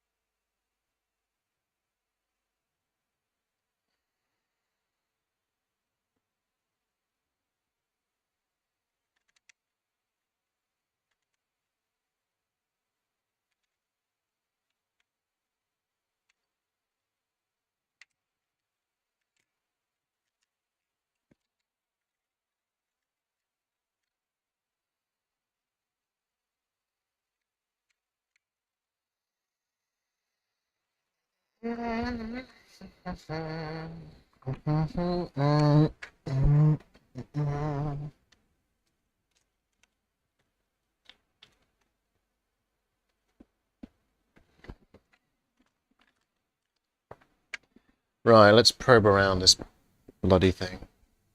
Let's see what we can find out. I don't think it's a cart slot because none of the brightness controls or anything like that are responding, you know, and we've got nothing. We've got no output at all. Like I don't know. Can probably find out with a quick test here, though. Okay, we've got 5 volts now. That's not 8 anymore. We're getting the correct voltage now, look. 5 volts. And then I just accidentally knocked off the power thing. Okay. Our voltage is correct now.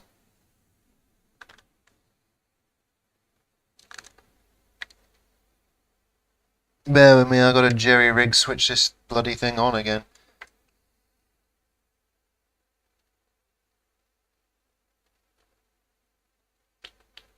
There we go, that's it. Have we definitely got nothing on it?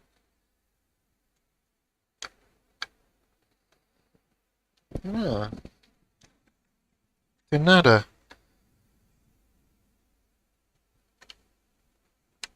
I mean, it could be the cart slot, or it could be EMI. I did take all the EMI shielding off, didn't I?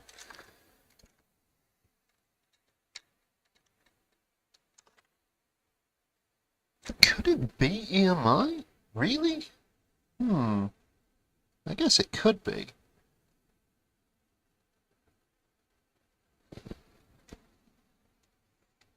I don't know. Let me clean the game cart.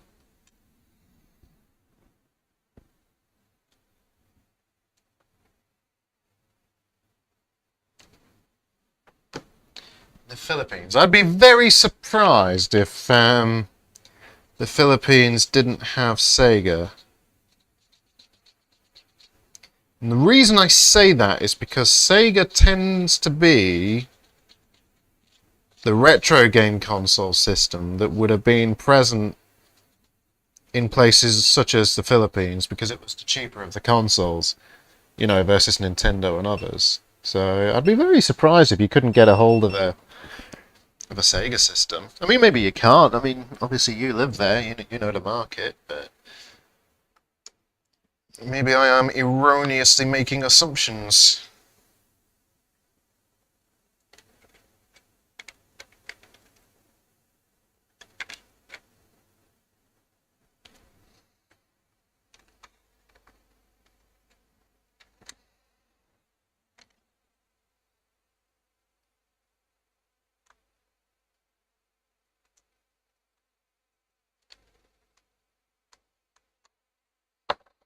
Really?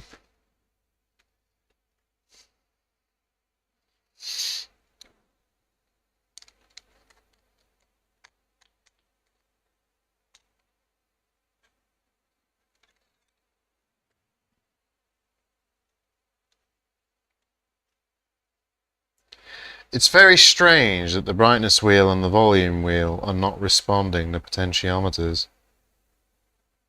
I wonder why that is.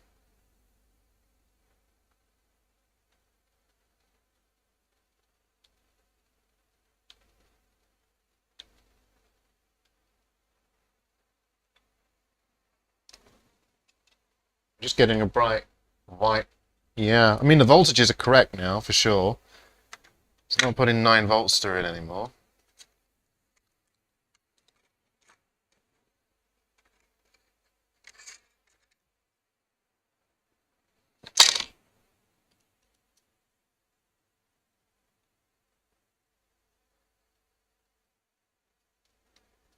Yeah, what you want are broken ones, because broken ones are the cheap ones. That's the fun in buying a working one.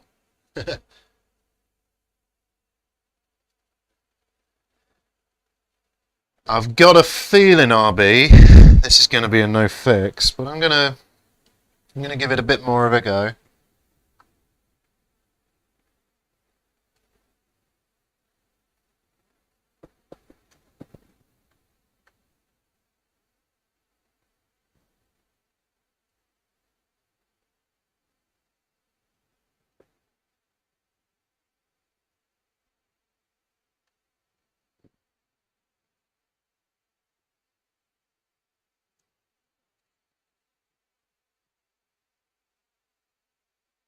There is a resistor I can change, though.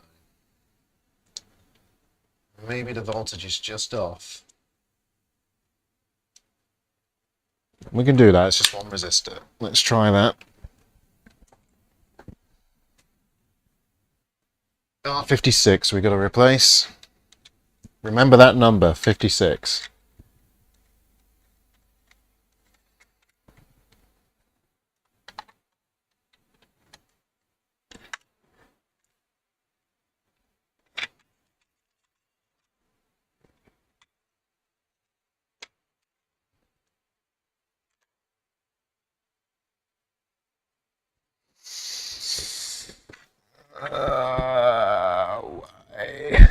Why? Why?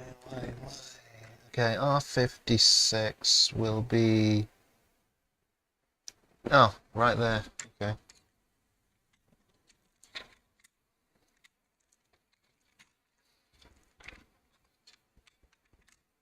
That was easy. So R56 is right there. Let's take it off.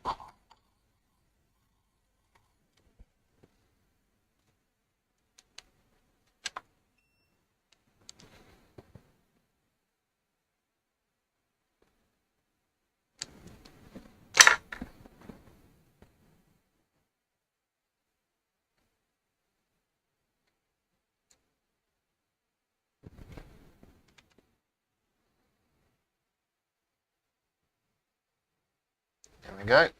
Come on. Come on.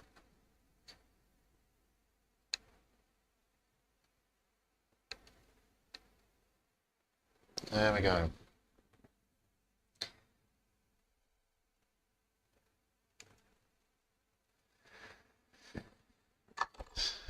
Right.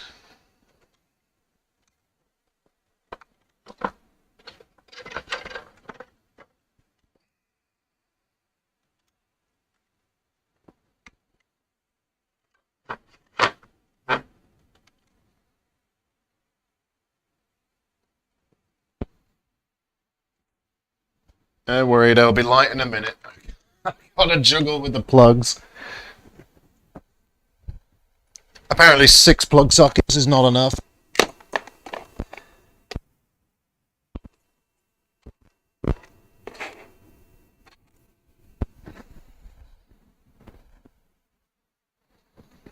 Right. And then we had light.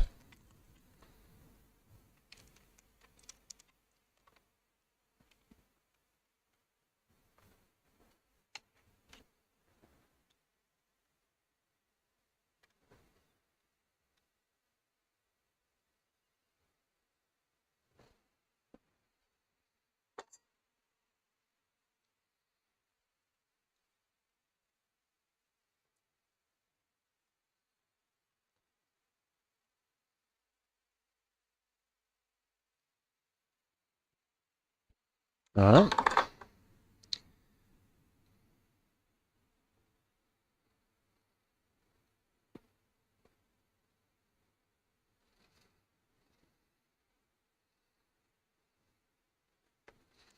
Just bear with me, because what I'm doing, which you can't see, is just taking a resistor out of its package.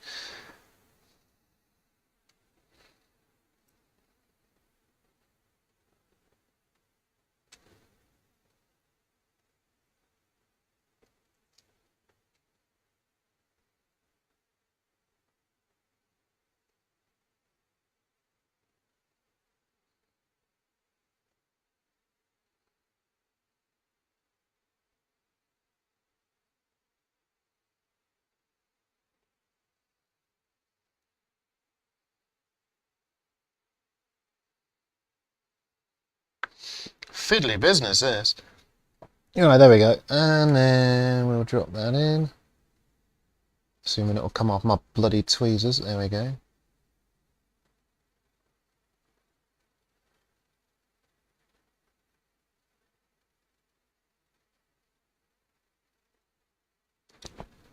Nice, nice. That's all nice. Who knows? Maybe it isn't nice. Maybe it's an absolute eyesore. Who knows?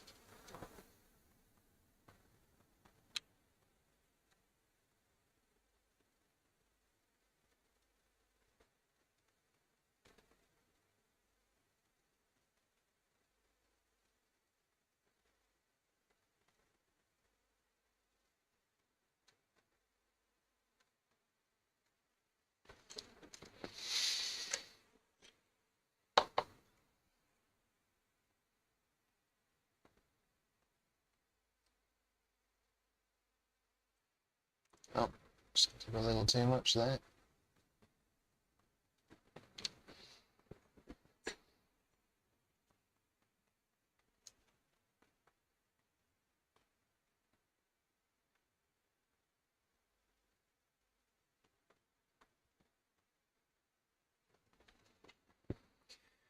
Okay, that's a tiny bit better.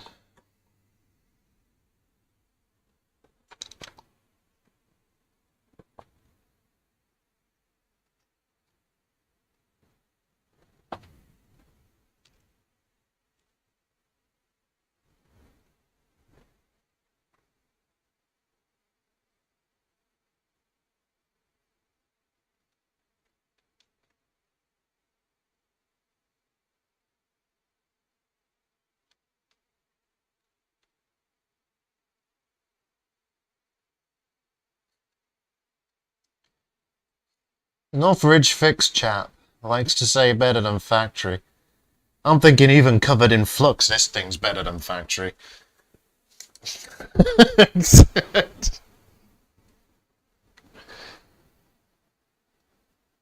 Right, let's give this another whirl. Let's see if we get something. I really need a proper boom arm at some point. Yeah, well.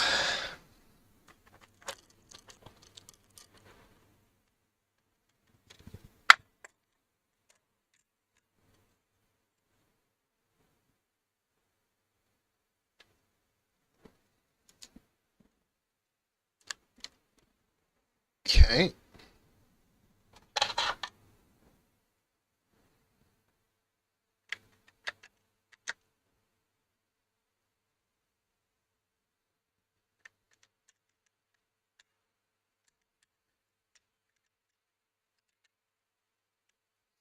Flux is solder's best friend.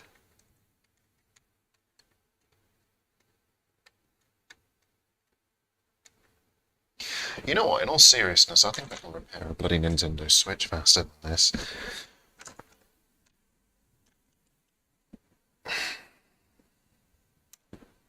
Now I've got to plug the power supply back in.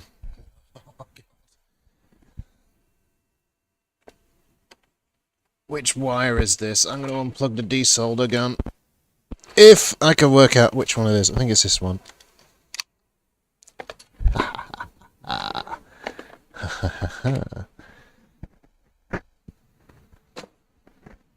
Alrighty. Fingers crossed, folks. Once again, fingers crossed.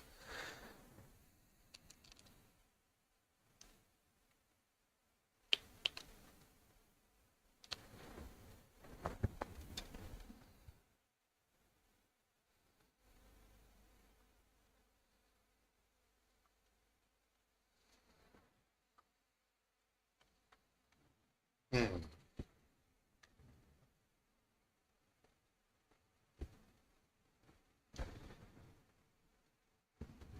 It's the flux capacitor.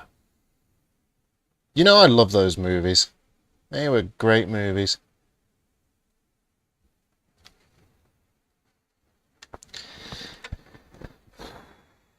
We're not having a great deal of luck with this bloody thing.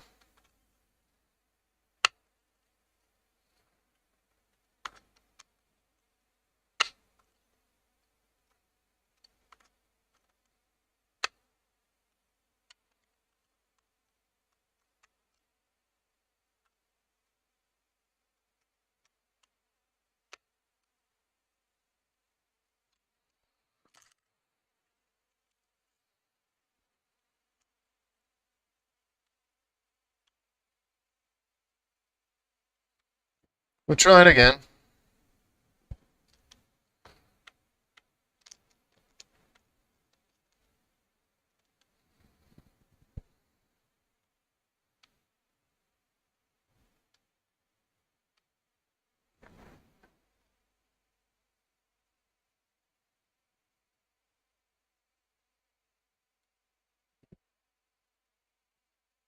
Oh, that's pretty cool.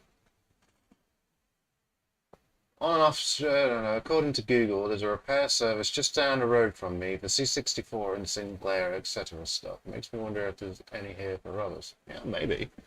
Maybe. We're not having much luck. We've restored power, we've got a 5-volt rail, but we're getting no response on the potentiometer wheels, and we're not getting the game boot up at all, and we're getting no audio. All we're getting is the screen, and it will power on and off, which is odd.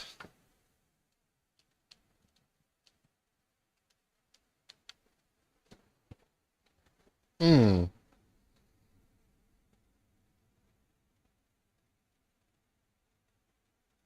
It's going to take a bit more diagnostic work, methinks.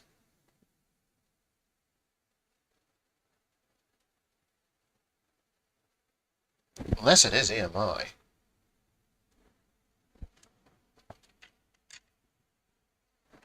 Could be.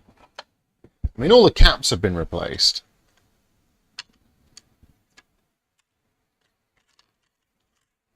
You know, they're all fine.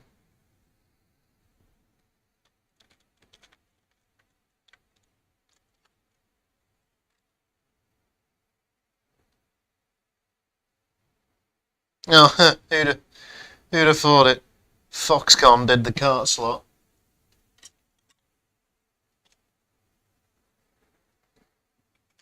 Interesting.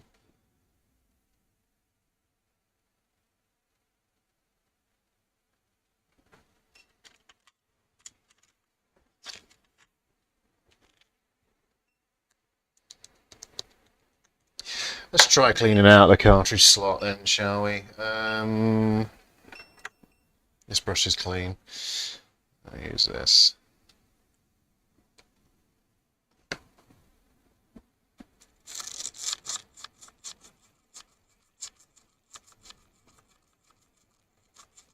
Yeah, I'm getting pretty tired. I just realised what time it is. I do have work in the morning. I'm going to have to pack it in soon. I'm going to try this cleaning. I'm going to see if that gives us anything. I don't think it will because we're getting no response from these wheels. I would expect these to work, but clearly they don't.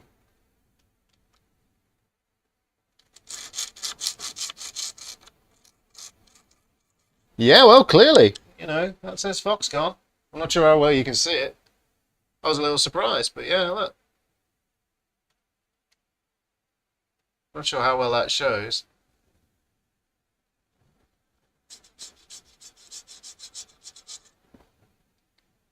I think you can see it now. I've cleaned it. Yeah, there you go. Look, Foxconn. Crazy, yeah.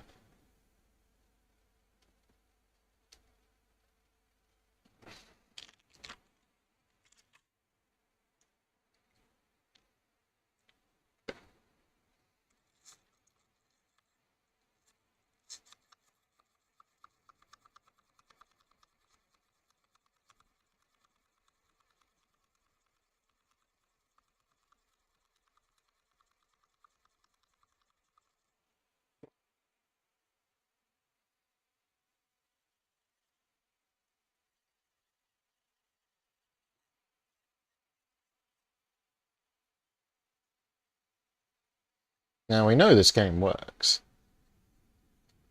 Definitely works. So it's not the game.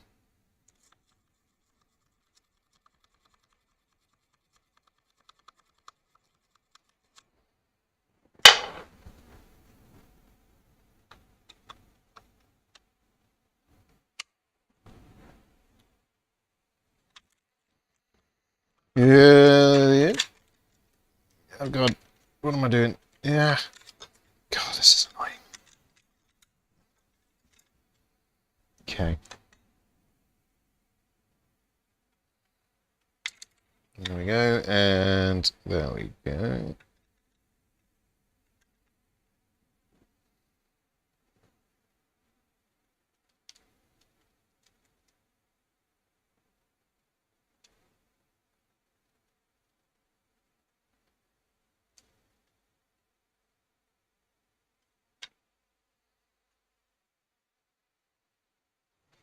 It's weird, there's just no response on any of it.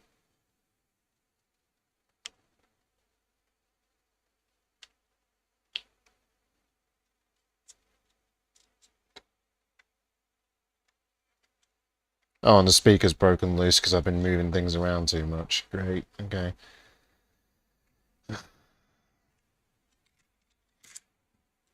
Okay.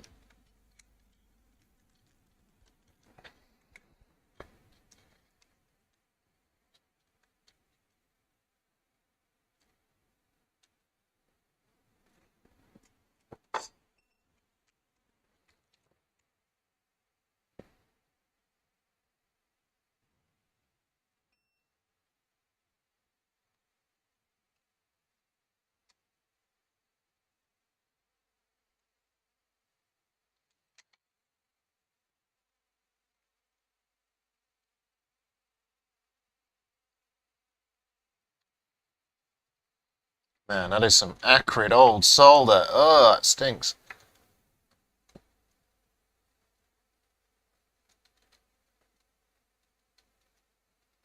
Smells like retro. And that's, yeah, I've owned a DS. Many years ago. Good little machines.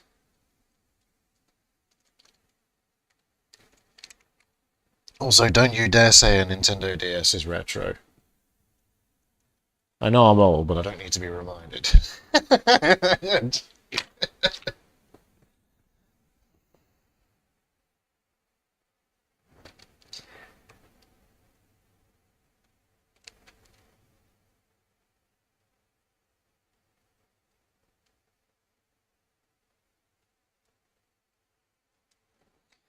There you go, straighten that up a bit.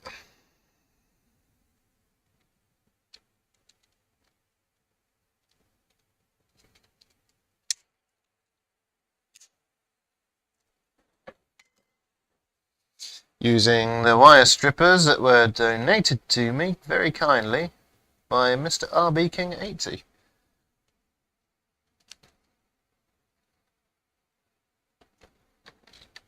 Now, let's see. We can resolder this bugger, which I know we can.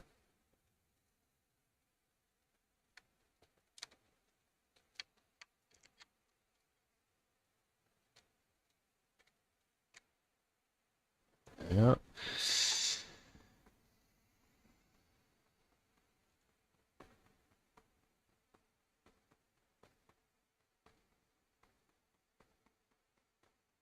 Cooler Master, really, huh? It's funny how some of these companies started out, isn't it? I mean, I've owned Cooler Master products.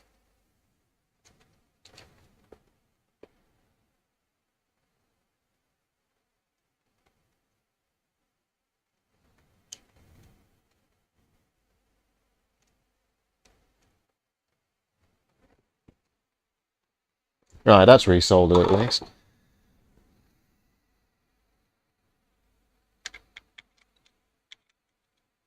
What I really want to know is if we're getting audio.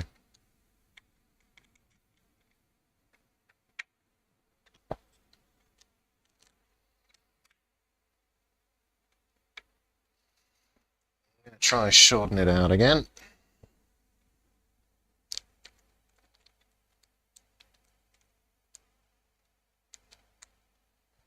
Oh, dude. Oh.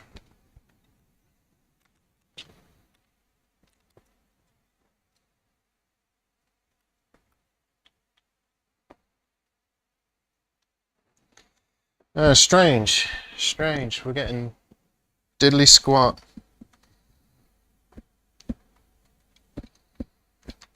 Without the cartridge in, you get nothing.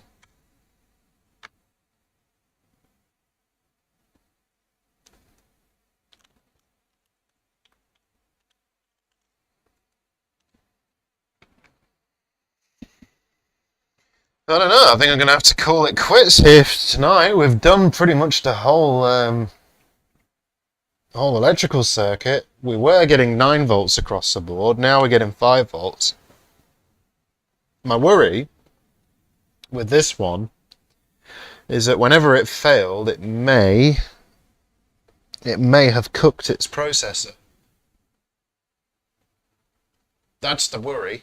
I'm not really sure how I can test it. It's not like I can probe under this thing either, you know, not while the game's in, and we need the game in to be able to get it to do anything. Odd.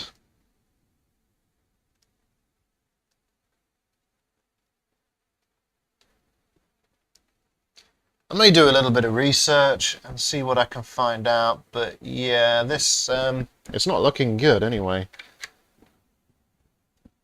But to be fair, I have spent enough time on it, yeah. It's probably a no-fix, RB, honestly. Like, it's probably a no-fix.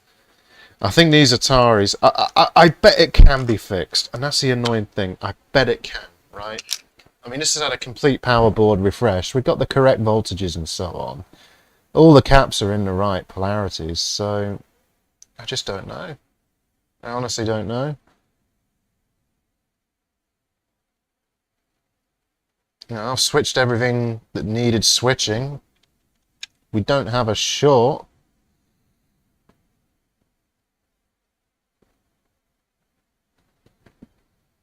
Let me just check something.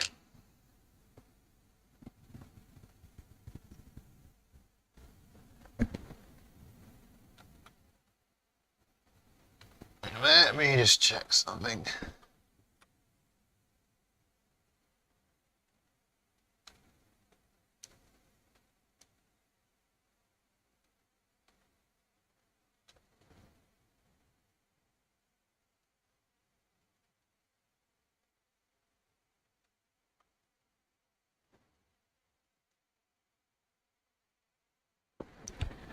And yeah, no. That cap's annoying.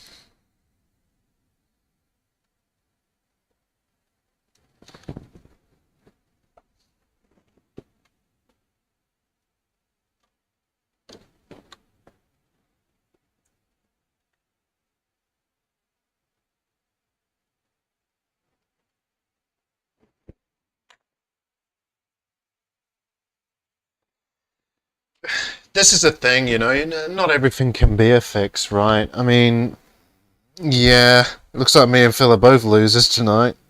Although, to be fair, I'd give Phil better chances than me. You know.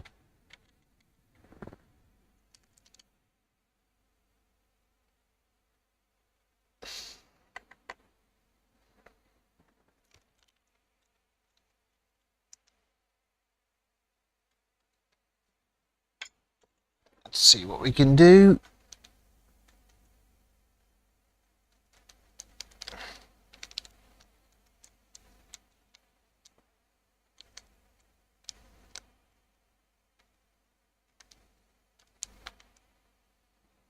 Oh yeah, I need the game in, don't I? That's why it's not powering on.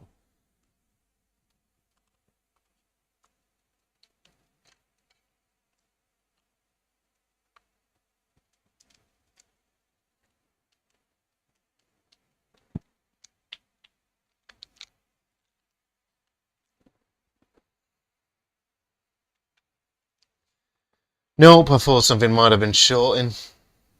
Don't look like it. Oh, hey, that don't look so great.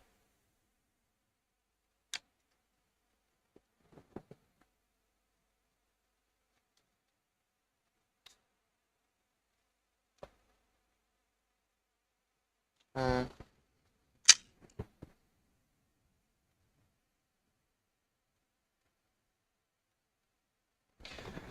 yeah, this could be a dead chip. I mean, the reason I think it's a dead chip, and my suspicion leans that way, this particular system, it had 8 volts running on the 5-volt rail, and that could have cooked something, you know? It absolutely could have. God, this thing really is nearly as old as me. It's got 1989 written on that chip. Oh, his own PS5. Oh, poor Phil. Jesus, that's a lot of money as well.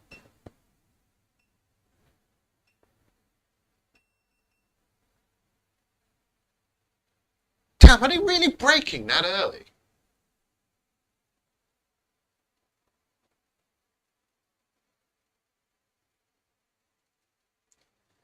I am shocked by that because, like, there is no way Phil has had a PS5 for longer than maybe maximum, what, 3 months? Yeah. I mean, 3 months. He'll have had that 3 months and it's already failed on him.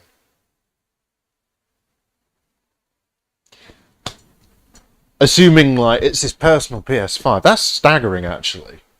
And Phil strikes me as the kind of man who takes care of his electronics, so that's bothersome, isn't it? Right, anyway, folks, I'm gonna wrap this up now. I'm gonna call it a night because I do have to be up for work, and I've completely obliterated my desk as well, and I'm actually just gonna leave it a mess for tonight. But yeah, I'm gonna get my head down. Um, yeah,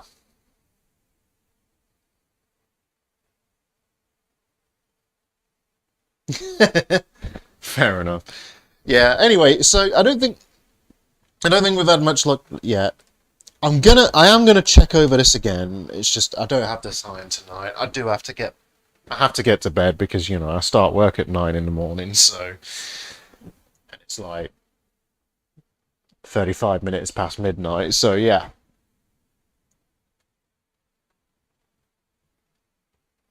Oh, okay, fair enough.